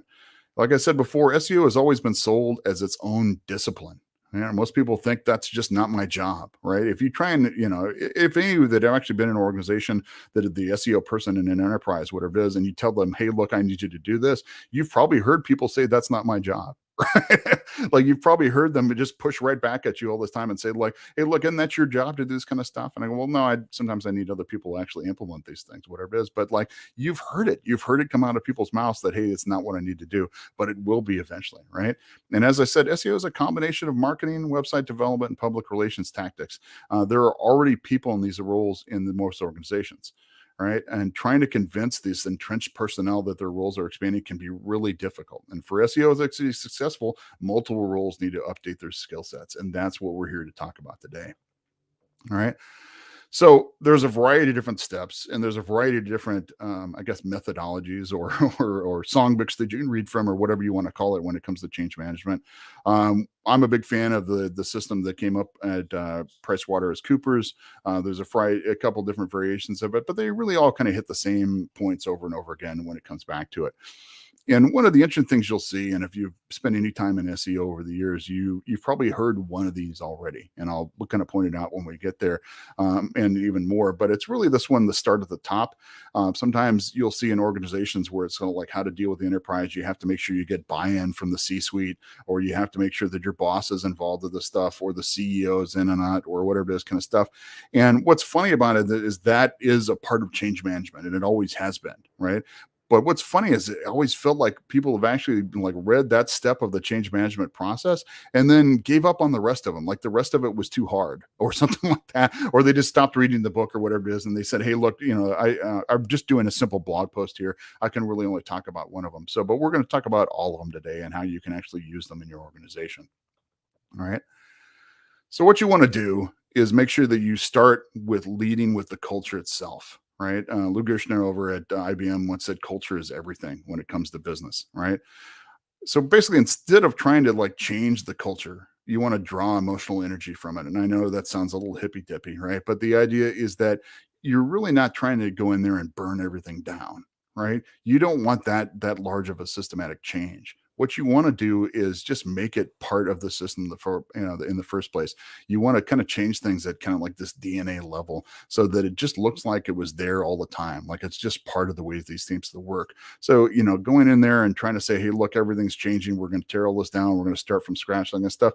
You're going to get so much pushback. It's never going to go anywhere. You really have to kind of tap into the way people already think and behave and work and feel. All right. You want to look for the elements of the culture that are aligned with core SEO principles and bring them to the foreground. Like I said, there's already roles there that align with things. Matter of fact, you've probably been begging them for resources or begging them certain things this entire time. Really, what you're trying to do is make sure that they just learn hey, look, this is the way things need to work. Right. And that's through different levels of encouragement that we'll talk about before, saying, hey, look, your writing is great. Let's just make sure it aligns with how people are searching for us in the first place. Right. The PR team, it's amazing. Let's make sure we get the most out of those inbound links by making sure that they're going to the right pages. Right. It's little tweaks. It's little life lessons. It's little learning that they need to do to kind of make things go forward. Right. So like I said, you do need to start at the top, right? You want to make sure that you're actually engaging employees at every level early, but all successful change management initiatives start at the top, right? You have to get buy-in and agreement of methods from every department that SEO touches, right? You want to talk to the C-suite. You want to talk to the heads of information technology. You want to talk to the heads of marketing and public relations. Most likely you're part of marketing already, and you just need to walk next door to the marketing relations department if your boss doesn't manage them already, but you need to make sure that they've got buy-in on these types of level, right? And you really want to develop a case for change that every one of them could support together, right? You can't halfway this one. You can't just, go in there and say, hey, look, this one's in on it, but this one isn't. Or you can't just actually even do things where just the C-suite is on it and everybody else, you think they'll fall in line. You really have to make the effort to make sure that everybody is playing and everybody is reading from the same songbook here. And sometimes this requires like an offsite meeting to avoid distractions. Sometimes it, requires some really specialized meetings to make sure that everybody understands where this is going. Sometimes you really have to detail this plan and say, this is exactly how we're going to do these things. This is how we're going to bring this change about. And now that you've got these change management kind of procedures in place, you'll know how to make these things. You can incorporate everything I'm talking to you about today into that process, into that strategy. And trust me, you'll blow their mind that you've actually got all these steps in place. All right. Next, you want to make sure that you do involve every layer. Right? Strategic planners often fail to involve to bring mid-level and frontline people who could make or break the change, right? It's one of the things where sometimes people think it's smoother if these people are tapped, aren't brought in at all. But trust me, it's much smoother if these people are tapped early and for input on issues that will affect their jobs. I mean, if you think about it, you're really coming in and, basically telling them like, hey, you have to change the way that you've been working, right? Nobody likes to hear that. I can't imagine anybody coming in and telling me like, I go, say, look, you're doing your job wrong. You're bad at your job. Nobody wants to hear that kind of stuff, but you're going to have to make sure that you actually involve these people in this decision process and let them know that things are going to change, right? These frontline people can actually help identify where the glitches are actually going to occur in the first place. They're part of this process, whatever it is, let them know, make sure that they're part of this process. Don't resist involving these people because you think it'll be more efficient with fewer, right? Trust me, it'll backfire on you. We've been there. We've seen it before. It's not the way this stuff kind of works, right? You want to make sure that you get your input from your content creators,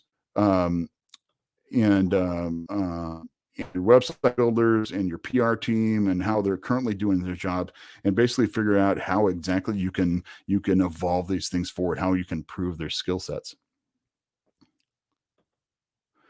And then you really want to make sure that you make the rational and the emotional case together, right? Again, this sounds a little hippy dippy as well, but again, these things, they have to work. You're dealing with people after all, when it comes right down to it. Leaders often make the case for major change solely on a strategic level, right? They come at it where they're just all business, hey, look, we're going to gain more traffic from search by doing this, or we'll rank better for important keywords by doing this kind of stuff. But human beings really respond to calls for action that engage their hearts as well as their mind. And again, I get it. I'm not that person either. I am a digital marketer from at the core. I love a good spreadsheet, all that kind of stuff to it. But sometimes you got to play this game. You got to realize that there's humans at the other ends of the spreadsheets that are going to be making these changes, and you really have to incorporate their feelings into your plans, right? You really want to work with teams on how these changes and their roles will help them grow as individuals to the best version of themselves, right?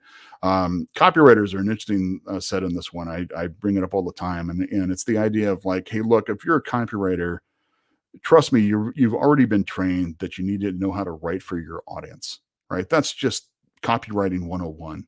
Right. Everybody knows this. If you've been working copywriting at all, you need to do it. And they're already used to this concept of doing research to make sure they learn how to use the right language and how they can approach things. There's sentiment. There's all kinds of things they need to take into account to where they actually make sure that they're talking to them the right way. Right. And you've seen this all over the place. You don't want to write something that's for teenagers in a language that sounds like you're like a college professor or anything, and you're just going to bulk at you. Right. Everybody makes these adaptations already. Right. So now really all you're telling them is that target audience that they're writing on, that target audience that they're writing for these days is an audience that uses search engines to find things, right? That subtle difference is all it takes sometimes to actually get into their mind, because then you go, hey, look, not only, is it an audience that uses search engine, but there's all these great tools that can now help you do your job. All these things that we talk about doing keyword research and all kinds of stuff out there. These tools are out there and can be used by copywriters to make sure that they're creating content that really aligns with the consumer journey on the search engine level. Right. And so a lot of times when they get, brain block, or they're, they actually, they can't come up with anything new to write, or they really don't know what people are asking in the first place, what the audience really wants. Keyword research will tell them what it is. That those tools are there already for it, and they will love them. Trust me, we've done it many, many times with creative departments, and they love the fact that there's just tools out there that will basically help them do their job on this front. All right. And one of the things we tell them all the time, and it could be everybody in this department, right, is we can say, hey, congratulations, you can now add like SEO expert to your resume, right? It's something where people do love the idea that you're actually improving their skill set. They're learning something new, and especially in the way, the employment market works today, nobody is going to stick around forever, right? So the idea that you can add the fact that, hey, look, I know how SEO works to your job case. Yeah, they're going to love that kind of stuff, even if you want to hold on to this person forever.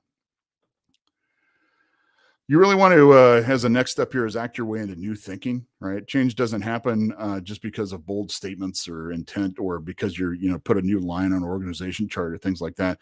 People's daily behaviors need to reflect the imperative of that change, right? So you really want to start by defining a critical few behaviors that will be essential success, right? For instance, telling the content team, make sure you use the keyword research during that research stage of your work to help guide your writing or whatever it is, right? The PR team, make sure you use your press coverage includes links to the specific pages on the website, not just the home page. Everybody knows how frustrating it is that you all have to go back and fix these things as the SEO. It's like, look, you put it at the home page again, right?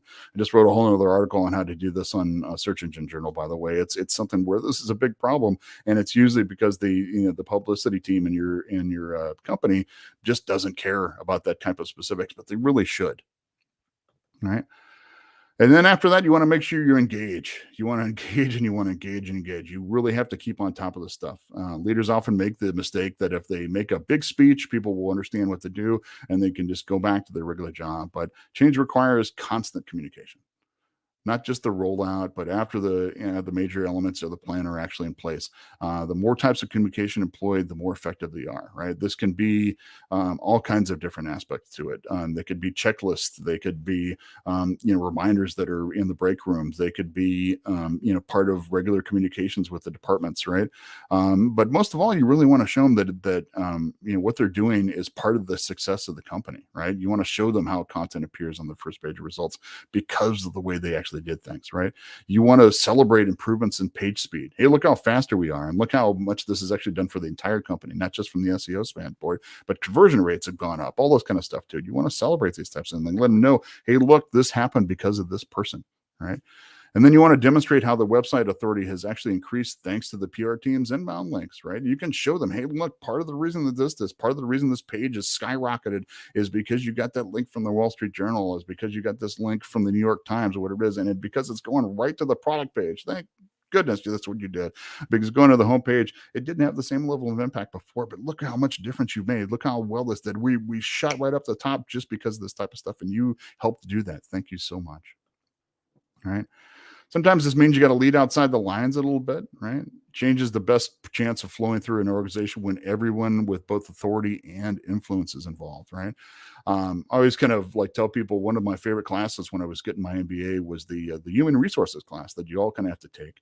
And I remember my professor at the time talked about this whole idea of gossip inside of an organization, and how a lot of people, try their best to stop gossip and things like that. But his mindset back then was always the idea of like, you can use that gossip. You can plant seeds. You can make sure those people that actually have that level of influence in the organization that isn't necessarily tied to their title can actually make a big difference throughout the organization, because, they've got their own type of influence within the organization, right?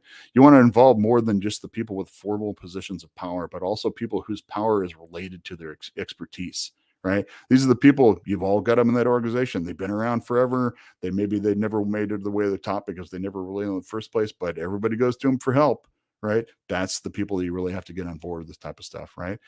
And, some of the ways you can actually do this is to let everyone show off. Content creators can illustrate how keyword research changed the way that they approached an article, right? The website team can show how an SEO issue was really a technical issue that affected more than just search. We all know this is true. Trust me. The PR team can show how they used SEO tools to find new influencers and reporters, right? Think about it. A lot of the same tools that we use for SEO these days can really help them. They can help them find new places to get links. Maybe it's new publications, maybe that they never thought about in the first place. But the tools we've kind of been hoarding as our own because they say, well, no, this is an SEO thing, when in reality, the entire organization could have helped from this type of stuff. All right. You want to leverage more formal solutions as well. Persuading people to change won't work unless formal elements are redesigned to actually support them, right? And this could be through structure itself. Sometimes you actually do still need an SEO lead within each department. That's just the person, the go-to person that comes to the meetings and make sure that everybody's kind of like doing their parts, that's checking the boxes that they need to check for their responsibilities. Sometimes doing things like reward systems, and this could be through compensation and bonuses and things like that are tied to things like increases in traffic and rank and whatnot, whatever the real KPIs of the organization would be. You can change the ways of operating, right? And again, this is the idea that SEO is part of the larger checklist of things that everybody needs to do. If you've got procedures in place already for how a job's supposed to be done in the first place, make sure that SEO is part of that job as well. You want to make sure that training is part of this organization as well. You want to make sure that new hires are trained on SEO best practices as part of their onboarding, right? It's not something, again, that you just want to bring in later and say, oh, by the way, we'll get to SEO later. You really want to make sure that these people are trained on it from the get-go, right? And it's the same, procedure we have here at an agency where we make sure that everybody is trained in the way that we want to do things as well. You just have to do the same thing at the organizational level. All right. And then you want to make sure that there's a certain amount of development built into it. SEO knowledge is shared throughout the organization, right? If you're sending a couple people to conferences just like this one where people are learning new things, make sure that person comes back and shares with the organization, or make sure you send representations from every one of the departments that touches SEO to these things so they can all learn those tricks together. And then you want to make sure you leverage some of those informal solutions as well. Even when formal elements are in place, the established culture can really undermine things. You've all seen this if you worked for big companies before. You've got that one set of people that are really, like it's a shadow organization inside of this group, and they're making sure that things never go the way they want to because they don't want that things to change, right? But sometimes you have to make sure that they're on board, that they're actually doing these things. And some of the most powerful solutions are cultural and informal, right? So make sure you take those into account as well. And then you want to make sure that you're constantly assessing and adapting to everything goes on. I know it's really great to put a plan in place and just say, look, I've got this plan. I don't need to mess with it anymore. It's never going to change, but it's going to, right? These things are going to have to evolve over time. So many organizations involved in transformation fail to measure their success in the first place, right? So you need to make sure all these reports that we're used to in SEO to start with, make sure that they go through the entire organization, but make sure it's specific to those people that are actually dealing it with. Make sure you teach those content people exactly the type of metrics they need to know to make sure that they're developing the best content possible for SEO and for everything else. Make sure that everybody in the development department has the right tools to make sure they're doing things like making sure it's mobile friendly or fast, or all the core web vitals line up and things like that. They should know how to do these things. They should have those types of metrics as part of the regular system. Leaders can be eager to claim success, that they don't take time to really find out what is working and what is not. You really have to step in and kind of say, hey, look, is this all progressing the way that we planned it to in the first place, right? This can take the form of formal reporting on how SEO efforts have increased revenue and cut costs. However, don't stop there. You want to continually work with team members to ensure that they understand their contributions to the success. All right. So those are the big things, right? That's what change management is all about. And it looks like we're on a good pass here. So I want to make sure wrap up and leave time for some questions as we go forward, right? But one of the things I always get asked about is kind of like, hey, look, when will this all happen? Right. And I always tell the story about my friend Al Gore here. If you remember, he had a movie a while back that was called An Inconvenient Truth. Inconvenient Truth, and his whole thing was about how climate change was going to do a lot of damage and how it was going to change things, whatever it is. And now that we've gotten some distance from those things way back in the day, turns out he was right. It's already started to do damage. It's already something that we're having to deal with here around the world. And matter of fact, we've got our leaders meeting overseas right now to make sure that they actually get this stuff done, because it's still a problem and it's still going to become a problem, right? But one of the weird things about this is that back when he said it, he had some timelines in place about when these things were going to happen, right? He said that CO2 levels were going to reach, certain levels by a certain point, or that the ice caps were going to melt by a certain point, whatever it is. And the thing is, he was a little early on some of those predictions, right? They were a bit early. And at the time, people kind of laughed at it. They kind of threw it back on him and said, hey, they'd say, hey, Al, the inconvenient truth here is that you were wrong, or whatever it is. And in reality, he wasn't wrong. He was really trying to predict the weather, if you think about it. And, and so one of those things where that's not the easiest thing in the world to really predict when those things are all going to line up and become the way it are. But now that we've got some distance from him, we know the guy was right. He was there, and he was actually doing these kind of things. So SEO, when it comes to that kind of, when this whole transition is going to happen, when's the inconvenient truth of SEO? I can't put a number on it. I can't tell you it's going to happen in the next 4 or 5 years. I can't tell you it's going to happen in a decade. It's happening already. In many ways, it's like I said, a lot of the organizations that I've worked with have already implemented this type of change. There's plenty of other organizations where they're in a transitional state where it's in different pieces already. But it's one of the things where it's going to happen, right? Don't get caught up on the idea that it has to be tomorrow or anything like that. Just prepare yourself for this inevitable change, right?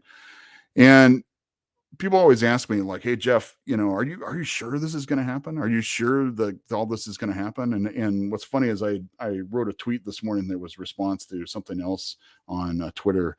And they were talking about how, like, certain SEOs, certain things in SEO, nobody else knows, whatever it is. And I kind of made this joke about the idea is, like, if you really want to shake them SEO, tell them that most of the shit that they think SEO is really already somebody else's job, right? And if you ask me the idea of, like, hey, look, are you pretty sure about it? Well, John Mueller thinks I'm right. All right. And if John Mueller of Google thinks I'm right, I'm probably on to something. So you probably want to pay attention as well. Anyway, that's all I've got for you today. Thank you so much for your time. Thank you for paying attention. Again, my name is Jeff Ferguson. If you want to email me directly, it's jeff@amplitudedigital.com.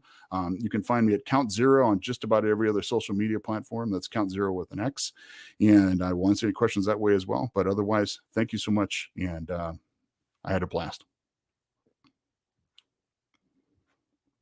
Wow, such great information. So I picked a few points out that really kind of triggered my brain, and I really loved what you said. And maybe this is the teacher in you, but become marketers and use digital, right? Yeah. Honestly, that makes so much sense because what is a digital marketer, right? Honestly, it's just a title, but you really have to learn how to market in order to help a business, help your own business, help an agency. And what I really enjoyed a lot, Jeff, was that I think since COVID, I think people have learned that the key word is you have to pivot. You have to pivot a little bit, and change is coming, and change is always coming, but will you be on the front end of it or will you be on the back end? All right. Yeah. And that's the thing I really make sure that everybody is ready for. I make sure they do it in my classrooms. I make it sure, like all of our clients. I mean, we've worked with some of the larger organizations in the world, like Sony Pictures Television or the Smithsonian or Manchester United, and whether we're talking just powerhouses of information and people, thousands and thousands of people working there that are all coming together as things and how to cause this transformational change and say, look, get ahead of these things, right? So many of them didn't before when digital was coming down the pipeline to start with, and they played catch up for years. And I said, look, get on the other end of this ready, be right where it needs to be. And if you think about it, like, look, I mean, back in the day when it all started, I was there. I was a digital person, right? My first title was webmaster when I first got out of school, right? But it's one of the things where, like, we needed these type of specialists when things first started. They had to be there because that's the way these types of systems work. And anytime you've got something new and that's going to change the world, you had to have those specialists that do those types of things. But it's been over 25 years at this point that we've been doing these things. These changes are already starting to happen. And I'm seeing the idea of, like, being somebody called, like, the head of digital marketing or whatever it is. It's just the marketing department now. It's just this, right? It's one of these, and that person, there may be people in the organization that still specialize in the type of stuff, but the idea is, like, hey, look, we learned a long time ago that what you're doing is still marketing, and you still have to pay attention to, like, the consumer journey and where you fit in there, and all these different things where they fit as different touch points and everything. And that's when I teach it at UCLA now, we have refresher days where we talk about the consumer journey, and standard marketing practices have been around forever because people have kind of been told this lie that it's, like, hey, we're outside the norm, we're revolutionaries, we don't have to follow these things. And in reality, we're part of the system. I hate to break it to you, but we're part of the system now. And it's just a matter of like, how can we be the best at being a part of that system, right? It's I always said thinking outside the box is easy, but being creative inside of the box, that's where real creativity is. Well, and what's nice about you teaching it is that you have real world experience, right? You've been in the trenches, you've been there, you've done that. So I think you have more authority in what you're teaching than maybe somebody who's teaching it and never experienced it. Because I know I've met several teachers who, and I'm a former teacher myself, but not, at UCLA or college level, but they all have this idea of what it should be, but what it's been and you're dealing with it. So I feel that you're probably one of the most sought after teachers because of your experience in learning all this marketing and digital marketing and how to pivot and how to make those changes and when to make those changes, early, not late. I also took some other notes, and what I really also like too is that frontline people can help identify where glitches may occur. Upper echelon doesn't always see all that information. It's the worker bees that are the ones that have to live with everything that is put out there. So some of that isn't always realistic. So I really like how you added that into your presentation. And the other thing is recently, or maybe it's been a little while now, but don't write for search engines, but write for humans that use search engines. We were all told that content is king, right? Mm-hmm. But so many people just pack it full of keywords that if you try to read it, who understands it, right? So I really like that you put that human touch in there because I think that's important. Oh, absolutely. The on the content front of it, I think what is somewhat entertaining now, although it's probably shocking to a lot of people that have worked in the business these days, is this idea that like one of the best ways that you can actually overtake your competitors for certain keywords, right, doesn't have anything to do with any tricks or hacks or anything like that. It's really just writing better content than what's up there already, right? I mean, it's once you've got your targets in place as far as the terms and everything you want to work with, if you play the quality game, right, by actually hiring somebody that knows how to write, that actually knows how to develop these things, you'll skyrocket to the top. I make a joke in my class all the time, and I said, look, I'm joking, but I'm serious. But the reality is, like, you could probably just wipe the floor clean with some of your competitors on there by taking the content that somebody wrote already and just checking it for grammar. Right? Yeah. Like you could just destroy them because there's so many bad writers that are out there that were really great at SEO parts that they knew these pieces of the puzzle before. But when it came to the content, it was terrible. And we try and do that all the time. So I said, look, don't really copy anything, right? Come up with your own thing, do it the way you're supposed to in the first place. But like I said, get some real talent in it, write this stuff. This is for your target audience. These are for humans. These are people that you're trying to sell things to. Why on earth would you, hire somebody that can barely put a sentence together, but they just know how the keyword systems work, Yeah. right? I mean, like, just get real people that know how to do these things fantastically and upgrade their skill sets, and it's a win across the board. Absolutely. Absolutely. I wholeheartedly agree. I'm not sure if anybody in Venti has any questions or if anybody write in your question in the chat so we can ask Jeff. We've got his full attention right now. I think he gave us a blockbuster of information on change and be ready for it. And because change is inevitable. I mean, we get older and change happens, right? So it's inevitable in the marketing world that change is going to happen, and we have to be ready for it and embrace it, really, because if you're not willing to embrace it or be ready, you're going to be at the bottom of the totem pole, the way I see it. So my last question for you, Jeff, is, so after talking for the last 40 minutes, 50 minutes, whatever, what's one thing that you feel that has popped into your head? Because, everybody always does this when they're speaking, that you feel you should have said or elaborated on. So we've got just a couple minutes. What do you think that you would like to add to what you said today? It's funny. If I had more time on it, for what it was, or I mean, I thought I timed all this right, but I've really had time of it. I could have gone into a lot more detail on those individual like big groups of roles, that content developer, the web developer, the publicist kind of role. But the really specific one is I think one of the big gold mines that's out there. One of the best opportunities that you'll find out there really does live in that public relations department. Right. Mhm. I think we're just kind of scratching the surface. And I've noticed there's a lot more articles these days that are basically like, stealing different pieces from public relations methodologies or whatever it is on how to do outreach and how to do other things. And, the whole concept of like, establish a relationship with them and all kind of stuff. And as somebody who was also trained in public relations, I have a good giggle because I'm saying, well, like that's just public relations. That's the way it kind of serves. So really that department that's existing in the organization, especially at the enterprise level, where you usually have a whole team of people that are doing this kind of stuff, getting that team on board, making sure that they're doing things, you're going to get the types of links that are so valuable. You're not going to know what to do with yourself. Right. Like, I mean, these are from those blockbuster publications that you never can touch using like the old school link building methodologies, right? Where you're just out there like begging for links, or you're trying to do like, a blog post or things. I forget all that kind of stuff. The real moneymaker type of links are going to come from your publicists, right? The people that are out there, because they've got those relationships already. They know how to make the pitch. They know how to get these things.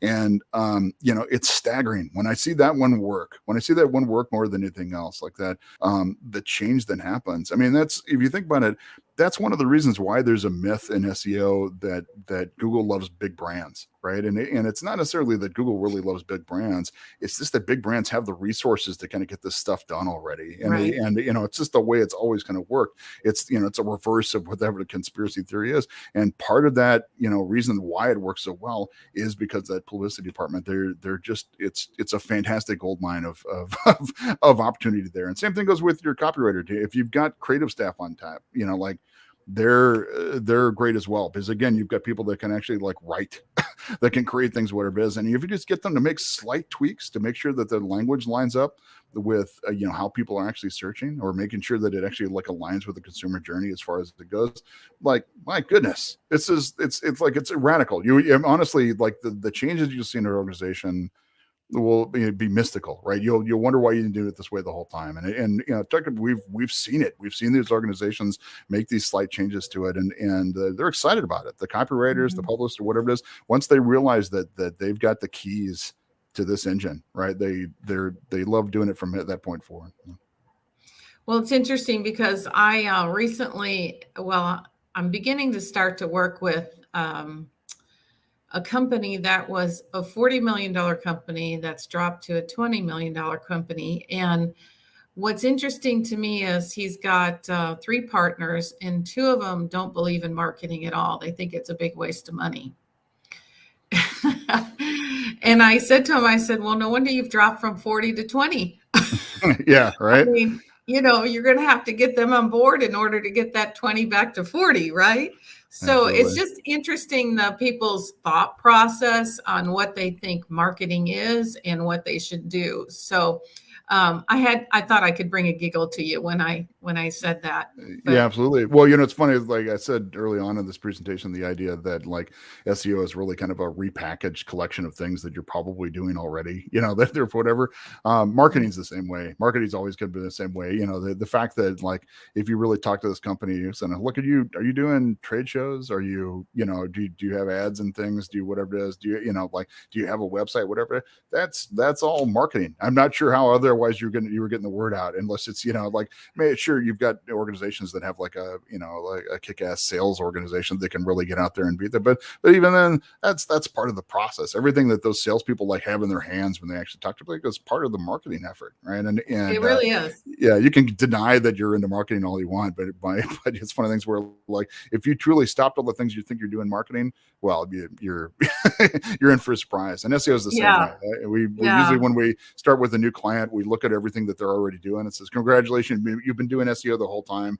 Let's just make sure that you're doing the best version of it. So. Absolutely. Absolutely. Well, thank you so much, Jeff. You gave us some great information, and I really appreciate you being here. And I hope that we can be in person next year, and would love to have you back and talk live in person. And I would love that. It would be. thank you so much. We'll let you know when it's time to do our speaker pitches and all that kind of good stuff. But thank you for being here today. It was extremely valuable.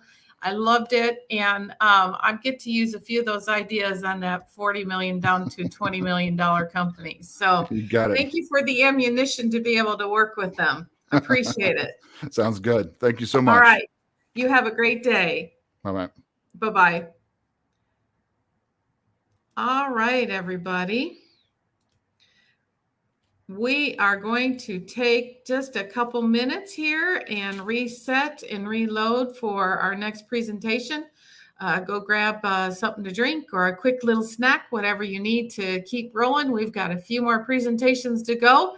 And I hope that you played the game and played the scavenger hunt. If not, it's time to do it real quick and submit your answers to the game, because we'd love to pick some winners. Anyways, we'll see you shortly.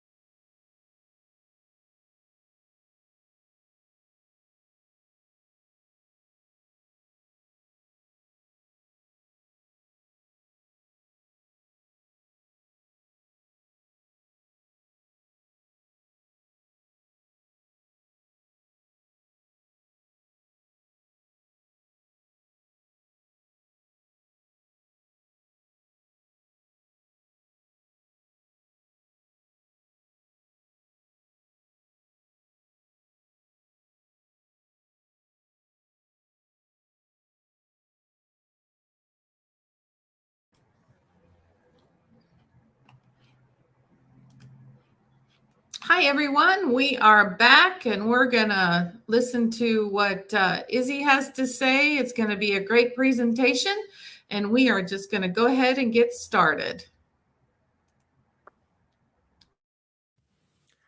Hi everyone, my name is Izzy. I am so excited to be here with you today in the State of Search 2021.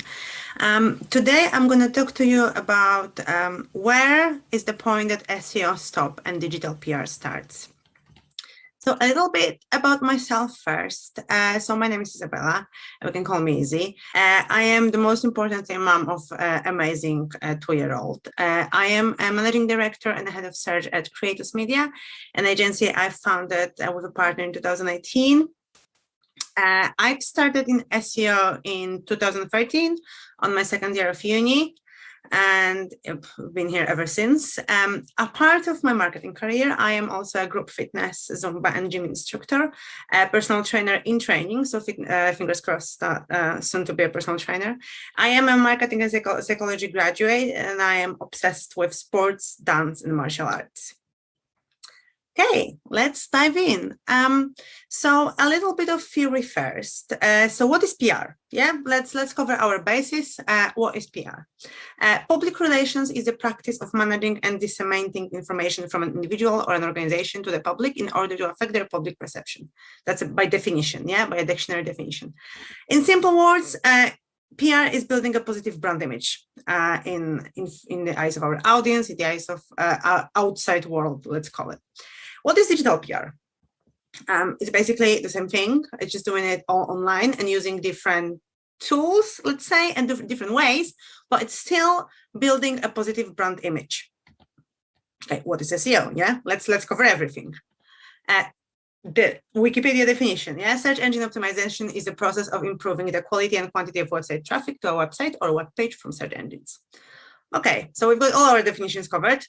Slightly different things, right? Yeah. Okay. So if we now, for all of the beginners and everyone who maybe doesn't know this, if we cover all the bases and now put SEO in, what does it include? What key part it includes? We've got technical SEO, so technical changes and fixes to the website, and we've got on page, so everything that is happening on the page on the website. Yeah. Sometimes we can have it all together, like technical and on page, but I prefer to have it separately. So for me, on page is all the content and everything that we actually can see on the website, and technical is all the back-end work. And we've got off page, so everything that is happening outside of our website, and a big part of that are links. Yeah. Now, links are also part and can also be part of digital PR, because if we're building this positive brand image and if we're going out there and sharing our amazing stories, then we are likely to get links, right? So we've got links in PR and we've got links in our SEO. So what's the difference? Yeah, let's find the difference. Is there a difference? Maybe there's no difference. There are differences. So the overall goal is slightly different. Yeah. With link building, with traditional link building, we want to improve rankings. Yeah, simple as that. With digital PR, we want to build positive brand image. These days, these two tend to kind of go together, but let's not get ahead of myself. Let's just skip through and see what else we've got. So now we've got these two guys by our ears, yes, and like do link building, do digital PR, maybe do both. Why would you do both? Yeah, maybe we don't have money to do both. Maybe we should pick one. And we are just like, whoa, what do I do?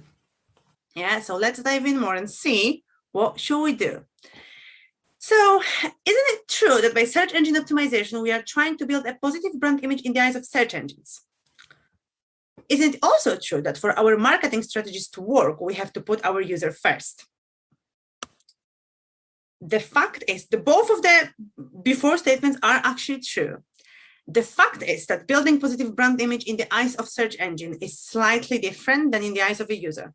And the emphasis on the slightly, because for example, user won't care about our majestic trust flow or any our link stats and that kind of things. They just won't care, and they probably don't even know what is this. What does it mean? But search engine wants to serve the best content possible to the user, to the search query, because they want the user to keep using them. So they want the top quality content, yeah? And the fact also is that Google wants us to put our users first. So taking all of that into consideration, they're quite similar, the digital PR and link building, isn't it? So now, links, in my opinion, and I did it on purpose, I didn't say link building, but links are part of digital PR. All the links, in my opinion. I did hear statements when I did similar presentations before about link building, digital PR, and link earning. I heard statements like, okay, so are the links from the websites with no traffic are still digital PR? In my opinion, not very good PR, but yes, because people might still end up on those websites. Even if that wasn't, back in the day, we had all of these tactics and link building tactics, we had PBNs and we had stuff like that. In some parts of the world, this is still a case. There are parts of the world where SEOs would still use PBNs and pay for links, and that would be the main way they would be building links. So, but even if this is happening, the user might still end up on that sort of website unless you build links from no indexed. But that's not really how it's done, is it? So, if the user can end up on that on this website, it's still some sort of a PR. If it's really bad link and really bad website, then not really good PR, but still some sort of PR, public relations. Yeah. There might be different opinions. That's my opinion. So all of the links are part of digital PR. So taking all of that into consideration, there is not that point that we're asking for in a question in title. So there is not a point where SEO stops and digital PR starts, because they should go together. There is not that point where we can say, okay, we've done all our SEO, let's just now focus on digital PR. There shouldn't be this point, yeah? That point shouldn't exist, and we should take a holistic approach and it should work all together. Okay, but there are differences, yeah? There is not the end, but there are differences, yeah? Which we have to consider in order to make our PR campaigns and SEO campaigns, all the, let's call it all our marketing campaigns, work nicely for us and for our clients, for our website, for our brand. Doesn't matter if we work for a client in the client's office or in an agency. We need to take like a holistic approach. This is what will work best in all the marketing activities. So the immediate goal of digital PR campaign and a link building campaign might be different. So we've got the link and the online presence. So for link building campaign, we've got a link as a immediate goal, whereas for the digital PR campaign, we've got an online presence. So the difference here, that's something that can explain the difference here, is digital PR specialist will be happy if we've got a mention in a very quality publication, but link building specialist probably won't be happy about just the mention. We're going to get to that more into that in the end, but basically this is the case. Usually this is the case, yeah. Link builder will focus on the link itself, yeah. So PR campaign will focus on high exposure, yeah, usually on a higher exposure, on bigger exposure, whereas link building campaign will mainly focus on SEO stats and SEO value, yeah. So what I mean by this is, I mean, PR campaigns usually are targeted to wider audience, for bigger reach, whereas traditional link building campaigns are usually focused on the SEO value and the SEO stats. So now, taking all of that into consideration, we have to remember that link building specialist and PR specialist is often not the same person. I'm saying often because some of us can actually be knowledgeable about both, but what I've noticed from my experience, what usually happens, especially if we've got like a link builder who was building links in a more traditional ways, let's call it, and been really, really hardly focused only on SEO, then they wouldn't see the value that PR brings. And the opposite, yeah, the PR specialist that has been only, for example, from a traditional PR background and wasn't really in a digital space too much, they might be only focused on the exposure bit. And if we don't train them, they won't understand the SEO value that the PR campaign also can bring. I'm getting ahead of myself again. Okay, let's go. So here's the thing.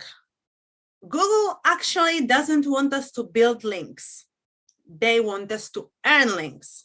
What we mean by that, they don't want us to manipulate them in any shape or form in order to get the link. So they don't want us to pay for links, but they also don't want us to give away anything to get the link in return. They want us to earn links in a sense that we need to build good enough content or anything, create something worth linking to. That's what they want us to do. If we put link building and link earning and digital PR like on a kind of a timeline, let's call it, or a scale, link building is at the very beginning, and link earning and digital PR are very close together. So it used to be just about building links. Now it's more about the content and the quality and the user first. And basically, it's more 2021 story than before, right? The important thing here is to remember to earn links doesn't mean to wait for the links to come. Google, by saying they want us to earn links, they don't mean they want us to create this content, put it out there, and just sit around and wait for the links to come, for the people to get interested in it, for the people to start talking about it. It's not the case. This is not what they want us to do. And this is, for some reason, people often think that this is the case. So they think if we are not allowed to build links, we are not allowed to do anything, any promotion or anything like that. This is not the case. Here we've got a quote from John Mueller, commented on outreach link building. This is from Search Engine Journal. Anyone can check it out for yourselves. So that's essentially the idea behind kind of natural linking. From our point of view, it's fine to contact people and tell them it's like, by the way, I have this great content and maybe it's something that you would appreciate for your website. That's generally fine, yeah? So what they're telling us is it's okay to go out and promote. It's just not okay to try to get those people to link to us and give them something in return because this is viewed as a manipulation.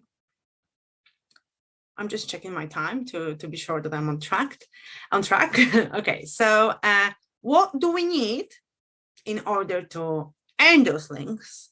And in order for those people, when we promote it, in order to those people say, hey, yes, I would appreciate this from a website, is the content so good that people actually want to link to it?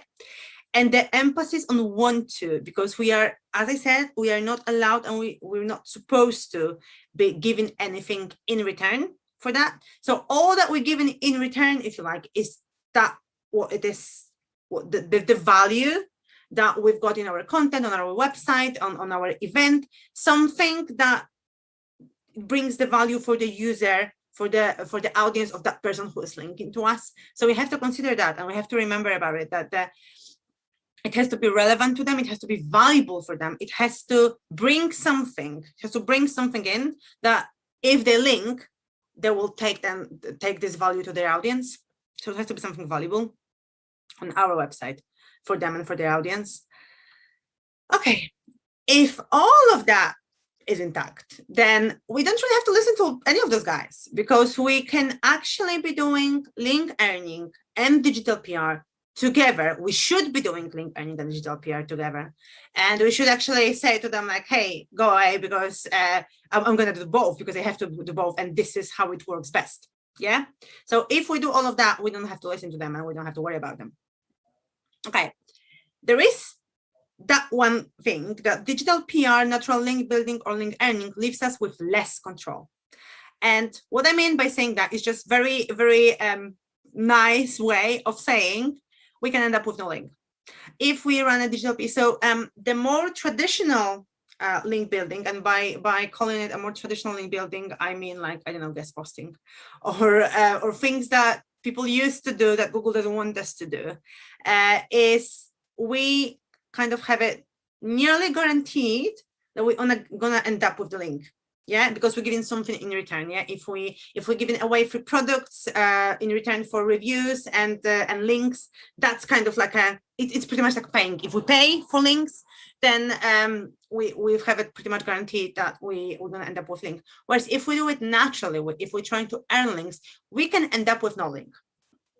And sometimes there will be nothing we can do about it. So sometimes, and there's been a great presentation about this on Brighton SEO in September, but I can't remember who's done it. I'm sorry, but there's been a presentation about how to change mentions into links.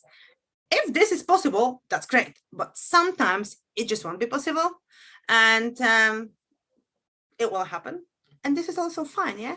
So at this point, I often hear like, we only want follow links. There is no point working on it if this is not the case, yeah?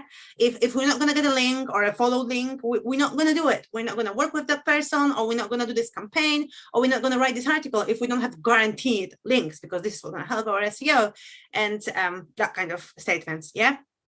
I'm gonna tell you why we can still be happy, even if we ended up with no link, and even if there's nothing that we can do about it. So we have a chance to get in front of a wider audience. Usually if we run digital PR campaign, we are targeting, I already mentioned that at the beginning, yeah, we targeting wider audiences. We usually promoting it, we are usually promoting the content or whatever we did harder, and then we've got a chance to get in front of wider audience, more people, which means increased brand awareness, which means more potential customers, yeah? We are still in front of our audience, link or no link, yeah?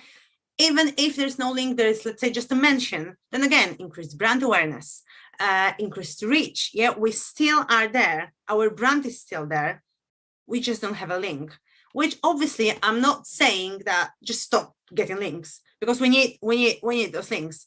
It's just, sometimes there will be a case that we don't have it, but it's going to still work in our favor. It can still work in our favor. Okay, more contact with a potential client, as I've mentioned. Yeah, if we are out there, then there are more chances that we will get in front of the potential client. If we've been mentioned in this great industry publication, or if we've been just mentioned as an expert, we are getting a chance to get a new client, because there's people who might be like, hey, these guys are actually know what they're talking about. Yeah. Build up our brand's trustworthiness. Yeah. So if we are out there in a trusted publications, in a high quality and high experts are mentioning us, we are building up our trust. Yeah. So we're going to build up our brand awareness, and our brand is actually going to be trusted brand. So I mentioned this thing, trustworthiness and experts and expertise, right? And there's that one more thing called authority. So I think you already know what I'm going to say. We're going to improve our EAT factors. Yeah, so we're going to be seen as an expert in the industry, authoritative people in the industry, and we're going to be trusted. So we want to be seen as that, because these are actually the 3 things that will help Google and actually everyone, even users, consider us as a high quality websites that they want to read content from, that they want to consume the information from. And obviously Google, it will help. There are the discussions, but I believe that it will really help our ranking and the battle to rank high, because let's face it, Google wants to serve quality content, yeah, and users wants to consume quality content. And if we think about it this way, if we want to really find something out, yeah, we want this information from an expert, yeah. If we need an information, I don't know, where should I let's go with money, yeah, where should I have my account set up, or which bank should I use? We want this information from an expert. We want this information from someone with authority, and we want this information from someone we can trust. Yeah, because we don't want this information from any random person that we don't know. Yeah, because we don't know if we can trust them. We don't know if they're expert in the industry, in the finance industry. Yeah. So even more for that kind of websites, like Your Money, Your Life kind of websites, but for all of the other information, anything that we want to find out, we want it to be an actual fact and the true information. Yeah, we don't want random things, just reading up random things. We want to consume the content that is actually true and from the people that we can trust. So thinking about it this way, we want to improve those factors anyway for the users, for the search engines, for pretty much building up our positive brand image. So see, you can see now that how it all ties together nicely. So we shouldn't be just having it all separately, because it all works together, and the holistic approach to your overall marketing strategy is the best way to go, because all of these channels and all of those tactics tie in nicely together. And I'm getting ahead of myself again. Okay, so there's this other statement I often hear, which is using old-fashioned tactics works. And there is this story from a conference I did in Poland that someone actually told me that this is all cool, yeah, but links from, I think it was PBNs, I can't remember exactly, but links from basically the websites that I wouldn't advise to link from are still working. They're still helping with ranking, and they're still, I still rank by only building these links. And you know what? Maybe they do. I'm not saying they don't.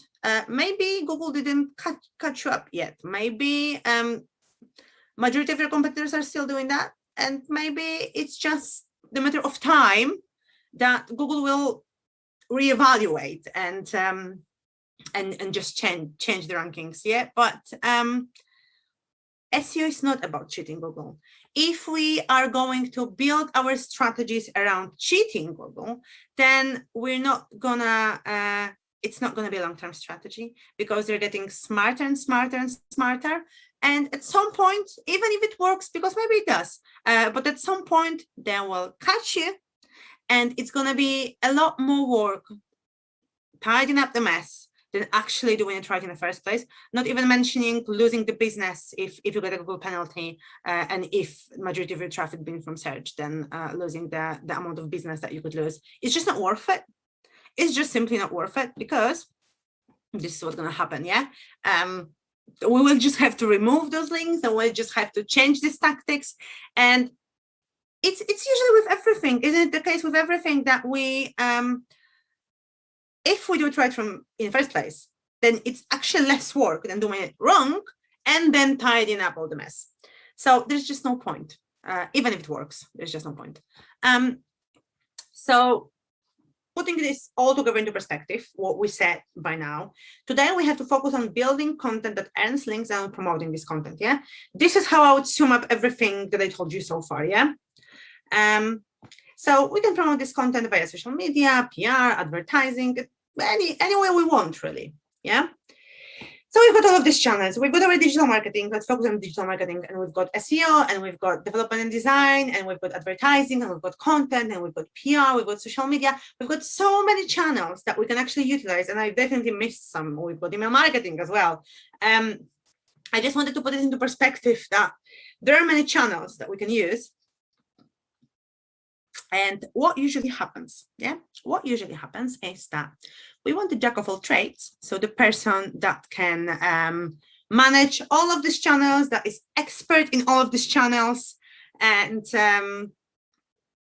I can tell you a funny story about that. I remember doing a job interview. It was like ages ago, and I didn't really understand the negativity of the jack of all trades saying. And when the person interviewing me asked me, so are you actually jack of all trades? And I said yes, which wasn't the case. But let me tell you, this interview didn't go very well. So it's because we can't be experts in everything. Even we can know stuff about everything, and we can understand how the basic concepts of all of this, but we can't be experts. We can't be super knowledgeable in every single field, because marketing, even just digital marketing and whole marketing as well, is a huge field. It's like an ever-changing field, and we just simply can't do our work, follow all the news, do the necessary training. We just can't do it all. It's just not possible. So some people understand it, and some people do it on the opposite side of the scale. So they've got teams working separately on each aspect of marketing, and there's like totally no communication between the teams. And I don't even know, to be honest, what to tell you, which way is better. Can we actually say that one of these ways is better? Because on one point of a scale, we've got this poor one person trying to juggle everything, being usually very stressed. I've seen the cases of this in my work life, my experience. Usually the person is very stressed. Usually that person doesn't have time to polish up their skills, to go on the necessary training, to learn new things. They just keep doing what they know how to do without experimenting, without learning, because there's simply no time. Or on the opposite side of the scale, and I've also seen it, we've got these teams, specialist teams, which is good, yeah, working completely separately, and they also don't know a thing about what other teams are doing. So let's bring up some examples. So we can have, let's say, a content or a copywriting team and an SEO team. And usually, that's at least from my experience, yeah, usually SEO team will know a thing or two about copywriting and content, right? But there are cases of copywriters or content specialists that are not very familiar with the concept of SEO.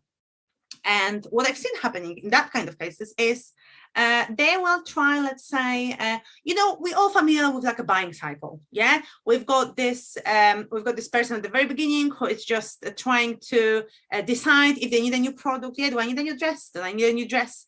To the point that they actually know what they want to buy.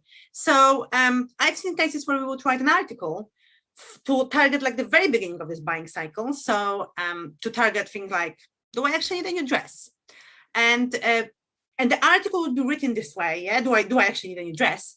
But a copywriter would try to optimize it because they've been told like, oh, this client needs to rank for these keywords. So the copywriter would try to optimize into very product specific or very buy-like keywords. So and trust me, it doesn't really look good. It looks really bad, and then we have to fix it. Yeah. So this is because A, there's no communication, and B, there's not enough overall knowledge in the team. So we have to find like a golden place, like the place where we don't try to make a one person expert in everything, but we are also not separating all the experts to work totally independently, which is, working on your own and independently, it's fine and it's good. It's a good skill to have.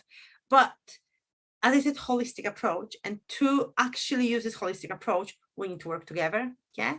So exactly, I'm going ahead of myself again. What do we want? Yes, we do want specialists. We definitely want specialists. We want people who are specializing in one field that they can be they can learn enough about, and they've got time to learn, they've got time to upskill, and they've got time to experiment and learn totally new things, and even fail, and then learn a new thing and then succeed. Yeah.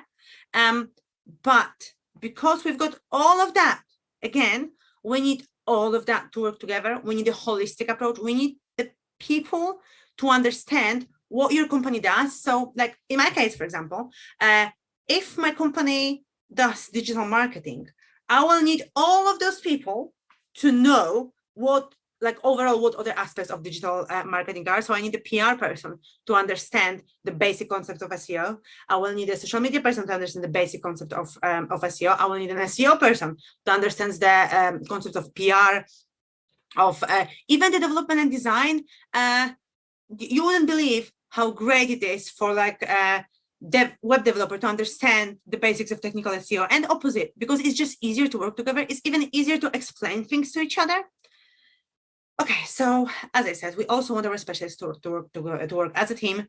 As a team means together, not a team that doesn't even know what the other person is, if the other person is working on the same client, but we want team work together. We want brainstorm ideas. We want to educate our staff. Yeah, so educate your staff about all the aspects of the work that your company does. Yeah, as I mentioned on my example, make sure each specialist understands the overall goal. So usually the overall goal is the sales. So maybe I didn't put it out well enough. But what I mean is, what are we trying to achieve? Yeah. So if if we are trying to rank, if we are trying to get people at the very beginning of their buying cycle to actually start considering buying one of our products. So like, I want a new dress, yeah? Let's make all of the people involved aware what is our goal. So we will need to rank for this thing in a search engine in order to attract this kind of people, yeah, in order to make to increase our brand awareness. So they then, once they decided what do they want, they can come back to us. Just one of many examples, yeah. But this is what I mean to make them understand the overall goal.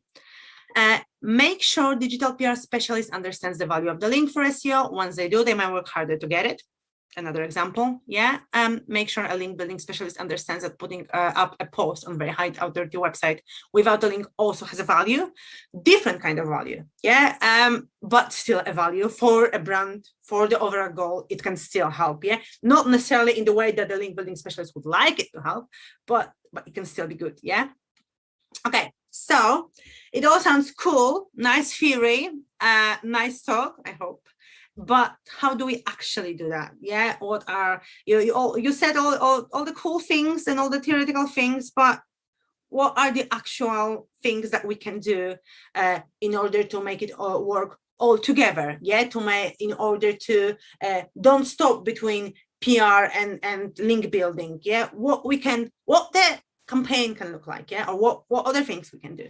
You can do all sorts of things. And I'm going to show you a couple of examples that actually I've been doing, and majority of examples are what I've been doing, mainly for my company. And the funny thing is, with some of them, I didn't actually think about link building. All I thought about was getting myself out there, getting myself seen as an expert that I am, and making people understand that I can be trusted, that I can be, I'm an authority on the subject. So basically working on my own EAT, yeah. And at some point, I've been doing all of that things that I'm gonna show you in a minute. But at some point I was like, whoa, I actually managed to get some links. And see, this is the way it can all work together, and it doesn't have to stop anywhere. Like, you know, being an SEO, I understand on what kind of publications I would like to appear. Yeah, and this is something else that you should also consider when you have to educate your staff, because in order, if you go to the PR person and just tell them go out and build links. I've seen situations where the PR person would think that, oh, this is a good website for PR because maybe they've got tons of traffic from social media. Example, yeah, made up example. But this website actually got bad stats from very, very bad stats from SEO point of view. And this is something that your PR specialist will need to understand, that we don't want to go out and build links only from build. We don't want to say build, we want to say, we want to earn links. But we don't want to be targeting in our outreach, let's say, only that kind of publications, maybe because we already worked with them on social and it was great, because we still care about like holistic approach, yeah? We have to find a golden place, yeah? We want really quality websites. We don't want a website that is just put up out there just because the person is an influencer on social media, for example, yeah? It's just an example, but these things do happen. I've seen examples of this in the fashion industry, especially. So that's why we need to educate our staff, and that's why we need to, all of them need to understand what are the values, why are we doing this, what is the goal, and how are we going to achieve the goal. Okay, as I said, all sounds cool, but how do we do that? First example, industry awards. This is an example from an industry awards campaign that I've actually helped to develop in the first agency I've worked for. It was very interesting because it was a hard client, yeah. And they've been in the manufacturing, and we decided to run a manufacturing awards. And we had, it wasn't a huge budget. A majority of these examples are in a huge budget ones, so pretty much everyone can do it. Everyone, I mean everyone that is knowledgeable about the industry. So what we did, we basically invited some judges. We nominated, the judges nominated some entries, and we had the really nice trophies, and we had like a judging system in place. We had the really nice badges that they could put on their website, and we, as I said, small budget, small campaign. We earned 121 links historically. So I think it's quite good. Industry events, pretty much like this one. Yeah. I've started doing industry events for the sake of, let's say, improving my EAT, right? So I wanted to get my knowledge out there. I wanted to share my knowledge because I love doing that as well. But I wanted to be seen as an expert and make people understand that I'm an expert in the industry. And voila, I've got very positive PR. I've got good links. Yeah. So the one on the top is a Brighton SEO. The one on my right is from the workshop that I did for Women in Tech SEO. Brilliant initiative, and still going on. So ladies, please come and join us, because it's a great community for women in the industry that wants to upskill, and we do workshops, we do mentorship programs. Is great. And the one at the bottom is actually for the conference that I did for my home country in Poland, and mentions, links, all sorts of things, all sorts of positive PR and positive brand image, yeah, for myself and my company as well. Simply, just can't be more simple. Go out and help people. I did mention the mentorship programs from Women in Tech SEO. Yeah, I've been a mentor twice. And I did this because I just love the idea of sharing my knowledge and helping someone. That I thought, if my knowledge can help someone, if I can actually teach someone the things that I know how I was lucky to meet some brilliant people on my way to that actually helped me and taught me and showed me where I can get the knowledge that I need. But I know not everyone is so fortunate. So I just love the idea of doing that, of being that person for someone else. And this is what happened. So my last mentee from a Woman in Tech SEO, Amanda, she a brilliant woman, and totally go out and check her Twitter, check her website. She's really great expert.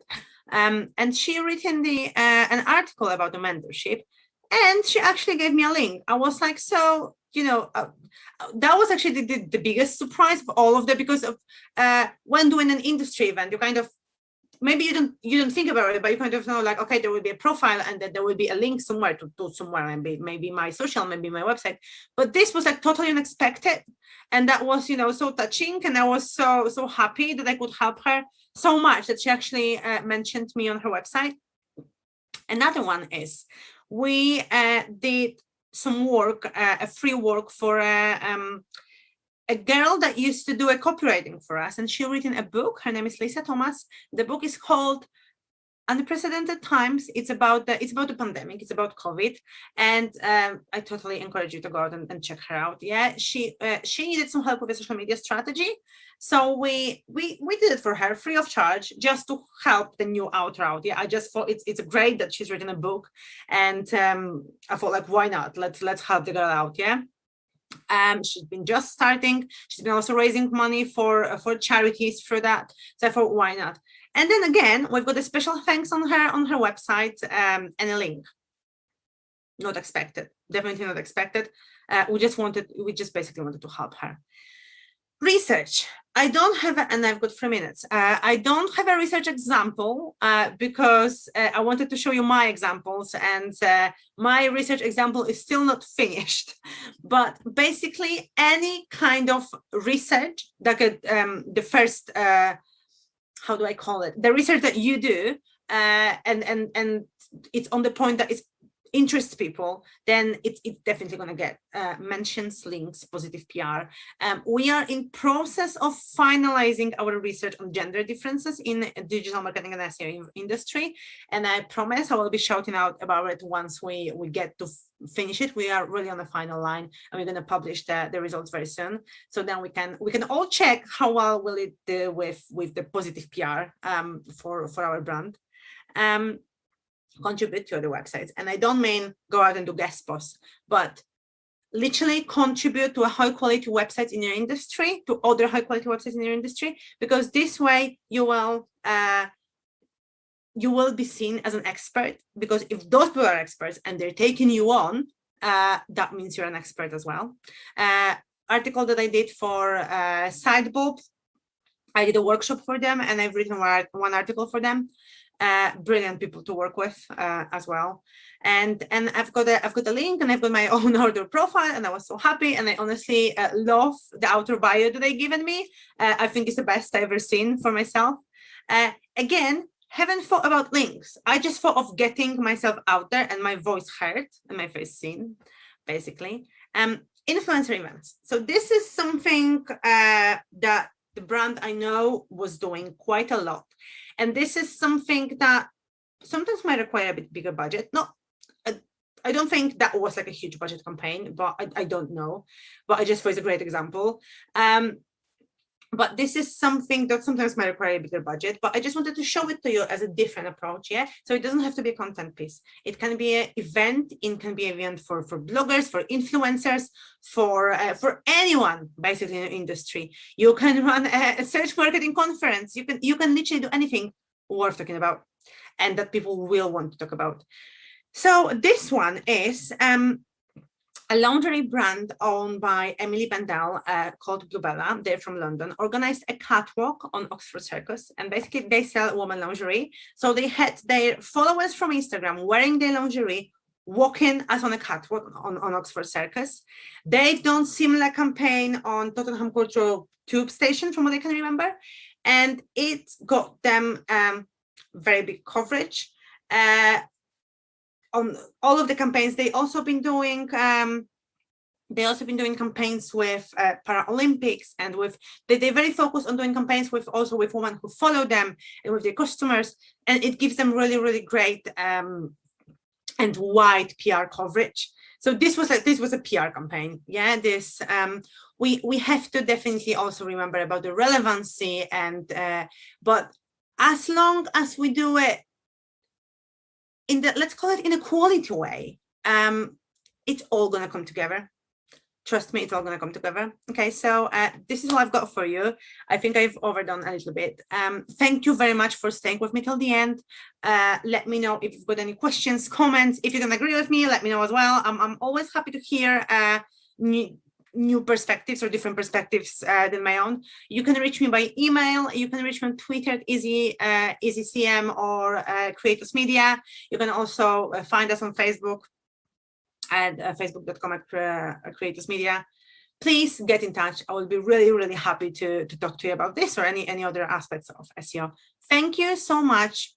I hope you enjoyed it and enjoy the rest of the event. Thank you.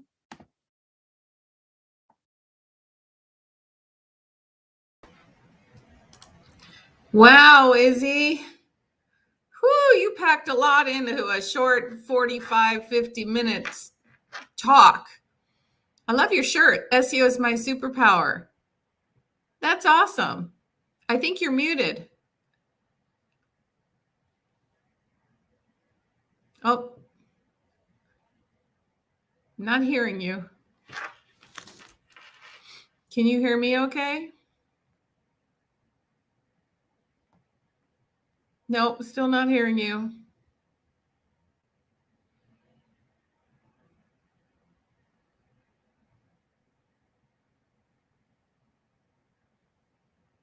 Now I'm muted.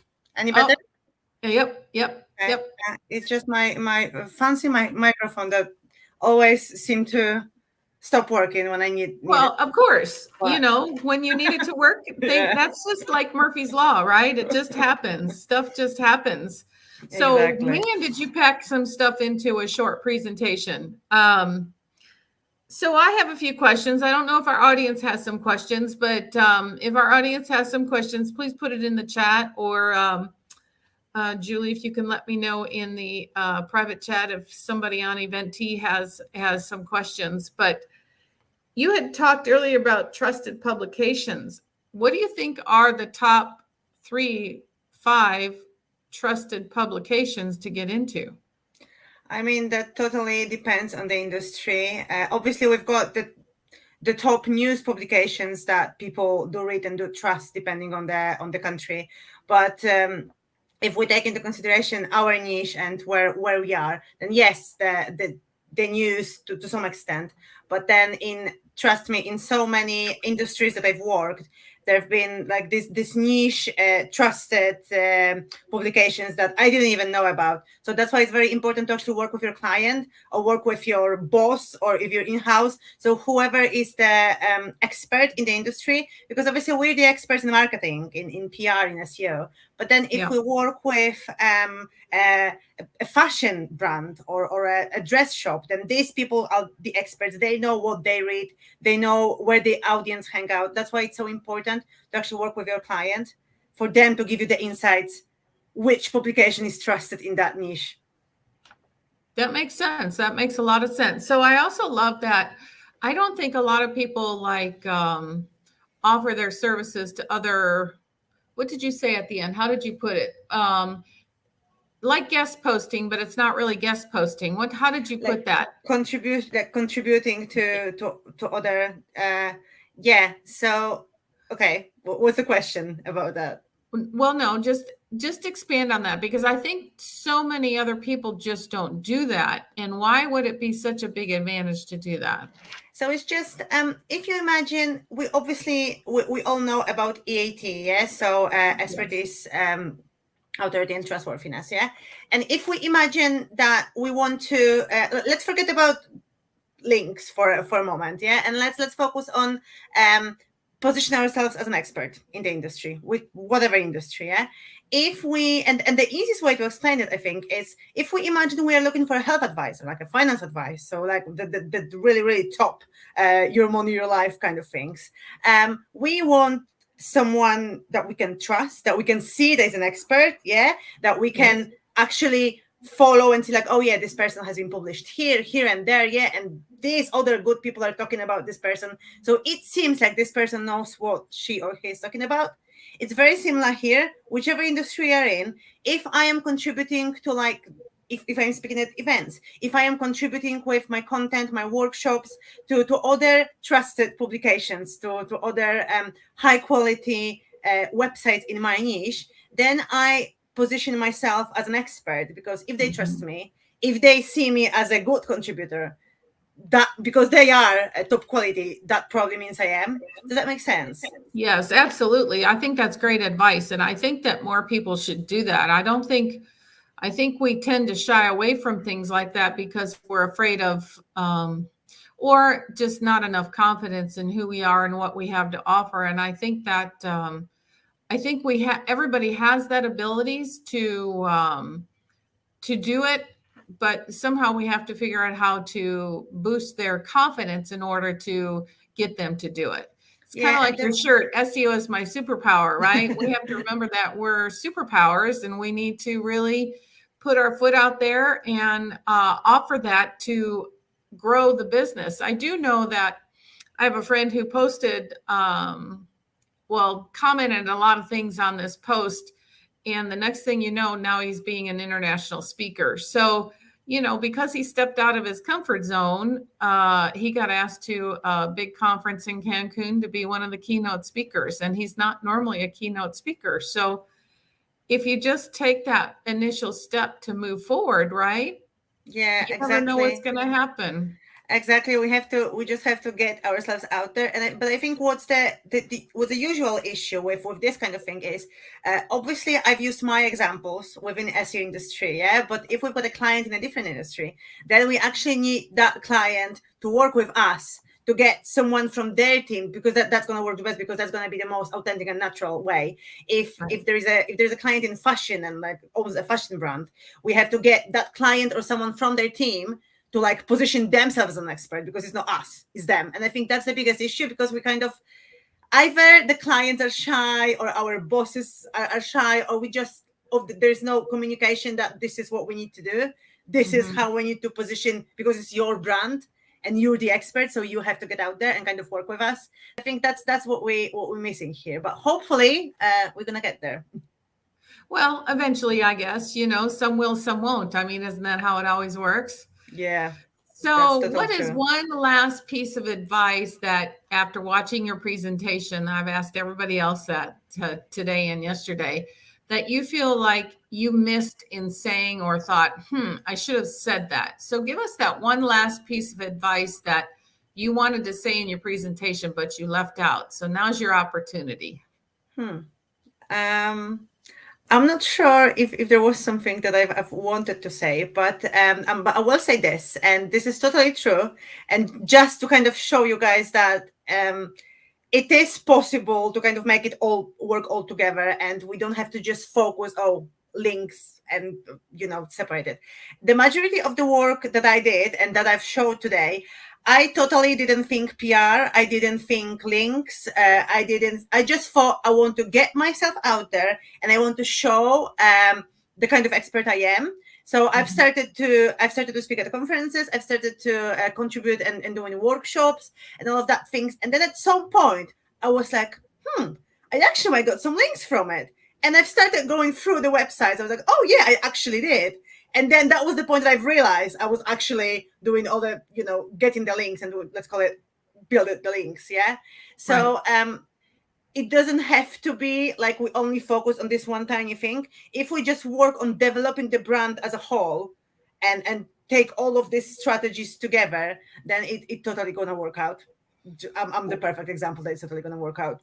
Well, it is a big circle, Yeah. and if you get a little piece on each part of that circle, then you get a complete circle, right? So absolutely, just little steps in different areas to complete that circle around will help you grow tremendously. And I wholeheartedly believe in that. And I'm so grateful, Izzy, that you were here today. Thank you so much for having me. I'm going to give you a big applause for everybody since we're not live in person and you can't hear them, but here you go. Here's your big applause. I think you did a great job. And I really appreciate everything that you said. I learned a lot from you today. Thank you so much. And thank you for staying up. I think it's pretty late your time, isn't it? Yeah, it's 9 p.m. nearly. Yeah. Well, I appreciate you. And it's tomorrow too, I think, right? So it's really, today's Tuesday. It's Wednesday for you, right?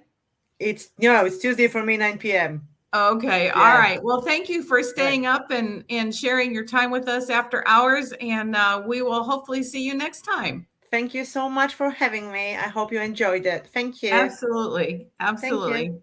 Bye-bye. Bye. All right, you guys, we just have a couple more minutes, a quick little bathroom break, and we will head to our next presentation. I think we're down to our last two. Save the best for last, right? Isn't that what they always say? I don't think you want to miss the last two. I think you're going to learn so much. Hopefully you've learned a lot. Some of you are chatting, some of you are not. I would love to hear what you guys are learning, and let us know if it's a thumbs up, thumbs down. Mediocre. We worked really hard to put this on for you, but I'm going to take a quick break and get everything set for our 4 o'clock. See you soon.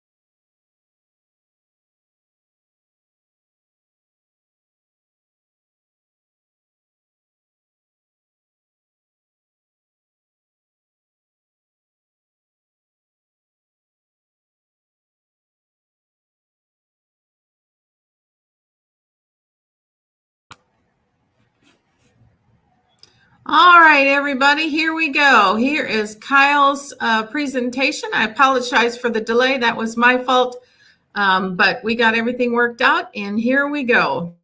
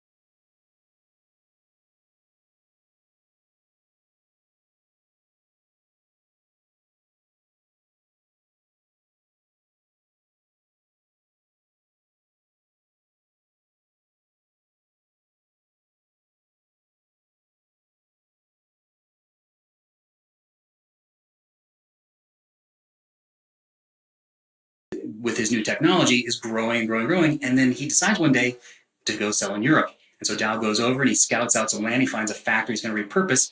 And the cartel hears about this. And so they send him a letter. And they say, hey, look, two things. One, you're not selling in Europe. And two, you're going to raise your rate to 49 cents a pound, or we will flood the North American market with bromine at 15 cents a pound, and we're going to bury you. And so what Dow does is he thinks for a second and writes back a letter, and he says, bring it on. So the cartel does it. They flood the market in North America with bromine at 15 cents a pound. So what does Dow do? Dow stops making bromine.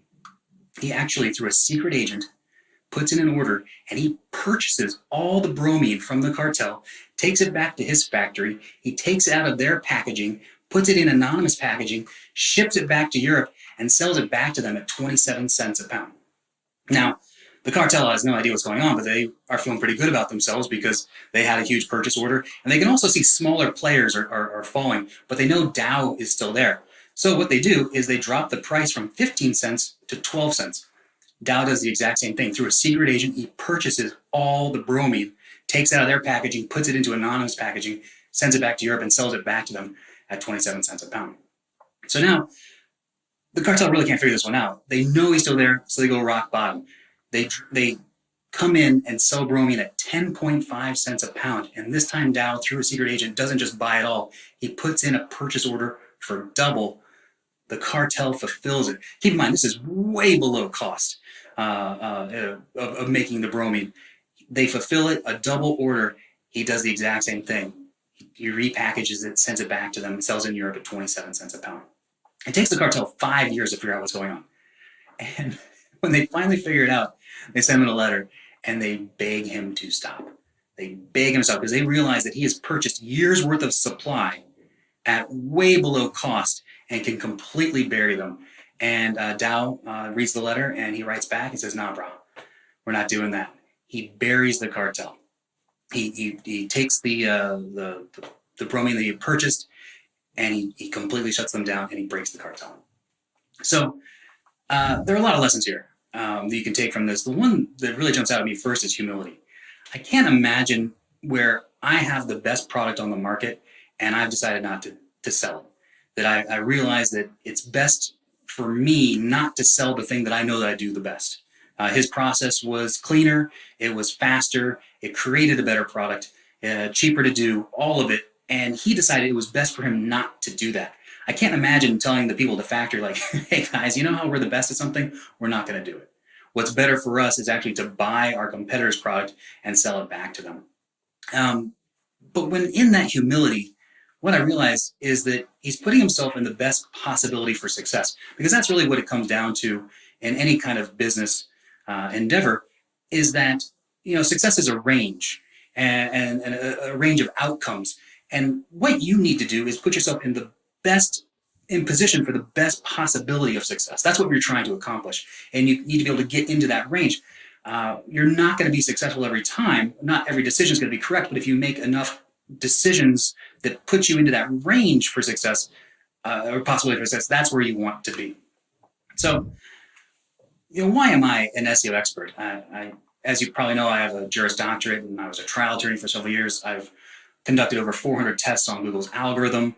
I have a US patent on how to determine if something is or is not a ranking factor in Google. Google wrote a rule specifically for me when I showed people how you can rank in a public setting, and Google said they can't do that. Not too many people do have a Google rule written for them, but I don't think any of that actually makes me an SEO expert. What makes me an expert is I'm right about 70% of the time. That number, being right about 70%, is what makes me an expert.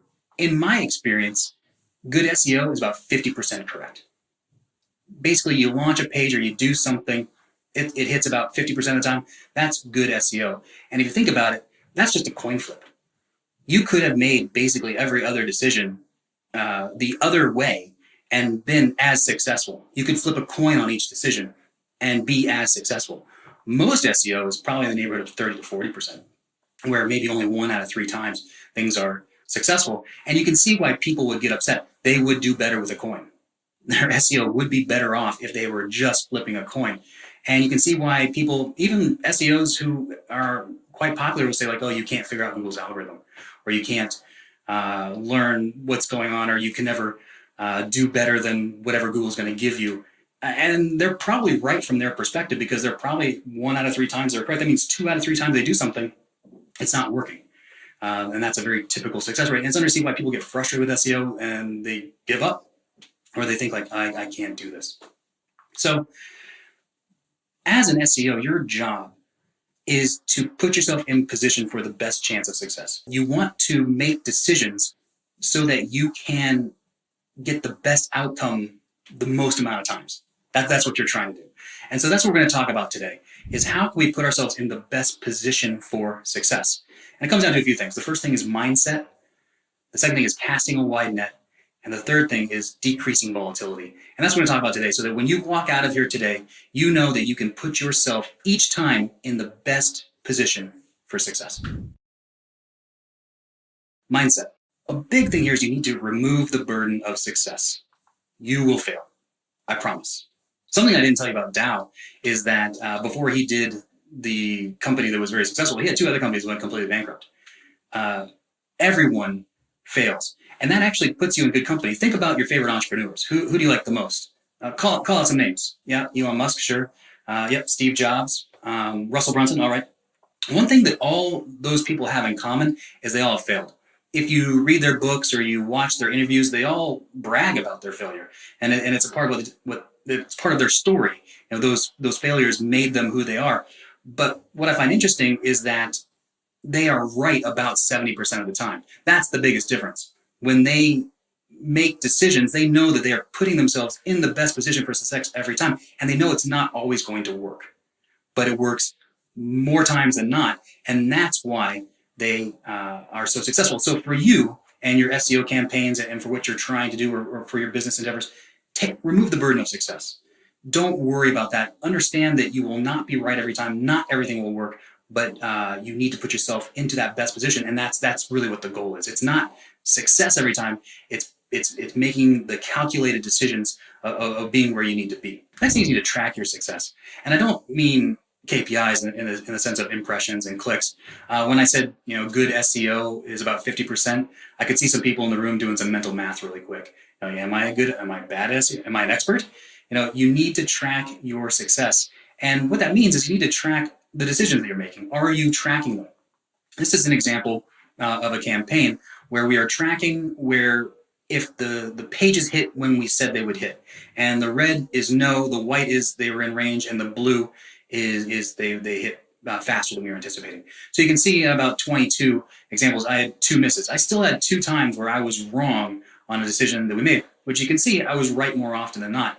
But I know then that what we did in that campaign was correct, because it didn't need to be perfect every time, but it needed to be perfect, or need to be correct most of the time. And in doing so, we can see that. But there are times when you're going to track this and it's not going to work. And that's okay. Then you know that something wasn't successful. It's not the thing that you need to repeat.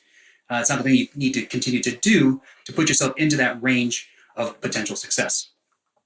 Next thing is your routine. And that's a big part of it. Are you doing things that are repeatable? Are you doing the same processes over and over again? Or are you chasing shiny objects? Now, if you're doing your own sites, I see people get stuck trying to chase the latest and greatest technique rather than having a plan in place and they're going to stick to it. And you can tweak your plan and you can put in different elements that do come up or new things that come up. But do you have a repeatable process?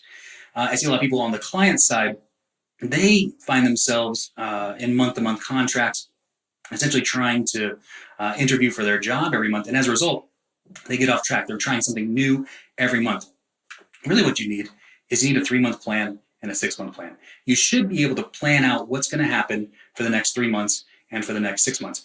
Also keep in mind that there are different points in every campaign process. So you have a 3-month plan for the very beginning of a project, say from scratch, or if you're coming in from a site that already exists.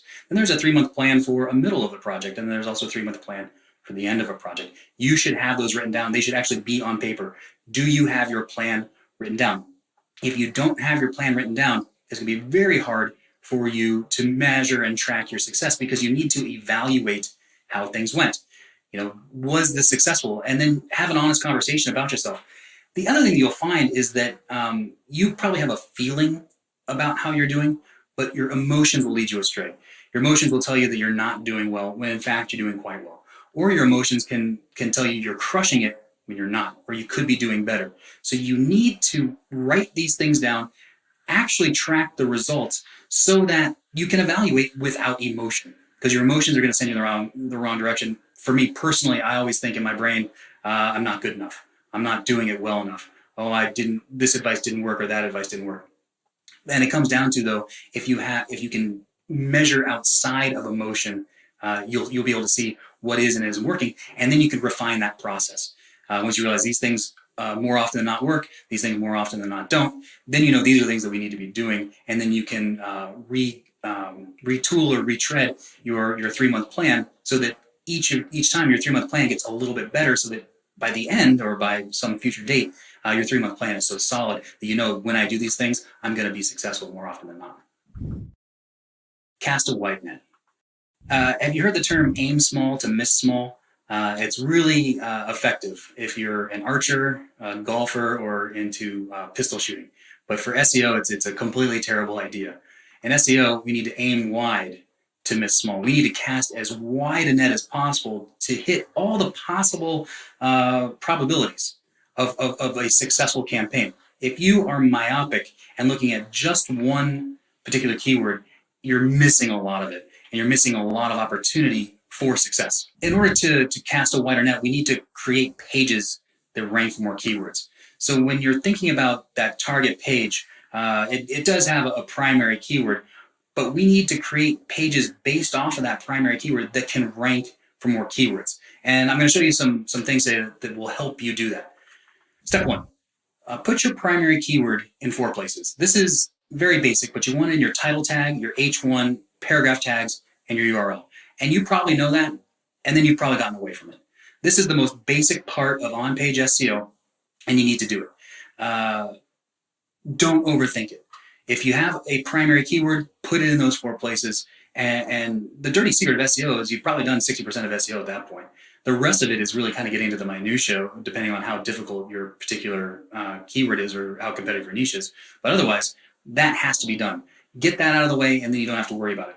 One caveat, if you have an established URL and it's ranking pretty well, don't change your URL at all, because that gives Google a brand new page. But otherwise, if you're starting a brand new page or a page isn't ranking well, then yeah, go ahead and tweak your URL. But get your target keyword as you want it typed into Google into those 4 places.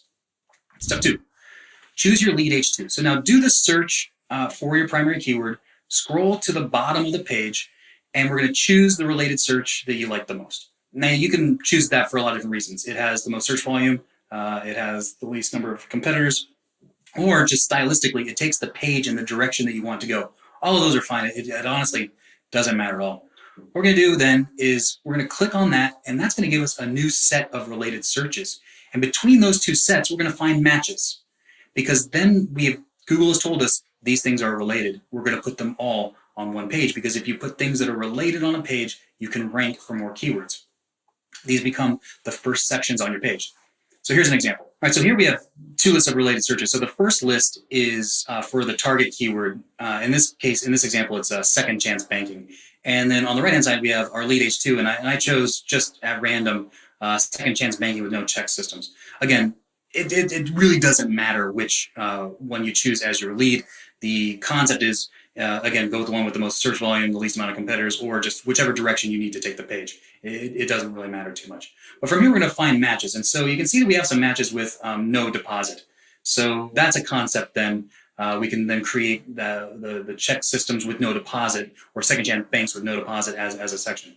There's also list and best. That's pretty close. Both of those are going to create a list for us, or we can list banks that you want to use. You can also see that both lists talk about names of banks. So for example, if this is an affiliate site and we can link out to certain things, we can talk about banks in each of those places. And then if you wanted, another option is near me is on both. So you could take this in a local direction if you wanted, completely up to you. But from here, we've got 2 or 3 matches. What's going to happen is we've got our lead H2, that's going to be the first section on our site. And then we've got matches. Those are going to become, and look for 2 or 3, those are going to become the other sections on our site. From time to time, you don't get 2 or 3. That's okay. Choose another lead, like our secondary lead. You'll get 2 to 3 matches then out of those 3 lists. And those become the first sections on the page. Step 3, now that we've got our sections, we need to fill them in a little bit. And what's great is Google's going to show us that content as well.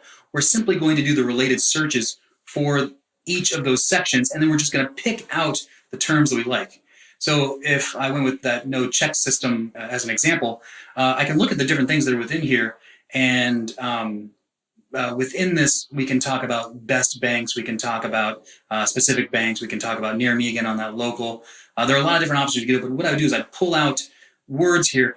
And remember, these aren't sections themselves. This is just the content that is going inside each of those sections. So it doesn't really matter. But again, we're using terms that Google has shown us. Like, for example, we could even take this in the direction for business. As you can see, that's one of the options. That could be an opportunity where now we're going to get some business terms in there. But what's going to happen is that within these sections, we are now going to be able to rank for more terms. Each section can rank on its own, and then terms inside each of those sections can rank because we've given Google pages that are, or sections that we know are related. Step 4, we're going to find 2 questions. We want to answer some questions on this page. So if there's no people also ask, and I know that you know what that is, if there's no section already, you can turn your primary keyword into a question. Just put a who, a what, a when, a where in front of your primary keyword, and you will generate a list at some point of people also ask questions. We want 2 of them. Next, and this is optional but highly suggested, find a list or a table. Go through all the related searches and find featured snippets that give you a list or a table, or better yet, both. And then we're going to do those sections. So whatever those lists are, do them as they're being done. Whatever that table is, do them as they're being done. And look at the HTML that your competitors have used, and that's the HTML you want to use on this page. So we're going to have a section or 2 that gives us a list or a table. And then step 6, admire your work. Look at what a beautiful page you have. So our first sections, Google told us this is related. We know we're going to give Google something it wants because Google told us that these things are related, and we're going to be able to rank for a lot of keywords with those sections. We also have the lists and tables. So now we know we can win featured snippets. And then we've got the questions. So we know we can get in that people also ask, or those also can become their own featured snippets as well. Think about this page in that this page now has the best chance to rank for a lot. The primary keyword, those main H2s, content inside of those sections, the lists, the tables, which can get featured snippets and also rank for terms on their own. The questions that are being asked, we can rank for those sections and steal that section, that real estate in the SERPs. All that's amazing. And we did it with no tools and really with Google showing us what it was actually looking for. With this page, we can rank for more keywords, and we're giving ourselves the highest chance for success. Decrease volatility. Really, to decrease volatility, what we're talking about is not being susceptible to Google updates. When things change in Google, or not even being susceptible to when competitors change things, because it's not always that Google changed something, it's that there are new competitors that came into the space. We want to decrease that volatility. And the way to do that is become an authority. And the hot topic right now, or the hot term right now, is topical coverage. You know, where you have a website that is covering enough things that you are the authority. So really, authority basically means topical coverage. And really what it comes down to in a practical sense is you need more pages that are going to rank for more keywords. I think a while ago there was a trend where a couple large sites pruned some pages, and they told everyone this is what we did. And these were sites that were getting millions of visitors a month. And then everyone thought that's what they needed to do. And I think that is the wrong approach, especially for normal sites. Essentially, we need more pages. We need larger sites, and because the more pages we have, the more keywords we can rank for. And that is going to help us with that topical coverage. That's going to help us become an authority. And to do that, we can create supporting pages. Remember that page we just created that's beautiful and it's ranking for hundreds or thousands of keywords. We still need to support it. And we can create supporting pages that will give us that topical coverage, because you can't get everything on one page, nor really should you. But we can create all these pages that can rank for terms that are in the area that show that we are an authority and also support our target page. And I like to think of these in terms of 5 and 7, groups of 5 and 7. Now, if you've seen me speak before, you know I talk about silos. That's what I'm talking about here. I'm not going to get into silos today, but interlink them however you want, and just make sure that there's a link back up to the target page. That's really the main goal of what we're trying to accomplish in these little kind of individual silo sets. All right, now what should we use for the content here? You remember all those related searches? We now have at least 2 sets, and if you went to a third, we have 3 sets. Turn all those related searches into questions, and you're going to end up with probably at least 30 excellent options for supporting content. We're going to break those into 5 and 7, so we did that by 5. That's 6 silos, and that's your content plan for the next couple months. Is you're going to create those pieces of content, you're going to link them together, and you're link back up to your target page. You don't need to optimize these things. We're just putting the question itself or the phrase itself into the title tag and the H1, maybe one time in the body if you need it, but otherwise we're just answering the question. And what you're going to find is that these terms are going to rank very well on their own. You may be thinking, what are their zero search volume? Zero search volume is your friend. I love zero search volume terms. Do them. Nobody else is bothering with them. What's going to happen, though, is that those pages are going to start to rank, and they're going to rank quickly. And the more keywords you rank for, the better your site's going to do. All boats will rise. As you have sites that rank for more keywords, what you'll find, even without doing any other work, is that that page they're linking up to, that page will do quite well. Now, when this happens, you're less reliant upon boosts. And what I mean by a boost is you're less reliant on links coming in or any other signals that you like, because when you're getting clicks and you're getting impressions and you're ranking for keywords really without doing SEO, because again, with these supporting pages, we're just putting the keyword in the title tag and the H1. We're really not doing a lot of SEO. And because we're not doing a lot of SEO, but we're getting traffic, our site is becoming less reliant on boost. So when Google changes something and they decide they don't like that, they're not really penalizing you. They're just taking you down to where you belong in terms of authority. So you can slowly raise up that authority with these supporting pages as you, and the authority, what really is authority is the keywords you're ranking for and the impressions you're getting. That's Google saying, I trust you with these keywords and with this traffic. As your authority goes up, you become less reliant on boost. So that if Google changes something, or even if link rot happens and you lose a link, as can happen, instead of dropping all the way down, it's a slight drop with easy recovery. Now, let's say I love the boost, Kyle. I'm a boost person. That's okay. If you have a site that is completely based on boost, you need to be doing this, because the more you do this, the more boost you can do and get away with it. So if you should be doing what you know is successful. Again, this is part of your routine. If I do this, this, and this, I have the best chance for an outcome. This is something I would add on as a layer, because it's going to give you a lot of protection.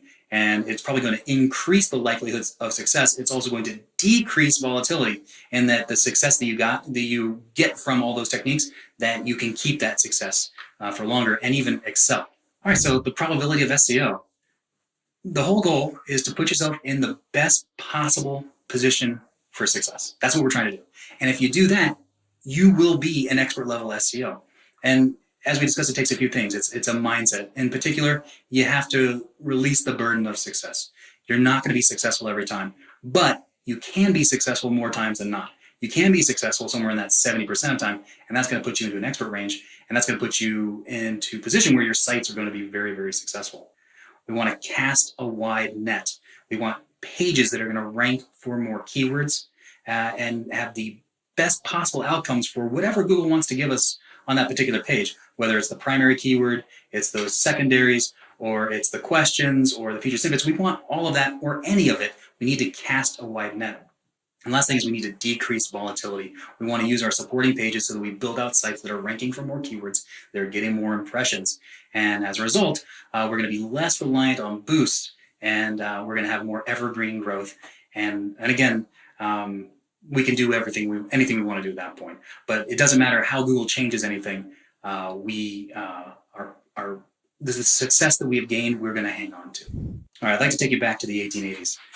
When you hear historical stories about times when there's a brand new invention, what's interesting is the people that take advantage of it had no previous experience because it didn't exist before. And what happens is that they're successful because they are the ones that went out and decided to learn to do it. They learned to do it and then they applied it. They had no special skills with it because it didn't exist. And often when we look at history, we think like, oh man, those guys are so lucky. They're so lucky that this brand new industry just landed in their laps and all they had to do was go and learn it and do it, and they ended up making a lot of money and being very successful. Well, I'd like to bring you into today. Google and the internet are basically about 20 years old. We are in the exact same situation that those people were in then. Think about how the internet has changed things with every industry in the world going from no internet to internet. It's 0 to 100 instantly. That's where we are. And what's really awesome about the internet is that it still requires no special skills. Even though it's about 20 years old, there are no special skills required. The way for you to be an expert or to do something is to simply go and learn it, to be the one willing to go and learn how to do something. When I was in college, there was no Google. So there was no SEO major. There wasn't anything involved. I simply went and did it. I went and learned on-page SEO. I learned how to do SEO tests. And now I get to fly around the world and go to international conferences and meet people that are way cooler than I am. And it's simply because I was the one and went to do it. This is one of those amazing opportunities in history where you can actually write your name into the history books, and all it takes is the willingness to do it. So I strongly encourage wherever you are in your SEO journey, be the one to learn to do it. Take the time to learn to do it. Follow the steps that I've talked about in this talk that I think they can put you on the road to success, and you can be anything that you want to be within the SEO field. Thanks so much.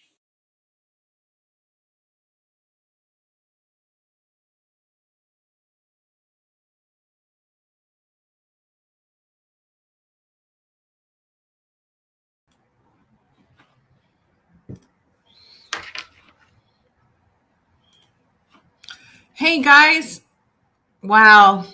I just learned a whole bunch of stuff that can certainly help. I love the questions and how to build a page and offering what Google exactly wants. Tell me in the comments what you guys learned from Kyle's presentation. Kyle, unfortunately, isn't here to answer questions. And I know I look kind of funny, but I'm freezing up in this room and I don't have a jacket. So I found some white towels to put around me so you can giggle and laugh at me. But when you're cold, right? Anyways, tell me what you think you learned from Kyle and his presentation. I think there was a lot of great points in there. I would love to hear your comments. And we have one more presenter at 5 o'clock, but I would like to know if Cynthia and Heather are watching. Would you put a comment and say here if you're watching?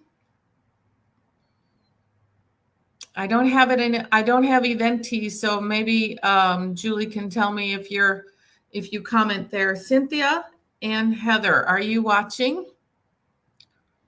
I hope you are.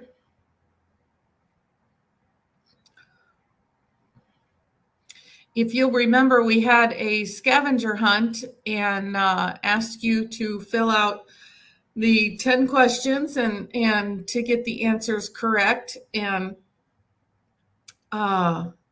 Cynthia Mahoney, my friend, you have won an in-person State of Search ticket for 2022.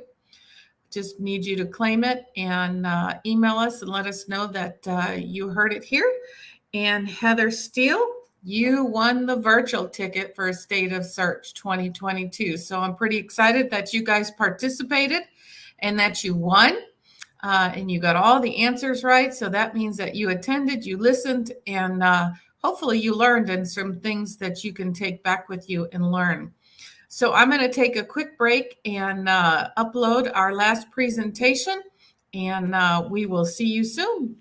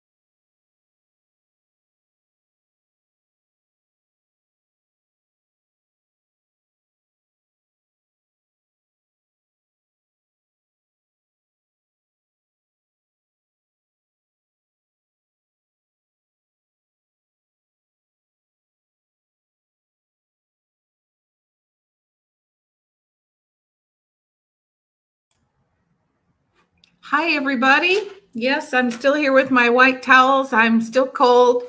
It's a cold and rainy day in Dallas, and this room is very, very cold. But I am very excited. We've made it through almost everyone's presentation, and I am really, really, really excited to share Scott with you. Don't get canceled. I love that title. And so without further ado, I'm going to start his presentation, and he's actually in the back end waiting for your questions, comments, anything that you want to ask him. He's here to answer for us. So Scott, if you're ready, here we go.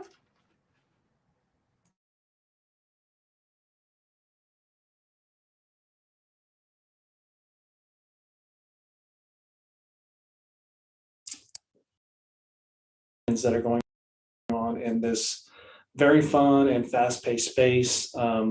I come from the PR world and journalism initially, and so listening to folks like Isabella talk about where SEO stops and digital PR starts, the attention that digital PR is getting today and how important it is and how that relates to kind of more traditional forms of PR. It's all really interesting stuff, and I love how the fields are coming together. Actually, the first time I spoke to State of Search, it was years ago, and I think my presentation was called The Shotgun Marriage of PR and SEO, because it was kind of those early days, and SEO and PR came from really different places.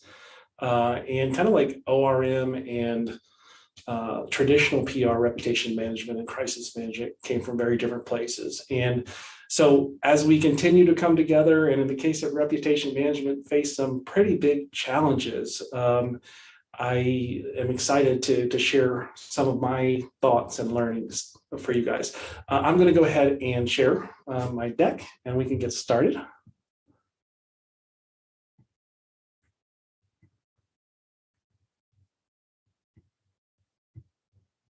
Let me put this sucker in presentation mode.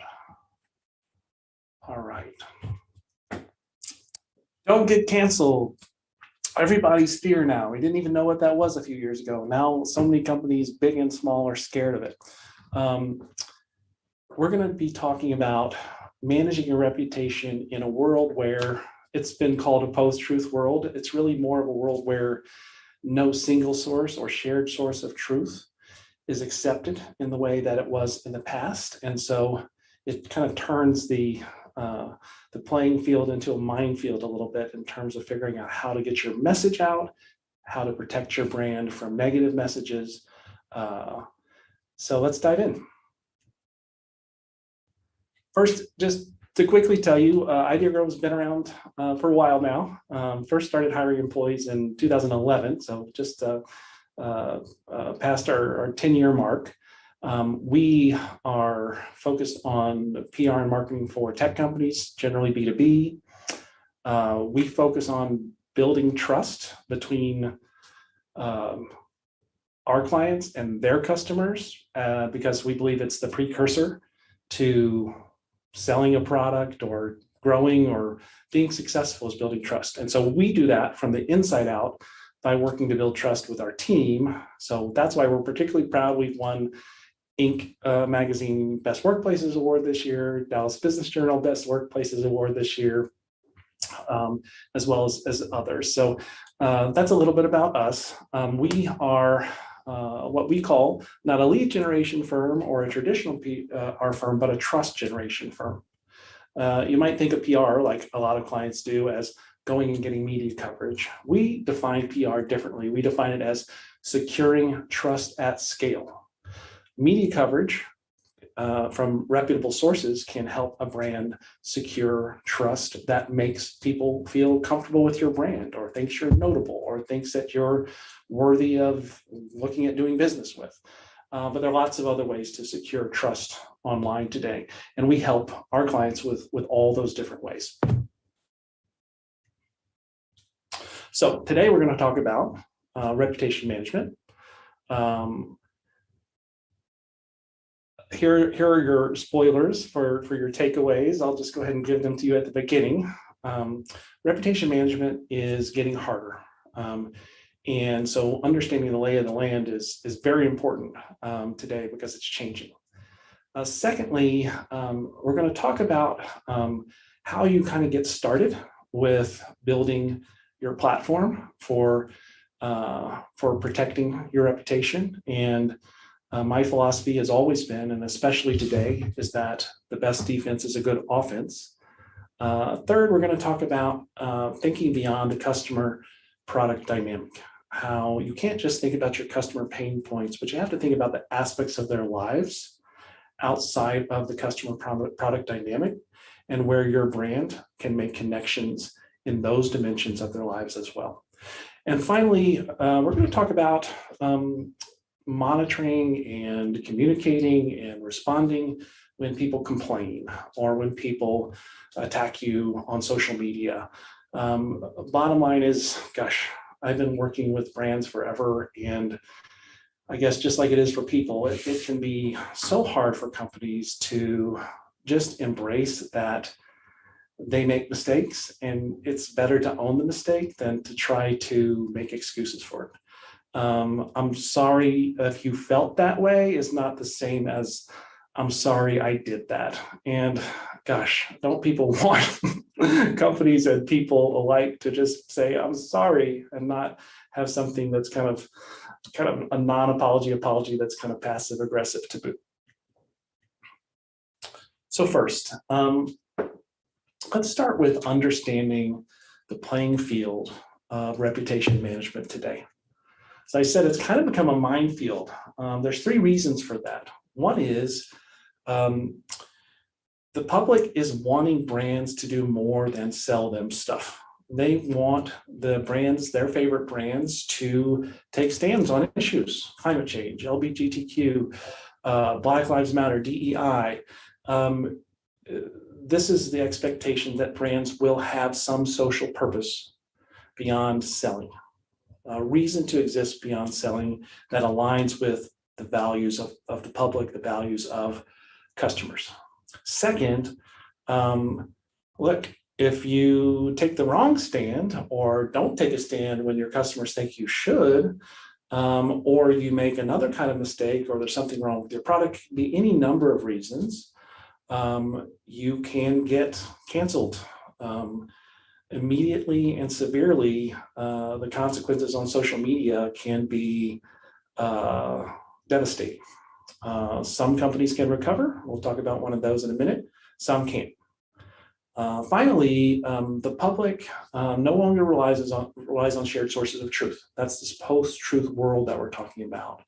And that makes the whole reputation management field more challenging and complex, but not to the point where you can't manage it. It just makes it a little more challenging.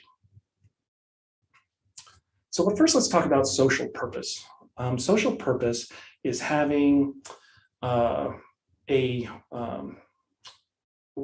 you're thinking about not just what you do, but why you exist as a brand. People want the brands that they buy from to have some larger, higher purpose.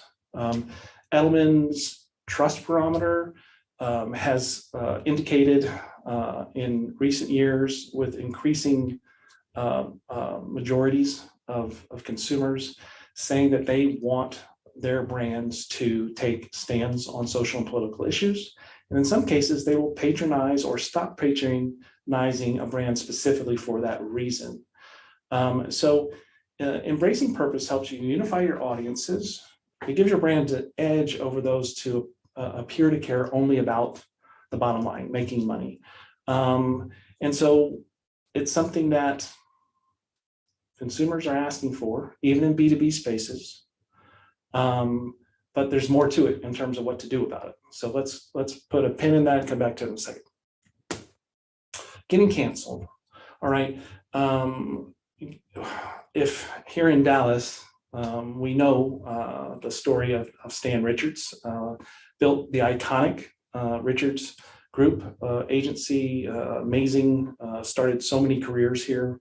So many people owe so much to him, but he made a really bad mistake, and was in an internal meeting about a Motel 6 ad campaign. He did two things. He said the campaign, after looking at it, was too black, meaning the people in the ads. And he said that he was concerned that the advertising campaign being too black might offend the white supremacist clientele of Motel 6. So this was an internal meeting, but someone internally within Richard Group was so upset that this was shared with Motel 6. It was shared with the media, and Motel 6 and many other long-standing Richard Group clients left Richard Group as a result. Stan fired himself, and to their credit, they've done a great job of coming back from this, but there was doubt about whether the agency would even be able to continue because the reaction was so immediate and devastating. So look, everyone from Donald Trump to Barack Obama has complained about cancel culture and it being too harsh and too judgmental. But say what you will, it's not going anywhere anytime soon. You have to be ready, and we'll talk about some reasons and some ways to be ready for online shaming of this kind. The best way to do it is to not put yourselves in these situations, of course, but we'll talk through it. Just to give you a little more context on this, there's a pretty clear reason, at least in my mind, and I think research backs this up, why there is such a demand for social purpose and why there is such a demand for accountability among brands. And this, quite simply, is that people don't feel represented by their politicians and by their government anymore. Edelman's Trust Barometer research, and they interview 30,000 consumers around the world, showed that in the United States, people do not trust the government or the media. They don't even trust nonprofits anymore, but they trust businesses and CEOs more, specifically of their own companies and the companies that are their favorites, right? And so as part of that, when they don't feel like their government is listening to them or serving them or creating policies that help them or make a difference, they're going to the brands that they can impact by buying or advocating for them or punishing them by not buying their product or boycotting them. There's a feeling that they can have a more direct impact on the issues and policies that are most important to them than by going through dealing with whatever's going on in Washington, which is obviously a mess, right? No matter what side of the political aisle you're on. So as long as what's going on in Washington is going on in Washington, you can expect things like a demand for social purpose and cancellations to continue. When we talk about a post-truth world, what we're talking about is that sources of validation, third-party validation that would vouch for you as a brand, say, or as a person, they're questioned. I'll give you a great example. Years ago, but in the early stages of kind of this media divide that we found ourselves in, got a great placement for an oil and gas client that I had in the New York Times. And I was so excited, and the reporter was going to fly in and everything to interview the CEO. And at the last minute, after talking to a number of his big customers and others internally, he came to me and said, cancel this interview. This is after this reporter had booked travel, so not the best experience for me, because I don't think my customers believe what's in the New York Times anymore anyway. Can we get in the Wall Street Journal instead? All right, that was my first experience encountering that. I've had other things happen since, but the reality is, look, these days you got to do your research, and you can't assume that any outlet is beyond reproach with your clients or their customers. You have to be prepared for it. You have to do research around it. And a great example of this is Donald Trump. Donald Trump is someone who is, I mean, the greatest example I've ever seen of someone who either love or hate. There are polls that show people think he is the most dishonest president ever among Democrats, liberal. There are other polls that show he is the most trusted and considered to be the most honest president because he tells it like it really is in the minds of many Republicans who are surveyed. So different definitions of truth, different definitions of honesty among different groups of Americans. Not every issue is political, but the idea that we're getting our information and forming our truth and we talk about share your truth, my truth, their truth. It's not one truth. And so you have to navigate that when you're trying to build, grow, and protect your brand and your brand's reputation.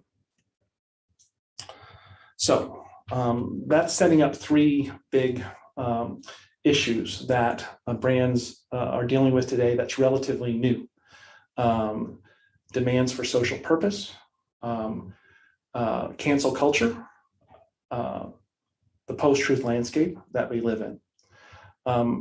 Reputation management is, as it has been for a long time, reputation management in the PR world has been around for 100 years. That's really how PR started, is a guy named Ivy Lee started representing the big railroads because they were going to be broken up by the government in antitrust because they had become so unpopular. They were doing things like there'd be a train wreck, and the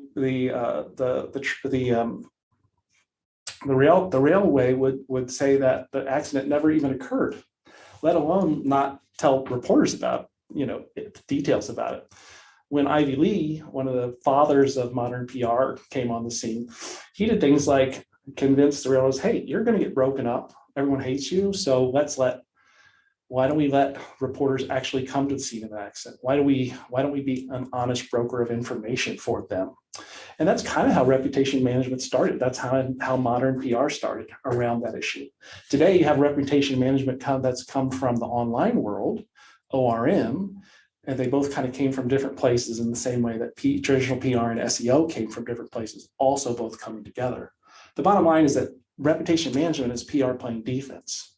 If you think of brand building as you're on a boat and you're on a sea voyage and you're going over there, reputation management is being ready for the sharks and the rocky waves and the thunderstorms and all the things that can keep your brand from growing and getting to where it's going to be. And if you set off on your journey, I'm mixing metaphors, but if you set on a long car ride,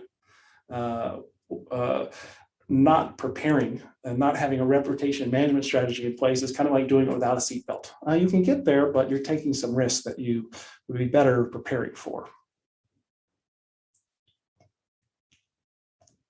Crisis communications, for those who wonder about the difference, and I've been asked that question, it's just that immediate big moment for a brand when all eyes are on you and the decision you make is especially critical. Think about in sports, all these players who are great players. What do people remember about them? That they led their team to the Super Bowl, or that in the Super Bowl, they fumbled the ball on the 1-yard line and lost the game? They're a loser. Well, they beat out 30 other teams that get to the Super Bowl, but we tend to remember those moments. That's kind of what the equivalent of what crisis communications is. It's where the stakes are very high, and it's the one time when I'd say, gosh, they're expensive, but there are crisis experts that can help you. There are agencies like ours and bigger ones that do crisis communication as part of what we do. It's a really good time to bring in some help because making the wrong move can be especially costly in those situations. So basically, bottom line is reputation management is getting harder. ORM and traditional PR reputation management are all coming together, and hopefully coming together we'll be able to help clients solve some of these new and growing reputation management challenges we have to face. So now that we've kind of looked a little bit at the landscape, let's talk about laying a program foundation. And there's kind of 3 pillars to that in terms of establishing what I call online reputation touch points. Bottom line is that people want to hear what other people say about you, not what you say about yourself. So while your own website and things you control are important, your reputation is earned or lost at touch points like news media coverage, your social media accounts and engagement, company and product review sites. Let's talk about each of those.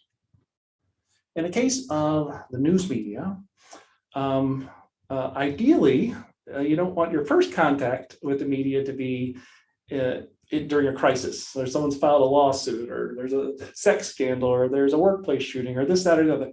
You don't want the media who's contacting you to have never heard of you before this happens. It's kind of like you want to establish a relationship first, right? So there's some context to put this difficult situation in. It's kind of like you, the difference between you, say you got a friend who you've known forever, who you know they're a good person, they're great mom or dad, they're successful, they go to church or contribute to their community. You have this context and you know about them. And you go to a party one night and they get really drunk and make a fool of themselves. Well, because you have all that context and history, you're going to give them a break, right? You're going to be like, oh gosh, you had a bad night. Well, if that's the first I've seen this person, I'm like, oh my gosh, that drunk's a bum. You know, I want nothing to do with this person, right? And think of that in terms of the context you're trying to establish with the media in advance. In addition to trying to form relationships with the media, and it's going to be different for every brand. If you're a local business, it's the folks locally. It could be a newspaper, it could be newsletter, it could be a blog, it could be social media accounts of people. Whatever sources are important to your audiences, and we'll talk about how to figure out what those are. But the news media also, if a crisis does happen, sometimes they won't even bother to call you before they start writing about you, because deadlines are like every 15 minutes, right? So what they will do is they'll do a brand search. You know, they'll do a search for your brand. And so that's why it's so important that on-SERP optimization has occurred. And you have that, what I call that first page of branded search results, your second home page. You know, you have to have good things there. That's Glassdoor reviews that are 4.8, and a bunch of reviews and product reviews and Google reviews there. And you want that reporter, when they Google you after something happens, to see all these 5 stars and all these gold stars saying good things. And then they go to the news tab and they see some news coverage. They say, oh, this company's interesting, they're legit, there's some positive things out there. Even if they never contact you at all, it's going to be much more likely that they're going to have some context and balance in what they write. Social media, you know, every agency probably knows, whether it's marketing, PR, what have you, that when it comes to social media, many brands, especially in B2B, say, I don't get any sales from social media. Why am I spending any time on this? I'll just let some intern that I just hired and didn't give any training to just wing it, and then they'll make a mistake and I'll fire them and blame the intern, right? A lot of brands still do that. It's been going on forever. Well, if you just come to the understanding that social media is not a sales platform, it's a relationship platform, you can start to think about this differently. You know, you're establishing a foothold on sites that are trusted by millions of people. So in the case of LinkedIn, which virtually every company should have a strong presence on, both with their executives and their company. Twitter is very important for influencers and the media. That's often where crises or cancellation attempts start to develop, if you've already developed a presence there, if you've already developed fans, if you've got your employees out there, you've already got an army of defenders out there before any kind of crisis arises. Company and product review sites. The top 3 are Google, Yelp, and Facebook in terms of number of reviews and the amount of traffic. And every brand should look to Google reviews because they're the first thing people see when they Google you, right? But beyond that, the most important review sites for any brand are going to be different. So you need to do some research, ask your customers. We'll talk about how to do that in a minute. But also, hey, just look at the first 3 pages of your branded search results and your industry keyword search results. What review sites are coming up? Start a presence on those. Create a profile, put up images, treat it almost like another piece of owned media, because you can generally own a piece of your account page that tells who you are. And then invite your customers to leave reviews after a transaction or during a follow-up or after an NPS survey. You need to get advocates out there so when someone has a negative experience, they have context, or others will have context. As a matter of fact, it's really not bad at all. It can be a good thing to have some negative reviews. You should always respond to them, but it'd be a good thing to have them because data research shows consistently that consumers, your customers, are much more likely to trust reviews where there's a bunch of reviews and it adds up to a 4.7 than if there are a bunch of reviews and it adds up to a 5. They just think, something's fishy there. Why are they all 5s? And that's something that generally comes from something Google calls review gating, which they don't like, which means only inviting your super happy customers to leave reviews. Something that is positive but feels real is going to have much better traction. So, if you haven't done the work to get those reviews out there and it's only the negative ones, then you're in trouble. So let's talk a little bit more about social purpose. I mentioned it earlier. Social purpose we've added in our branding sessions. We didn't used to, but it's become more and more important for B2B brands and B2B tech brands to ask not just kind of who you are, your product differentiation, your brand personality, those kind of questions, but why you exist. Do you have a reason you exist beyond making money? And if so, what is it? For us, we our whole thing is about building trust between our clients and their customers in order to build relationships, which ultimately lead to growing the business. But our larger purpose is to build a more trusting and trustworthy world. And we do it through one company at a time in our own way. And we also try to, in our DEI efforts and involvement in the community, try to achieve those same objectives, to show that we have a purpose and a goal that we can all get behind that goes beyond, the invoices we send out every month. This is something that companies that do it see a lot of benefits. It might sound like a distraction or a pain, or why should I do that? But it's going to give you a steady stream of content, to get out there to talk about things that are going to that's the context that, like, the guy who's your friend who does all these things, and you have all that context before they put a lampshade on their head and make a fool of themselves at the party. Social purpose is a great way to show that you're a good person. It's as Jeff Bezos said, a reputation to a person is what a brand is to a company. And think of it that way, and think of what this can do for your brand when you think of it in that context. To give you an example of a company that's seen tremendous return on its commitment to social purpose, Lego Group. Lego Group is typically seen as one of, if not the most reputable, trusted, respected brands in the world. And a big reason for that is They build on the fact that Legos can be used. They're toys, right? But they can be used to teach people to build. They can be educational. Lego leans into that, even though obviously kids use Legos for all kinds of fun things. But they extend that to Lego's commitment to more broadly enrich, nurture, and protect children's futures. And that ties to their commitment to sustainability issues, online safety, DEI. They tie it all together in a single narrative where they're expressing that they care about more than selling to your children, they care about your children. So is a social purpose strategy right for your brand? I mean, I think it's an important question. And it's okay if the answer right now is, I don't know, or even no. Because look, PR has always sold something called corporate social responsibility programs. That's basically like, we're a company and on the weekends we go do Habitat for Humanity or something like that. That's corporate social responsibility stuff. We're talking about something that's more intrinsic to the brand. It's got to be core to the brand or it's not social purpose.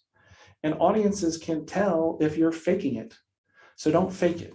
If you're not ready to embrace a why for what you do, start thinking about it, because this isn't going away either. And the more you think about it,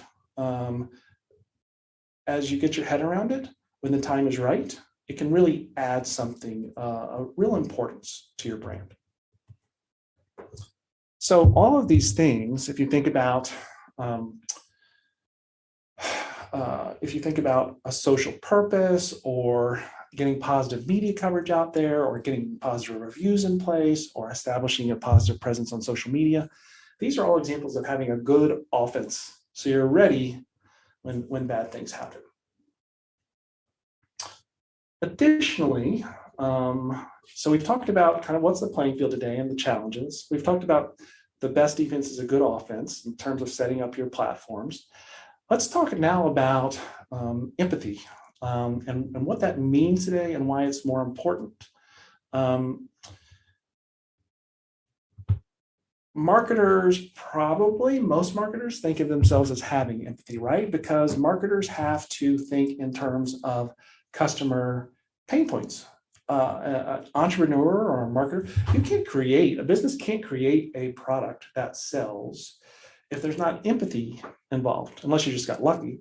Because what you're having to do is put yourself in the place of the person who's going to buy your product and think about their pain points and what they need and providing for that need. That's marketing, right? So you do have empathy. Empathy, putting yourself in someone else's place, is built into the entrepreneur's or marketer's job. But it's just one aspect of the kind of empathy you need to have as a brand today. You need to think about how your customers, employees, partners, suppliers, other audiences think about things, what concerns they have other than your product's features and benefits. Again, can be sustainability, environmentalism, DEI. It can be any number of things, but how do you know? Buyer personas don't give you the answer. Buyer personas are something that most marketers know about because you kind of start your marketing programs with them. You're profiling who your buyer is demographically in terms of their motivations, obstacles to purchase. We do our buyer persona data qualitatively by interviewing wins and losses out of our client CRMs to get a sense of the common themes and motivations.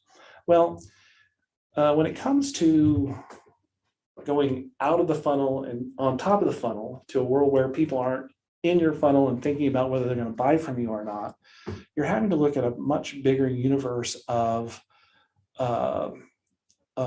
issues, information sources, views, values, that all can start to paint a picture of the kind of audience that you're trying to connect with.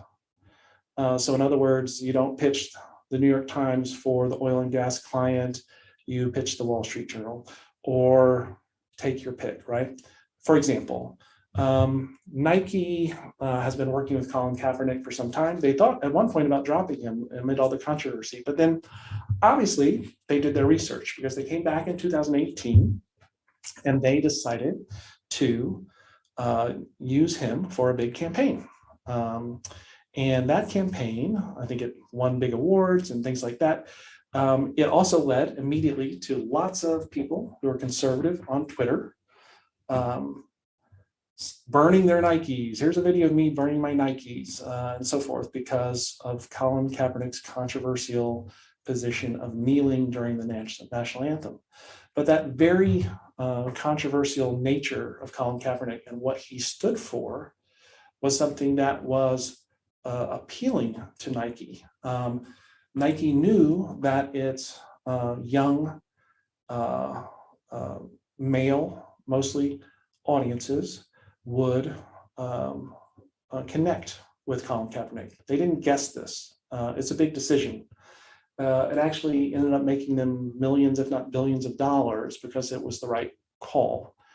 For another brand, however, aligning with a controversial figure like Colin Kaepernick could have been disastrous. I mean, this is not, Hobby Lobby would not be hiring Colin Kaepernick as a spokesperson, right?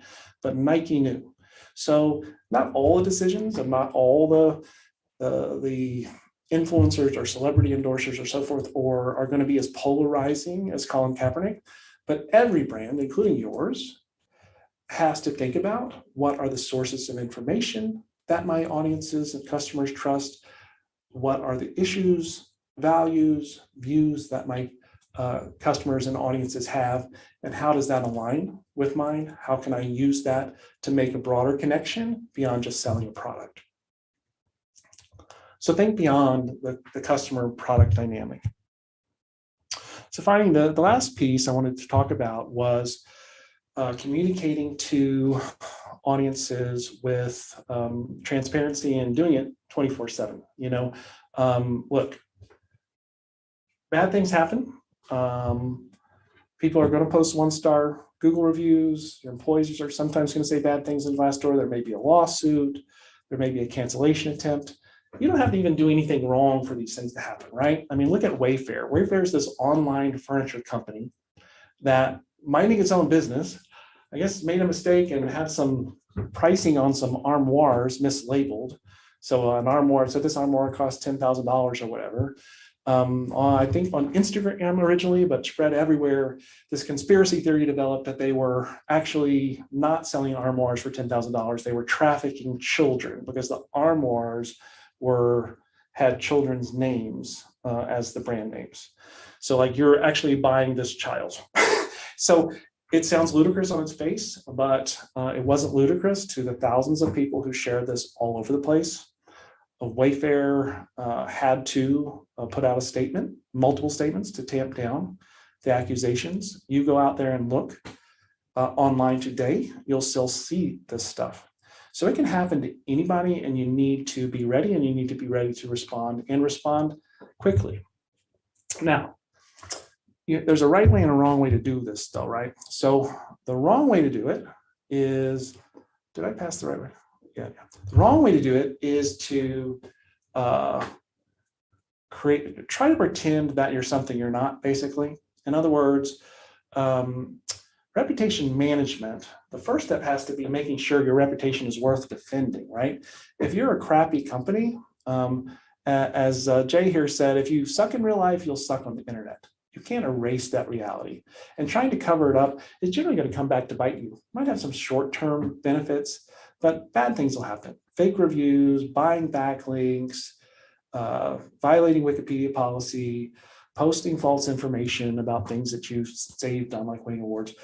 We've probably all seen these things, right? It happens, it's part of the deal. But generally, it's not a long-term solution. I've been playing a little bit with looking at some aged domains lately, and it's interesting how many I found that, and you guys probably have too, that have very high domain authority and then got completely banned because of they were doing it the wrong way. And that's analogous for however the backlash is going to happen for doing things the wrong way.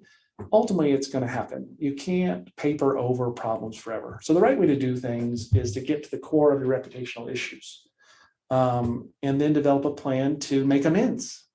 Respond to your unhappy customers, change your policies, listen to what they have to say and make changes based on it. What's better than people feeling heard and listened to?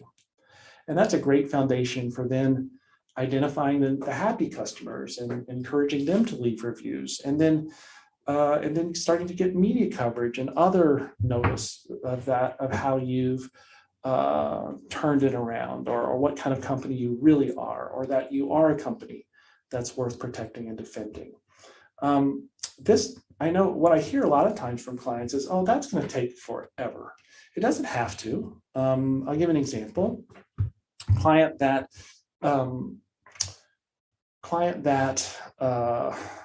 had a lot, like dozens and dozens of negative Glassdoor reviews because of an acquisition they had gone through and some changes in management that weren't received well. They were a 2 something on Glassdoor. And, I talked with them about how it was important to increase that, because customers, not just recruits, but customers, everybody looks at your Glassdoor now. It's often one of your top branded search results. So for all your audiences, you need to think about it. So I was advising them they needed to work on this issue. And they said, well, we have worked on this issue and we're starting to get some good 4 and 5 star ratings. It's just that we've got 100 negative ones that we've got to average it with. How are we ever going to get this up back to a 4? Well, yes. Now, Glassdoor does weight newer reviews more, but there are other things you can do. Comparably, for example, is another site that's much less used, but a very well-respected site around employer reviews. If you don't have your account set up there, you can set up your account. Like we have dozens and dozens of reviews, Ideagrove on Glassdoor. I think we have 7 on Comparably. You can have the newer, more positive reviews based on the changes you've made. Send them there, link to that from your website. That's going to draw that up to your first page of branded search results as well. So people will be able to see, oh, the newer reviews that are here are actually 4 and 5 star. They're not 2 and 3 star. So just because, a lot of people think, they do the things that are ethically questionable because they need to do something quick. Well, there are, if you use your head, if you really think through it, you can find ways to get things done and do them the right way too. So monitoring your online reputation, the main point I just wanted to make here is that you have to do it, you have to monitor, and there's all kinds of social listening tools and stuff to do that, but you have to respond quickly. This is a really interesting data here that shows that the great majority of social media complaints get responses within 24 hours, and an average response time is about 5 hours. But consumers are unhappy with that response time. They want a response within 60 minutes, or you're just going to make them more angry. The reason for that is in many cases, people that are complaining on social media, it's kind of the last resort. They've gone through channels and they finally gave up. I had this happen with an airline that I shall not name recently, and they stepped up. You've got to be able and willing to do that, and your response times. Look, 5 hours ain't going to cut it. 24 hours is definitely not going to cut it. Respond quickly or the whole thing can mushroom. So finally, the last point I want to make is that there's a mental and emotional change that many brands, at least from my experience, have to make in order to be successful in reputation management. And that's being willing to admit your mistakes, own your mistakes, be humble, show customers you're using their input to make improvements. These are all things that people respect, and they'll like you more for doing it. I can talk about how in my first marriage, I won every argument, was always right, but lost the marriage. In my current marriage, I say I'm sorry a whole lot more often, and that's been a good thing. And saying you're sorry and meaning it, there's really no substitute for that. And just keep working on it if you have a challenge with it, because I promise you, you make mistakes. I promise you, if you respond well, those mistakes will help you seem more human and will actually help you to grow faster and sell more than if you say, I'm sorry you feel that way. So embrace the perfectly imperfect is the way I put it. So the key takeaways again, which I said at the beginning, were reputation management is getting harder. So your best defense is going to be a good offense. We talked about social purpose, cancel culture, post-truth world. We talked about news media, social media, review sites, empathy and decision-making. That's where you do your research to understand what your customers care about beyond what you can find out in a buyer persona. And finally, just being extremely transparent and responsive and admitting you're not perfect. Gosh, that goes a long way. So that's how I would approach reputation management today. This has been a great experience. Oh, I'll tell you one last couple quick things, just to put this in context. How reputation management fits into the bigger picture for idea growth. It's part of what we do, but in general, everything we do ties to building, growing, and protecting brand trust, because people only buy from brands they trust. We talk about a framework that represents the services, solutions we offer called Grow with Trust, where reputation management is the R, but also third-party validation, that's media, influencers, review sites, user experience, meaning you're connecting and resonating with them with your own media, with your content, search presence, meaning Google trusts you, and thought leadership, meaning you have things to talk about and say, and things to contribute to the world with your ideas beyond just talking about yourself. So all of those 5 components can set you up for having a brand that is going to grow and that's worth protecting. Without trust, nothing else matters. That's what we tell all our clients. And when sometimes clients come in, focus on lead generation, we say, those leads aren't going to be very good leads. They're going to be low quality leads if you haven't built trust first. With trust, it's going to accelerate every stage of the marketing funnel. So that's all I have to say. Thank you so much. It's been a great experience. I am going to stop my share here, and I'm available for questions. This has been a recording, so I'm going to turn this off, but I'm here. Thank you.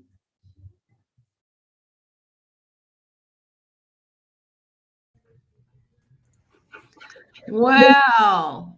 I'm telling you, I think that's the greatest way to end a conference, because don't get canceled. I worked in the, or Google thinks, I worked in the one of the slimiest industries and spammiest industries. And, there was a company that constantly got bad reviews, constantly. And they paid for good reviews. But what they do is they take down their website and change their name. And I don't know how, but he makes so much money, it doesn't matter, right? So, what I have found, what I thought was interesting, there were so many interesting points in what you said, though, Scott, because, I have always preached that when somebody makes a review, whether good or bad, doesn't matter, answer it, right? Just answer it. Just show that you care, that they took the time to review you, whether it's good or bad, right? And people why is it that they're so afraid to do that? That's a really good question. I mean, I think that, as a business owner, I can tell you, particularly for smaller businesses, it's easy to take criticism personally, just like you would personal criticism. And so I've seen that in clients that we've had where the CEO had founded the company, it's their baby. The company might be a couple $100 million company, but to them, they still take criticism very personally, and it's hard for them to detach themselves and just try to listen. and humble themselves a little bit. Mhm. What the best thing to do is, hey, look, if someone says something that is inaccurate, you can correct that, but be listening for the part of that that you can learn from. When I was in journalism, I had an editor who I thought was always ruining my best work. I thought he was messing up my copy. And then I talked to the guy who hired me. We were outside, and I think he was smoking a cigarette at 11 o'clock at night as I was working the night shift. And he said, just take what you can learn from it and forget about the rest. And that's how you should treat a negative review. Take in it something that can make you better. Thank the person for telling you that. Forget about their tone or things that might otherwise offend you, and turn it into a positive. That doesn't mean that if someone is objectively saying something that is accurate, they shouldn't correct it. But you need to approach this as the customer is always right, and thank you for telling me what you think, and I'm going to try to make the company better based on this input. I mean, there's just no downside to that. The only thing that prevents people from doing it is ego, I think. Yeah, it gets in the way. Exactly. And I also like the point where, honestly, when I was training, new people to come in and answer phones and, work in the business, the biggest thing that I tried to get across to people is that all anybody ever wants is to be heard. And you said that. And I was like, hallelujah, somebody else believes that too, because it's really, whether, again, it's right or wrong, it doesn't matter. We just want to be heard. We just want somebody to hear, not degrade us, not tell us, your stock answer or anything, or, just hear what we're saying, because truly it could help some part of your business if you look at it objectively. But like you said, I think our ego gets in the way of a lot of those things. It does. So after doing your presentation, and I loved it, I answering a review within a short period of time, I didn't know those statistics, but I've always preached, if you see it come, all the reviews that I get from my clients come across my phone right away. I answer it right then and there, because then I don't forget. It's done and people are happy, right? So I love that statistic. I thought that was very interesting. And my question for you, Scott, is, now that you did your presentation and you watched yourself, because I know how difficult it is to watch yourself, even if you were a journalist, okay? I mean, I know several journalists, but they still don't like watching themselves, right? But what would you add that you think is really important for people to know? Wow. Well, that's a good question. Yeah, I'm a writer. That was my background before I went into PR and marketing, and I never, presenting is something I've always kind of done grudgingly, but it's fun to kind of get my ideas out there, because this has been based on a book that I'm working on called Trust Signals, that's coming out the beginning of the year, and reputation management is a piece of that. So it's basically what I would add is just to provide more context. I'm a guy who came from journalism and then PR, and SEO made my business without me even knowing it, because I, in 2005, 2006, started writing a blog, and just without knowing anything about SEO, I started getting inbound links and things, and suddenly I'm ranking #1 for Dallas PR firms and stuff. And it was just me back then, and I didn't know anything about it. But over time, so I just like writing, and it was the early days of blogging, and I was fortunate for that. But I really came to really like SEO, and I like the term in SEO and e-commerce marketing, trust signals. This idea that whether it's a Better Business Bureau badge, or a PayPal badge, or these other things that kind of walk you through the sales process and get you to check out on the checkout page, or whether it's those signals that SEO people know about, those hidden signals like quality and quantity of backlinks, or the other things basically based on Google Analytics, that Google looks at things like the number of branded searches, all these things that Google looks at to determine how much they trust you. And of course, Google's EAT and how trustworthiness is so important there. I just started thinking, gosh, PR and SEO have been trying to come together for so long, and Yeah. this is where it should come together around, because everything PR has traditionally done. Why does a company try to get a placement in Forbes magazine? It's to be trusted. It's Right. all, these are all trust signals. Yeah. A celebrity endorsement, media coverage. And so if we start to look at it all in one continuum, then we realize, gosh, there's not really that much difference between that, Norton security seal on your checkout page that you're trying to get to someone to push the button and buy the product, and that story you placed in the New York Times. It's all part of a continuum to walk people down, I guess, give them kind of breadcrumbs of trust to come to do business with you. And I just am all about these disciplines being integrated. That's why I was so excited to get a chance to speak to this audience, because I see it all as just different pieces of one thing that can help us to do, better marketing for our clients. Absolutely. And, reputation really does matter. It truly does matter. And, the more that you respond to reviews, the more that you try to do the right thing, the better our quality company that you're going to have, and a better quality culture you're going to have with your employees. If they understand what you're all about, then they're not going to step out of line and do something silly. But I mean, we're human. And I love that aspect of it too, because we truly are human and we aren't perfect. There's no such thing as perfection. And you might make a comment that is supposed to be joke and funny and laugh, and then somebody else is going to say, well, that's not funny, and turn it around. So, honestly, we are human. And if you own your mistakes, which I've always tried to own my mistakes, when I make mistakes, I apologize. I'm sorry. What can I do to make it up to you? I truly do mean that. And I wish more people would understand that they need to really, truly mean that, not just say the words.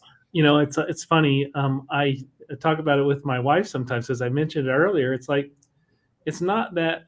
And so my wife at a certain point said, well, wait a minute, are you just saying sorry so we end the argument, or are you really sorry? And I'm like, no. The truth is that if I'm listened and understood the other person's point of view, there's almost always something that I could have done better or differently to prevent a misunderstanding or hurt feelings or whatever occurred.